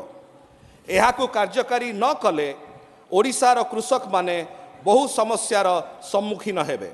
द्वितीयतः भारत सरकार द्वारा धानर MSP को क्विंटाल पिछा 2930 टंका स्थिर करने पड़िबो, जहा फलरे कृषक माने सेमानक उत्पादर उपयुक्त मूल्य पाई परिबे। भारत सरकार द्वारा स्वामीनाथन रिपोर्ट सुपारिश को लागू करने सहित कृषक मानकू C2 मूल्यर अति कम रे 1.5 गुण MSP देवाकू पड़िबो। ओडिशार माननीय मुख्यमंत्री श्री नवीन पट्टनायक एही विषय रे भारत सरकार को अनेक थर चिठी लिखिथिले एवं मु दाबी करुछि जे केंद्र सरकार माननीय मुख्यमंत्री श्री नवीन पट्टनायक द्वारा करा जाइथिबा अनुरोध को गंभीरतार सहित नेबे एवं ओडिशार कृषक मानकर समस्यार समाधान करिवे। बहुत धन्यवाद। Thank you. Shri Niranjan Bishi. Thank you, Honorable Deputy Chairman, sir. Sir, I would like to draw your kind attention in the matter of an urgent public importance relating to the development of the Harishankar temple in the Gandhamardan hills of Odisha. The temple holds immense cultural, religious, and historical significance and is popular pilgrimage site for both local and foreign tourists. Despite its potential, the Harishankar temple and the Gandhamardan hills have not received the necessary attention for comprehensive development and promotion as a tourist attraction. This oversight limits the region's tourism potential and deprives local communities of the socio-economic benefits that a thriving tourism industry can bring. I therefore request that Ministry of Culture and Ministry of Tourism that the Harishankar temple and its surrounding area be declared an India International Tourist Center. Moreover, sufficient funds and resources must be allocated for infrastructure development, improving railway connectivity, accessibility, and overall facilities in and around the temple and hills. Conservation and preservation measures are also needed to protect the natural and cultural heritage of the area. By declaring the Harishankar temple and the Gandhamardan hills as an India International Tourist Center, their full potential can be unlocked, contributing to the growth of the tourism sector in Odisha. This move would not only boost the local economy, but also showcase India's rich cultural and spiritual heritage to the world. I urge the government, through you, sir, to take necessary steps to develop the Harishankar temple and Gandhamardan hills. Thank you, sir. Thank you.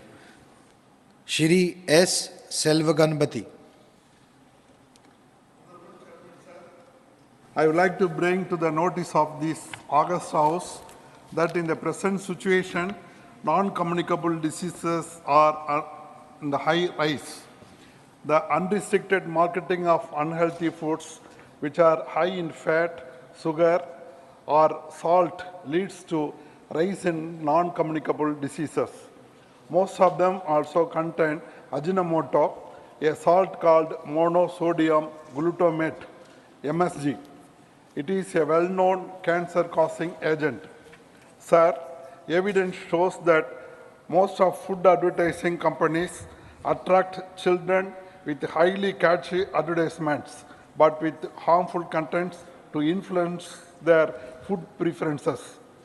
The roadside eateries are the major contaminants. They use all sorts of coloring agents and Ajinomoto indiscriminately in all sorts of recipes.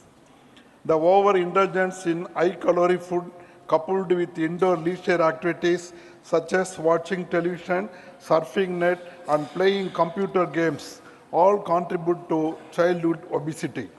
Regionally, overweight and obesity in children under 5 years of age has increased from 5.8% to 8.1% between 1990 and 2012, which is above the global average of 6.7%. Recently, it is projected to be 10% in India. Overweight and obesity in adolescents between 13 and 15 years are highly prevalent.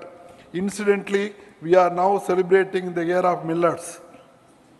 The impetus given to the campaign by our Honorable Prime Minister has taken the message to nook and corner of our country.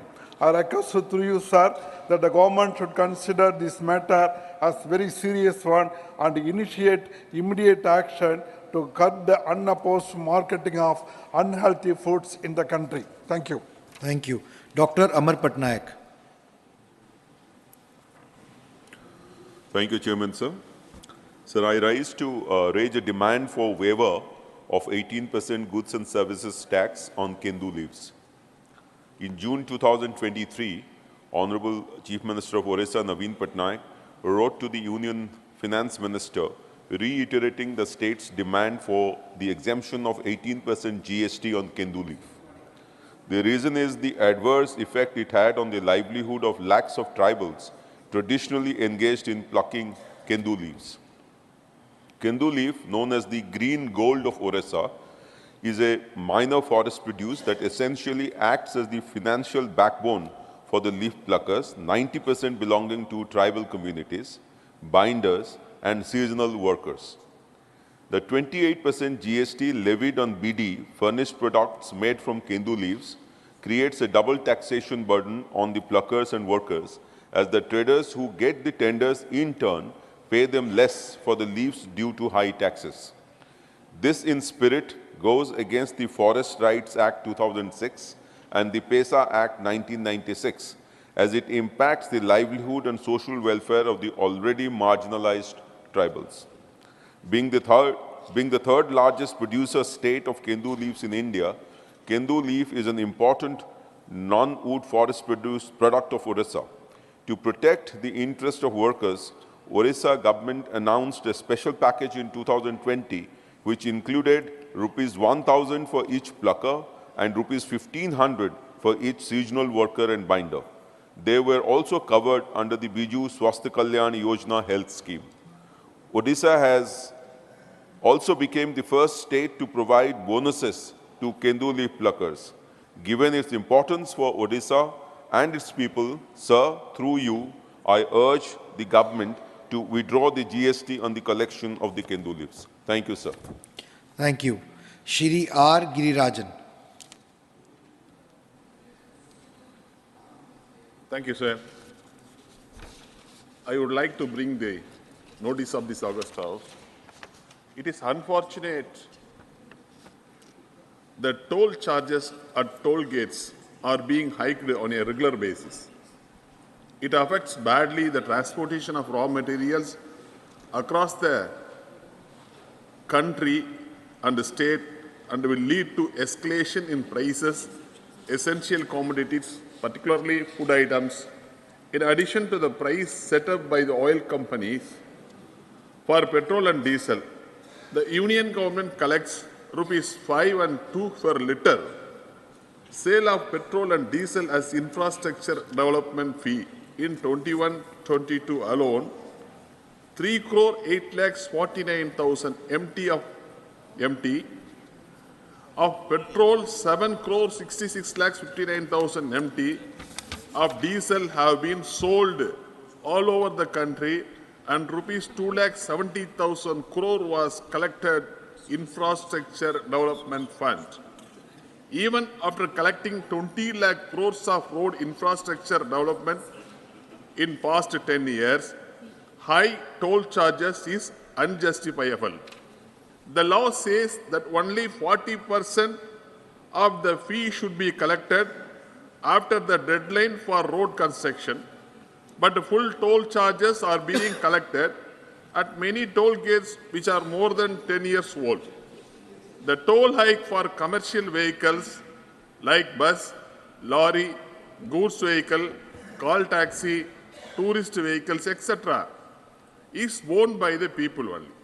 The steep increase of toll collected will automatically increase the retail price and ultimately passed on the public.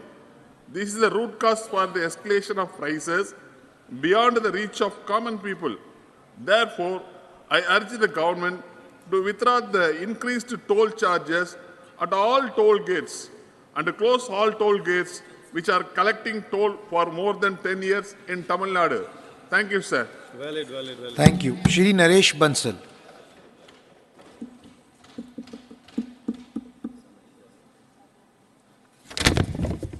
धन्यवाद उपसभापति जी। Demand to develop Uttarakhand as sports club, sports hub. देवभूमि उत्तराखंड सीमांत क्षेत्र होने के साथ ही इसमें हिमालय, चार धाम, जीवनदायिनी नदियां व वन हैं। उत्तराखंड के निवासी बहुप्रतिभा के धनी हैं।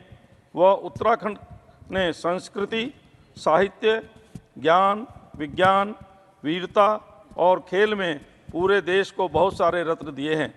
यहाँ से लगभग हर घर से एक जन भारतीय सेना में शामिल हो देश के लिए सर्वोच्च बलिदान दे रहे हैं। वह अन्य सरकारी, गैर सरकारी पदों पर सेवा दे रहे हैं। आदरणीय प्रधान सेवक नरेंद्र मोदी जी का उत्तराखंड प्रेम जग जाहिर है। वह मोदी सरकार में उत्तराखंड का सर्वांगीण विकास हो रहा है। वर्तमान में खेल की दिशा में अंतर्राष्ट्रीय स्तर पर सम्मान बढ़ाया है, किंतु यहाँ राष्ट्रीय व अंतर्राष्ट्रीय स्तर की खेल सुविधाओं का अभाव है। जबकि उत्तराखंड के खिलाड़ियों ने हर तरह की राष्ट्रीय, अंतर्राष्ट्रीय खेल प्रतियोगिताओं में प्रतिभाग लेकर पदक जीते हैं। वह राज्य का नाम स्थापित किया है।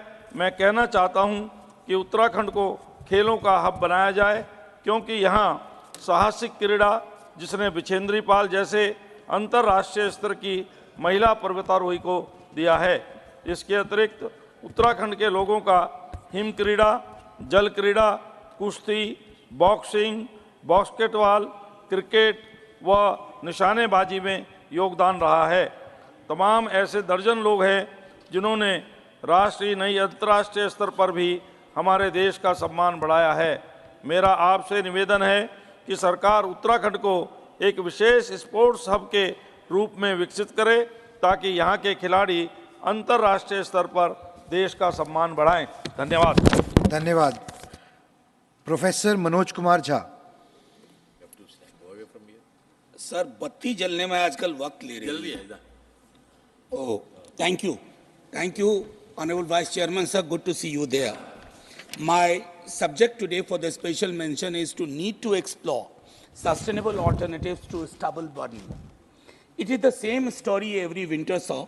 The capital and adjoining regions are engulfed in smog, setting fresh records of extreme air quality index, AQI, levels due to stubble burning in northern states.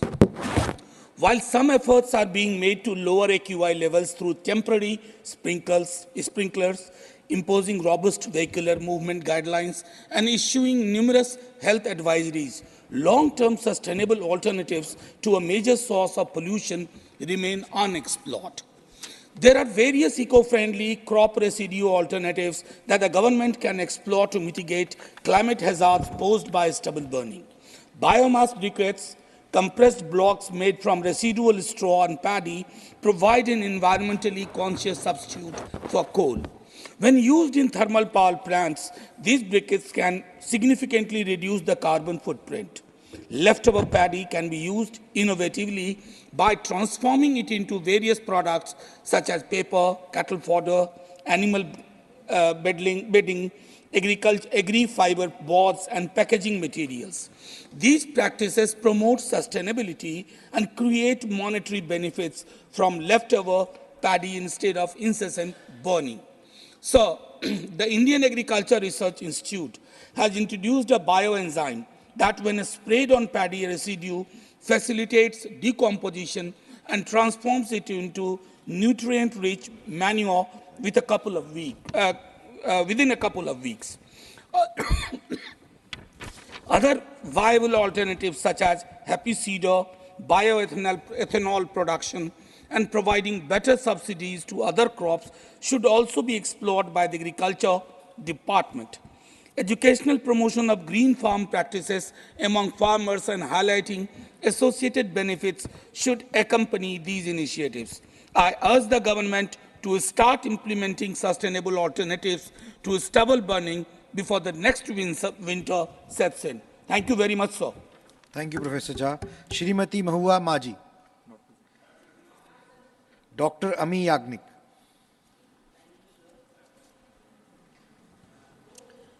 So my special mention is regarding demand for bringing innovative policies in plastic waste management. Plastic overconsumption and mismanagement of plastic waste is a growing menace, causing landfills to overflow, choking rivers and threatening marine ecosystems. This has a negative impact on our environment and valuable resources are harmed. Efforts to manage plastic waste have been implemented at the national, state and local levels, including ban on single-use plastic items. The Government of India notified the Plastic Waste Management Rules 2016, the Plastic Waste Management Amendment Rules 2018, the Plastic Waste Management Amendment Rules 2021, and the Guidelines on Extended Producer Responsibility for Plastic Packaging through the Plastic Waste Management Amendment Rules 2022. Plastic waste management remains a significant challenge due to lack of infrastructure, low waste collection rates, inadequate funding, and lack of recognition to the informal recycling sector.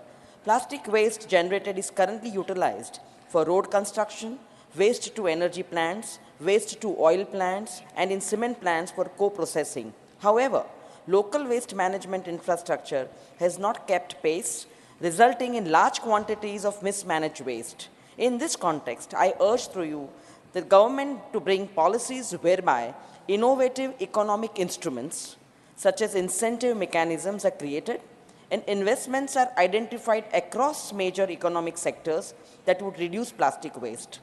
The government should come out with solutions whereby producers and importers of plastic goods take the responsibility for the disposal of plastic waste. A major push would be market-based tools such as tax exemptions, subsidies, or grants and loans that can be applied to support businesses to incentivize the prevention, minimization, and recycling of plastic waste. Thank you, Dr. Yagnik. Shri M. Shanmugam.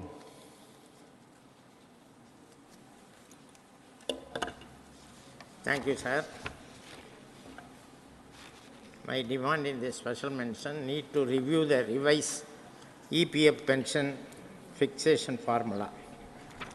Sir, after the introduction of family pension dating back to 1972, EPF 95 was introduced in 1995, and at the time the ceiling limit pensionary salary was rupees 5,000 for 7 years, increased to 6,500 for 13 years. From 2014 onwards, the pensionable salary was increased to 15,000. The method of pension calculation prior to 95 was determined on the basic year of service, and accordingly, lump sum amount was paid. From 96 onwards, the calculation was on the basis of 5,000 for the first 7 years, 6,500 for the next 13 years. From 2014 onwards, on the basis of rupees 15,000, the ceiling limit divided by 70. However, on the analysis of the government formula, it is worked rupees 3,636 per month. Whereas, if the amount is worked at the EPF rate of interest, it comes rupees 5,901 per month. Similarly, the government decided to getting option from the employee for full pension. The employee has pay more contribution and consequently, the formula for pension followed by EPF at present should be changed. When the government is asking for joint option forms from employees and employers for revising the pension, it is high time pension calculation formula should also be reviewed and revised. Hence, I would demand from the Honorable Labour Minister that the EPF pension fixation formula should be revised, reworked in consultation with the trade unions at the earliest. Thank you. Thank you. The remaining special mentions will be carried forward. The House stands adjourned to meet at 11 a.m. on Friday, 8 December. Thank you.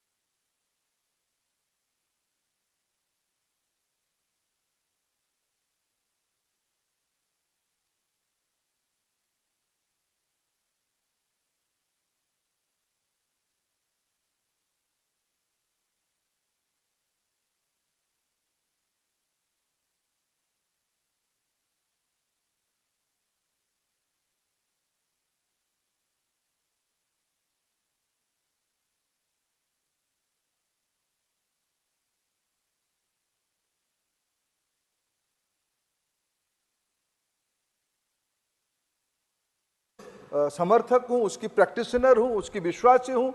Baba Saheb Ambedkar की 6 दिसंबर और 14 अप्रैल हम मनाते आए हैं बचपन से। तो मैंने थोड़ा जाके विभाग के अधिकारी मित्रों से जब चर्चा की तब हमें पता चला, मैं एज ए रिसर्च स्टूडेंट जब उसको थोड़ा असेसमेंट किया, जो लोग क्रोकोडाइल टीयर्स जिनकी आंखों में है, जो घड़ियाली आंसू बहाते हैं और इस सदन में लंबे लंबे भाषण देते हैं, फिर मैं कहूंगा जिनके हाथ में दशकों तक, डिकेड्स, हाफ ए सेंचुरी जिनके हाथ में शासन रहा, उन्होंने हायर एजुकेशन इंस्टीट्यूशन में SC ST टीचर्स अपॉइंटमेंट में रिजर्वेशन के बारे में क्या कानूनी व्यवस्था किया था, सामाजिक न्याय के बारे में चर्चा करने वाले लोग क्या किए थे। देश की प्रधानमंत्री नरेंद्र मोदी जब बने 2019 में पहली बार पहली बार हायर एजुकेशन इंस्टीट्यूशंस के लिए एक एक्ट आई है, मिशन मोड पे उसको चलाने के लिए उस एक्ट को लाया गया, जिसमें एक कानून लाया गया कि भाई जो सेंट्रल इंस्टीट्यूशंस है उसमें स्टूडेंट टीचर रेशियो में जितना टीचर रहेंगे और हमारी जो संवैधानिक व्यवस्था है, एससी के लिए कितना है, एसटी के लिए कितना है, ओबीसी के लिए कितना है, उतना ही टीचर बिना कॉम्प्रोमाइज के अपॉइंटमेंट होगा। ये 2019 में पहली बार कानून आया, नरेंद्र मोदी जी ने लिया। पहले तो आपके हाथ में दायित्व था, आज आप बहुत प्रश्न उठाते हो भाई क्यों खाली है। लीगासी इशू है, लीगासी इशू है। आज हमको मौका मिला है उस पवित्र काम करने के लिए, पुण्याई करने के लिए। मैं तथ्य रखना चाहता हूं, पिछले दिनों में, अभी इन दिनों में 2028 अक्टूबर 2023 लेटेस्ट देश में सेंट्रल इंस्टीट्यूशन में जो वैकेंसी है उसकी मैं एक स्टैटिस्टिक्स आपके सामने रखता हूं। 18,000 ये अध्यक्ष जी पद मेरे लोग रिटायर करते हैं, नया नियुक्ति होता है, रिटायर करते हैं, इसीलिए पद का एक खालीपन बराबर रहता है। जब हम दायित्व अभी 2023 को अगर मैं कोट करूं अक्टूबर में, उसी दिन 28 अक्टूबर 2023 में 18,019 पोस्ट एकेडमिक्स में खाली था, जिसमें से आज नियुक्ति हो चुका है पिछले दिनों में, अक्टूबर से दिसंबर में, आज 7 को हिसाब दे रहा हूं। प्रधानमंत्री जी हर एक महीने में नियुक्त रोजगार मेला करके नियुक्ति देते हैं, ये सब नियुक्ति दिया जाता है। 11,272 नियुक्ति पिछले 2 महीने में हायर एजुकेशन इंस्टीट्यूशन में पूरे हुए हैं, और उसमें एससी 1402 1402 12%, एससी 572 5%, एसटी 2321 21%, ओबीसी ये नियुक्ति अभी अभी हुए हैं, ये पिछले 2 महीने में हुए हैं। और नॉन टीचिंग स्टाफ की लगभग 6,747 में 854 एससी, 307 एसटी, 1441 ओबीसी। ये पिछले 3 महीने की, 2.5 महीने की स्टैटिस्टिक्स, 4 महीने भी नहीं, 2 महीने की स्टैटिस्टिक्स में दे रहा हूं अध्यक्ष जी। ये सब असिस्टेंट प्रोफेसर, उसमें से आज SC, ST, OBC, teaching, non teaching, आज एक मिशन मोड पे इसको भरने का हम काम कर रहे हैं, और एक्ट लाए, भर भी रहे हैं। और आज हमारी समय में ड्रॉप आउट की संख्या की स्टैटिस्टिक्स मैंने दिया, आज एनरोलमेंट जीआर में हमारी बढ़ोतरी क्या हो रहा है, मैं आपके सामने उसकी एक तथ्य रखा अध्यक्ष जी। एक निवेश के बारे में चर्चा हुई, उच्च शिक्षा संस्था में ज्यादा निवेश होनी चाहिए। मैंने कहा दादा आपको ट्राइबल जीआर की, मैं ठीक है दादा को और एक बार मैं थोड़ा उस ट्राइबल जीआर के बारे में, you are right, you mention that one, I have also express that. Tribal में, टोटल ट्राइबल में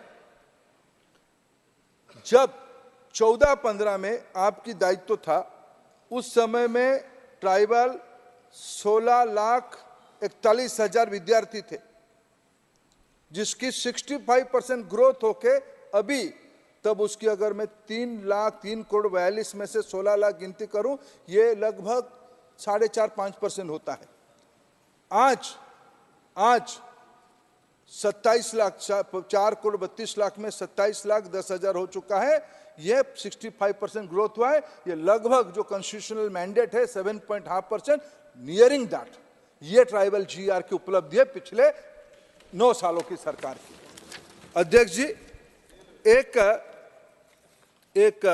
निवेश के बारे में एक्सपेंडिचर एंड एजुकेशन कहा गया है। कई मित्रों ने कहा कि भाई डेवलप्ड कंट्री में 4, 5, 6 होती है। भारत में जब हमारी दायित्व आया 13-14 में, एजुकेशन की स्पेंडिंग जीडीपी की 3.84 था, जो आज बढ़ के 4.64 हुआ है। 4.64, लगभग 1% ज्यादा इन्वेस्टमेंट, ज्यादा। पिछले दिनों में 13-14 में जो शासन जिनके हाथ में था, उनसे आज हम 30-35 हजार करोड़ रुपया ज्यादा खर्चा कर रहे हैं। और आने वाले दिनों में नए इश्यू, पिछले दिनों में हमारे वहां लगभग हम अगर कहें हमारी देश में 7 नए IIT बने हैं, 7 नए IIM बने हैं, 2 नए आइजर बने हैं, 16 IIIT बना है। अध्यक्ष जी, कोटा में भी एक IIIT बना है, NIT एक नया बना है, सेंट्रल यूनिवर्सिटी 7 और इसको मिला के 8 बना है। 40 से ज्यादा नया सेंट्रल यूनिवर्सिटी, एक कुल मिला के 150 सेंट्रल इंस्टीट्यूशन है। हमने पिछले 9 सालों के अंदर उसमें 40 हामी ने जोड़ा है, इस कार्यखंड ने जोड़ा है। यह हमारी सरकार की प्रतिबद्धता है उच्च शिक्षा के बारे में, सरकार के ऊपर, सरकार के अंदर खर्चा बढ़ाने के बारे में।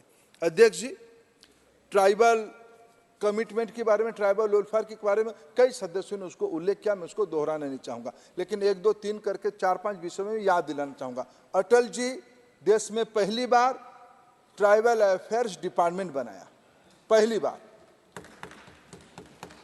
प्रधानमंत्री जी ने, निशिकांत जी उल्लेख कर रहे थे, जनजाति गौरव दिवस भगवान बिरसा मुंडा जी की जयंती के दिन पहली बार बनाए। पहले भी बिरसा मुंडा थे, लड़ाई किए थे, बाकी लोगों को याद करने की आवश्यकता थी नहीं, क्या हमको सौभाग्य मिला, हमने उसको सम्मान किया।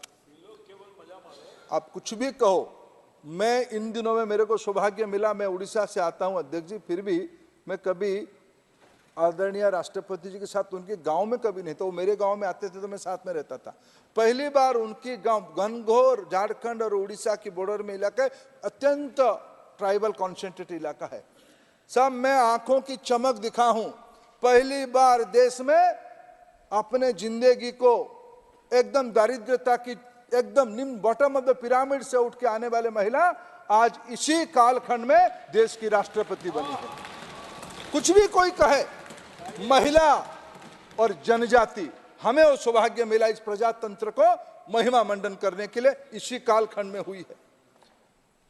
अध्यक्ष जी, इसमें कोई वोट की संपर्क नहीं है।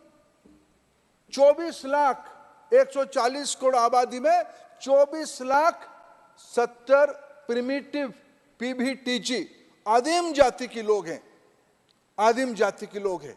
लोग कहते हैं सेल्फी क्यों उठाते, इसीलिए उठाता हूं।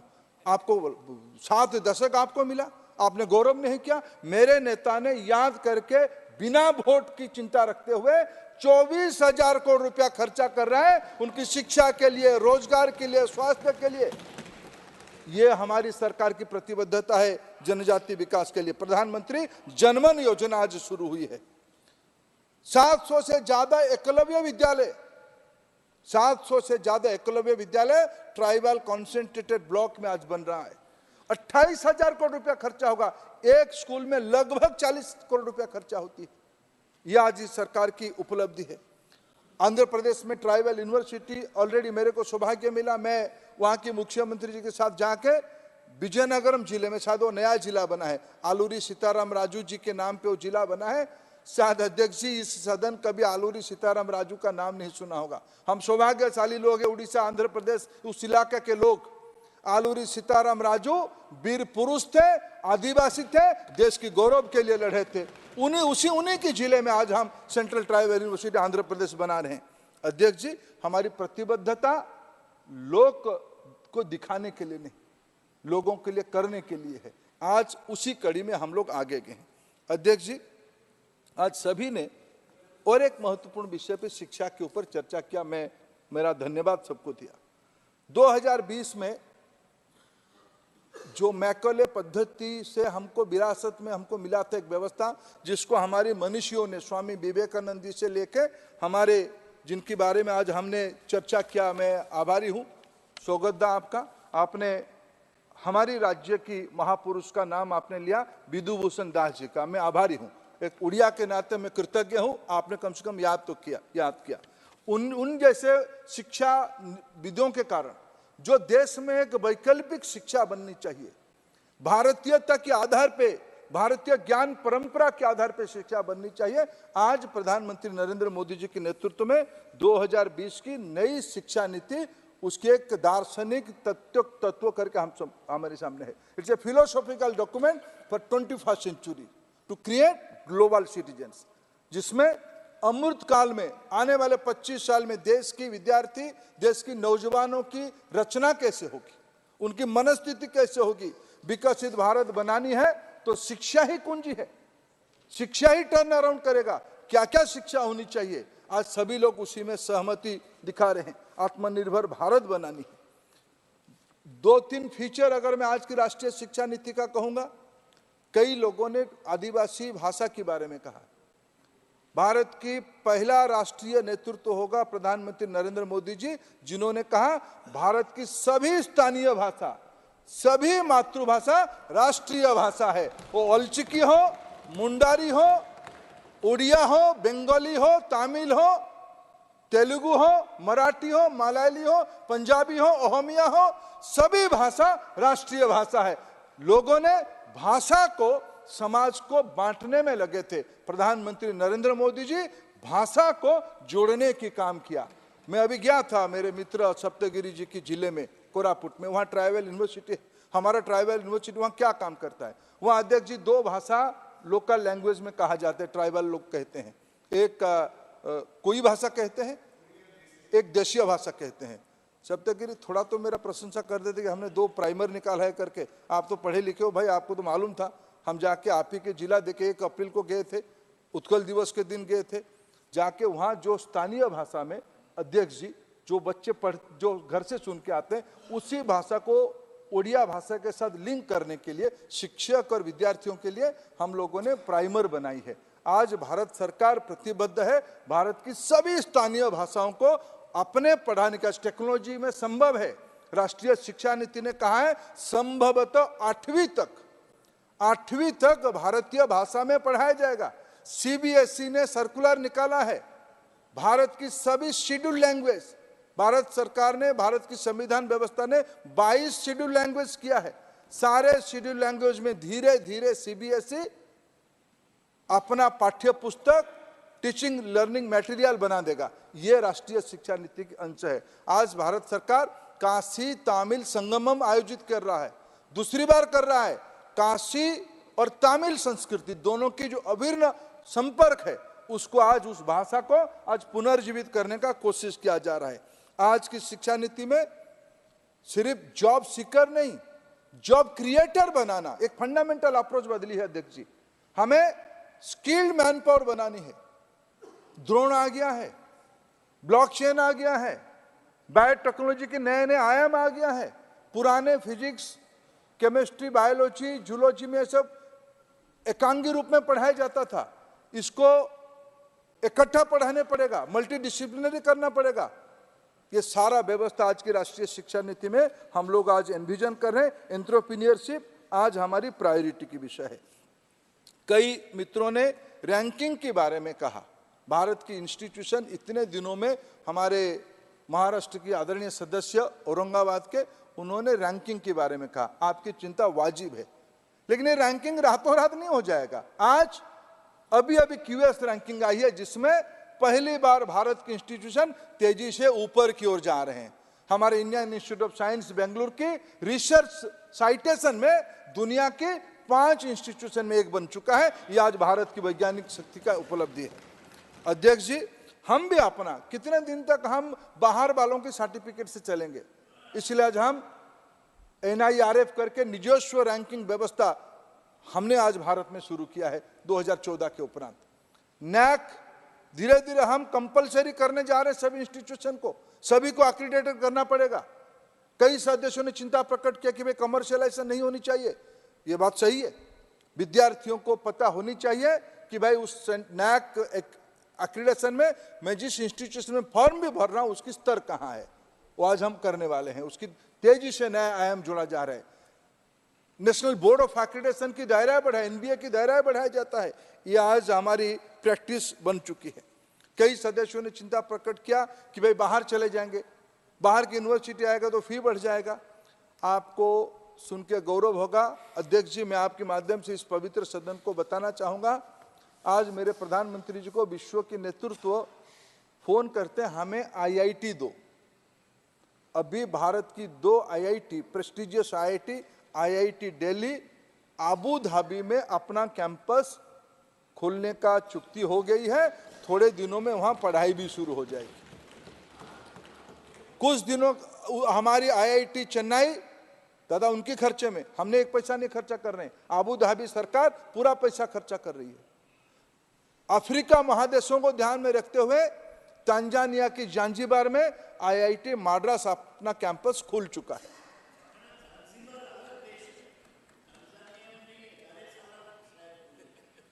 दादा ठीक है, मैं मान गया, चलो आगे बढ़ते हैं।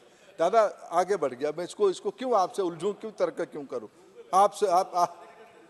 नहीं, चलो इसको अध्यक्ष को करेक्ट करने दीजिए। दादा कुछ विषयों को विद्वता में आप खुद जाके आए हैं, क्यों मैं क्यों उलझूं? अध्यक्ष जी मैं आपसे क्यों, दादा मेरे बड़े हैं, मान भी चुका हूं, उलझू क्यों उनसे झगड़ा करूं? वो सुधीर अधीरता की काम वो करते रहेगा उनके साथ।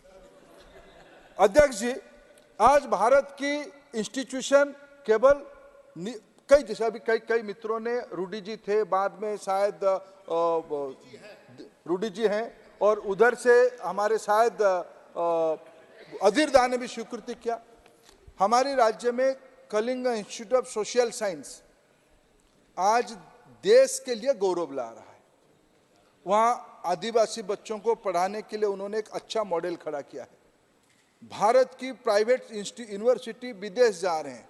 आज भारत की यूनिवर्सिटियों में स्टडी इन इंडिया, भारत में आके पढ़िए, भारत में आके पढ़िए, ऐसे व्यवस्था में विश्व भर की अनेक विद्यार्थी भारत आने के लिए उत्सुक है। उनको भारत हम लाएंगे पढ़ाने के लिए। भारत आएंगे, पढ़ेंगे तो भारतीयता को लेकर लौटेंगे। ये सब हमारी एम्बेसडर बनेंगे। आज भारत की शिक्षा नीति उस दिशा में काम कर रही है। अध्यक्ष जी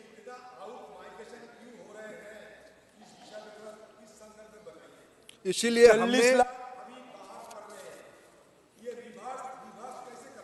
देखिए दादा बैठिए, दादा देखिए दुनिया बदल चुकी है। दुनिया, दादा बैठिए, दादा बैठिए ना, बैठिए। देखिए अभी अध्यक्ष जी जब आईआईटी खुलने की प्लान हुआ अबू धाबी में, अबू धाबी की मंत्री कुछ बच्चों को लेके आए आईआईटी दिल्ली, इस बार बूट कैंप लगाने के लिए, समर कैंप लगाने के लिए आए। मैं भी गया था उनको मिलने के लिए, स्वागत करने के लिए। वो मंत्री अपने छोटे बच्चों को, यानी 11वीं 12वीं बच्चों को क्या समझा रही है? Do you know what is this institution? This is IIT. If you want to global CEO, if you want to Sundar Pichai, then you have to study here.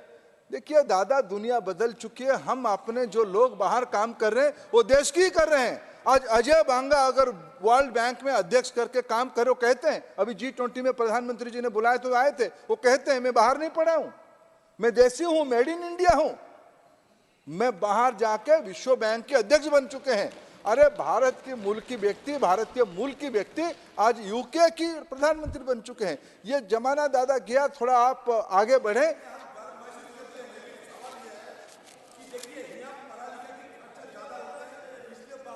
वो चिंता है दादा वो चिंता है। इसीलिए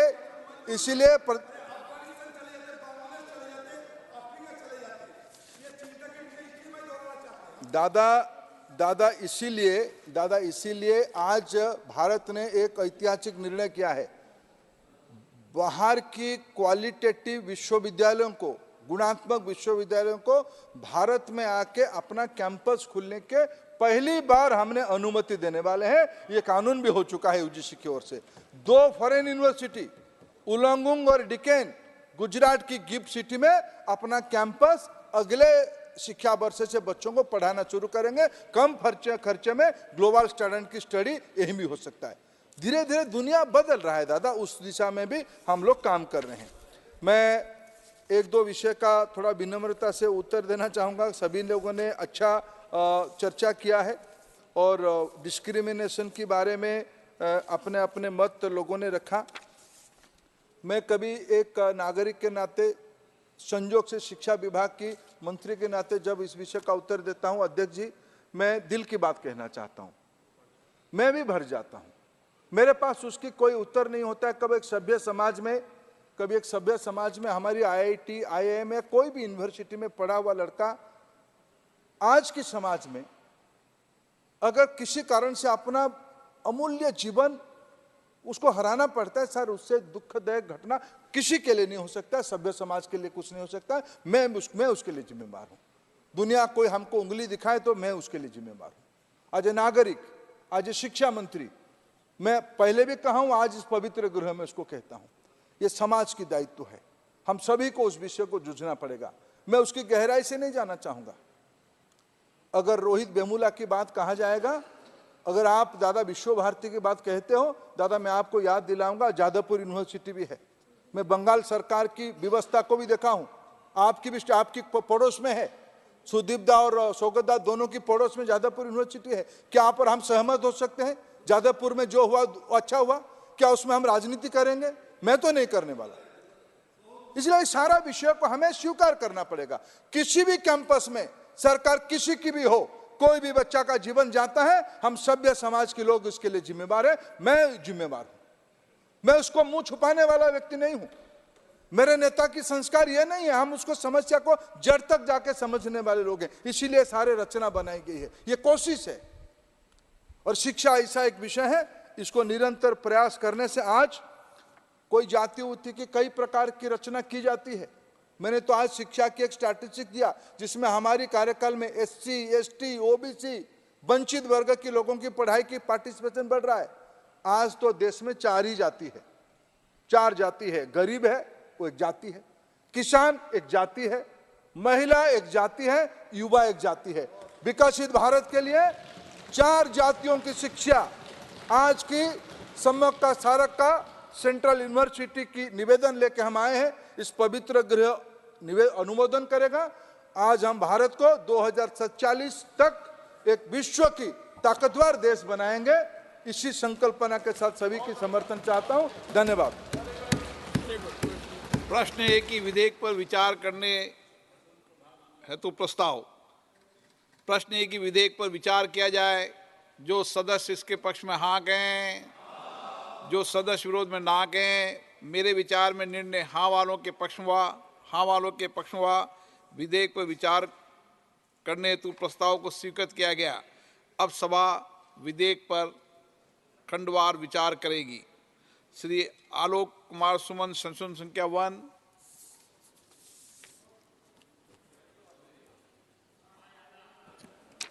Sir, I am moving the amendment. Amendment number 1, sir, in page 1, line 8, the word a body corporate should be substituted by the words run by the central government. प्रश्न ये है कि श्री आलोक कुमार सुमन द्वारा प्रस्तुत संशोधन संख्या 1 को स्वीकृत किया जाए। जो सदस्य इसके पक्ष में हाँ कहें, जो सदस्य विरोध में ना कहें। मेरे विचार में निर्णय ना वालों के पक्ष में, ना वालों के पक्ष में संशोधन अस्वीकृत हुआ। श्री सौगत राय जी, संशोधन संख्या 2। नोट में श्री आलोक कुमार सुमन, संशोधन संख्या 3 से 5। Sir, amendment number 3 in page 1, line 11, after the words avenues of, please insert and scholarship. And प्रश्न ये है कि आलोक कुमार सुमन द्वारा प्रस्तुत संशोधन संख्या 2 से 5 को स्वीकृत किया जाए। 3 से 5। जो सदस्य इसके पक्ष में हाँ कहें, जो सदस्य विरोध में ना कहें। मेरे विचार में निर्णय ना वालों के पक्ष में, ना वालों के पक्ष में संशोधन अस्वीकृत हुआ। श्रीमती सुमन लता अमरीश, संशोधन संख्या 6। श्री M.K. राघवन, संशोधन संख्या 7। श्री अब्दुल खलीक, संशोधन संख्या 8। श्री अधीर रंजन चौधरी जी, संशोधन संख्या 13। सर, मुर्शिदाबाद जिला में अलीगढ़ मुस्लिम यूनिवर्सिटी को पैसा दिया करो, मर रहे हैं और कुछ नहीं। अलीगढ़ मुस्लिम यूनिवर्सिटी कैंपस बने हैं मुर्शिदाबाद जिला में, उसको पैसा दिया करो और कुछ नहीं चाहते। नो मूविंग, मूव कर रहे हैं, नहीं कर रहे हैं सर। नहीं नहीं, ठीक है सर, यही हम मांग कर रहे हैं सर। श्री डीन कुरियाकोस, संशोधन संख्या 14। मूविंग। प्रश्न है कि श्री डीन कुरियाकोस द्वारा प्रस्तुत संशोधन संख्या 14 को स्वीकृत किया जाए। जो सदस्य इसके पक्ष में हाँ कहें, जो सदस्य विरोध में ना कहें। मेरे विचार में निर्णय ना वालों के पक्ष में संशोधन अस्वीकृत हुआ। प्रश्न है कि श्री ईबी डन द्वारा प्रस्तुत श्री ईबी डन संशोधन संख्या 17 नहीं। प्रश्न है कि खंड 2 विधेयक का अंग बने। जो सदस्य इसके पक्ष में हाँ गए, जो सदस्य विरोध में ना गए। मेरे विचार में निर्णय हाँ वालों के पक्ष में खंड 2 विधेयक का अंग बना। श्री अब्दुल खालिक जी संशोधन संख्या 9 श्रीमती सुमन लता अमरीश श्री एम के राघवन श्री एन के प्रेमचंद्र संशोधन संख्या 12। Sir, I am moving the amendment. This is amendment to establish a central marine university in the any of the coastal states. That is my amendment. Sir. प्रश्न ये कि श्री एन के प्रेमचंद्र द्वारा प्रस्तुत संशोधन संख्या 12 को स्वीकृत किया जाए। जो सदस्य के पक्ष में हाँ गए, जो सदस्य विरोध में ना गए। मेरे विचार में निर्णय ना वालों के पक्ष में संशोधन अस्वीकृत हुआ। श्री डीन कुरियाकोस संशोधन संख्या 15। प्रश्न है कि श्री डीन कुरियाकोस द्वारा प्रस्तुत संशोधन संख्या 15 को स्वीकृत किया जाए। जो सदस्य के पक्ष में हाँ गए, जो सदस्य विरोध में ना गए। मेरे विचार में निर्णय ना वालों के पक्ष में संशोधन अस्वीकृत हुआ। श्री अधीर रंजन चौधरी जी संशोधन संख्या 16। सर भाई वही मांग है मेरा सर, अलीगढ़ मुस्लिम यूनिवर्सिटी मुर्शिदाबाद कैंपस को पैसा दिया करो। श्री ईबी डन जी संशोधन संख्या 18 नहीं। प्रश्न है कि खंड 3 विधेयक का अंग बने। जो सदस्य के पक्ष में हाँ गए, जो सदस्य विरोध में ना गए। मेरे विचार में निर्णय हाँ वालों के पक्ष में खंड 3 विधेयक का अंग बना। प्रश्न ये कि खंड 1 अधिनियम सूत्र विधेयक का पूरा नाम विधेयक का अंग बने। जो सदस्य इसके पक्ष में हाँ गए, जो सदस्य विरोध में ना गए। मेरे विचार में निर्णय हाँ वालों के पक्ष में खंड 1 अधिनियम सूत्र विधेयक का पूरा नाम विधेयक का अंग बने। मंत्री जी अब प्रस्ताव करें कि विधेयक को पारित किया जाए। अध्यक्ष महोदय, आपकी अनुमति से मैं केंद्रीय विश्वविद्यालय अधिनियम 2009 में संशोधन करने के लिए विधेयक को पारित किए जाने की अनुरोध करता हूं। प्रश्न है कि विधेयक को पारित किया जाए। जो सदस्य इसके पक्ष में हाँ गए, जो सदस्य विरोध में ना गए। मेरे विचार में निर्णय हाँ वालों के पक्ष में प्रस्ताव स्वीकृत हुआ, विधेयक पारित हुआ। सभा की कार्रवाई शुक्रवार दिनांक 8 दिसंबर 2023 को प्राप्त 11 बजे तक के लिए स्थगित की जाती है।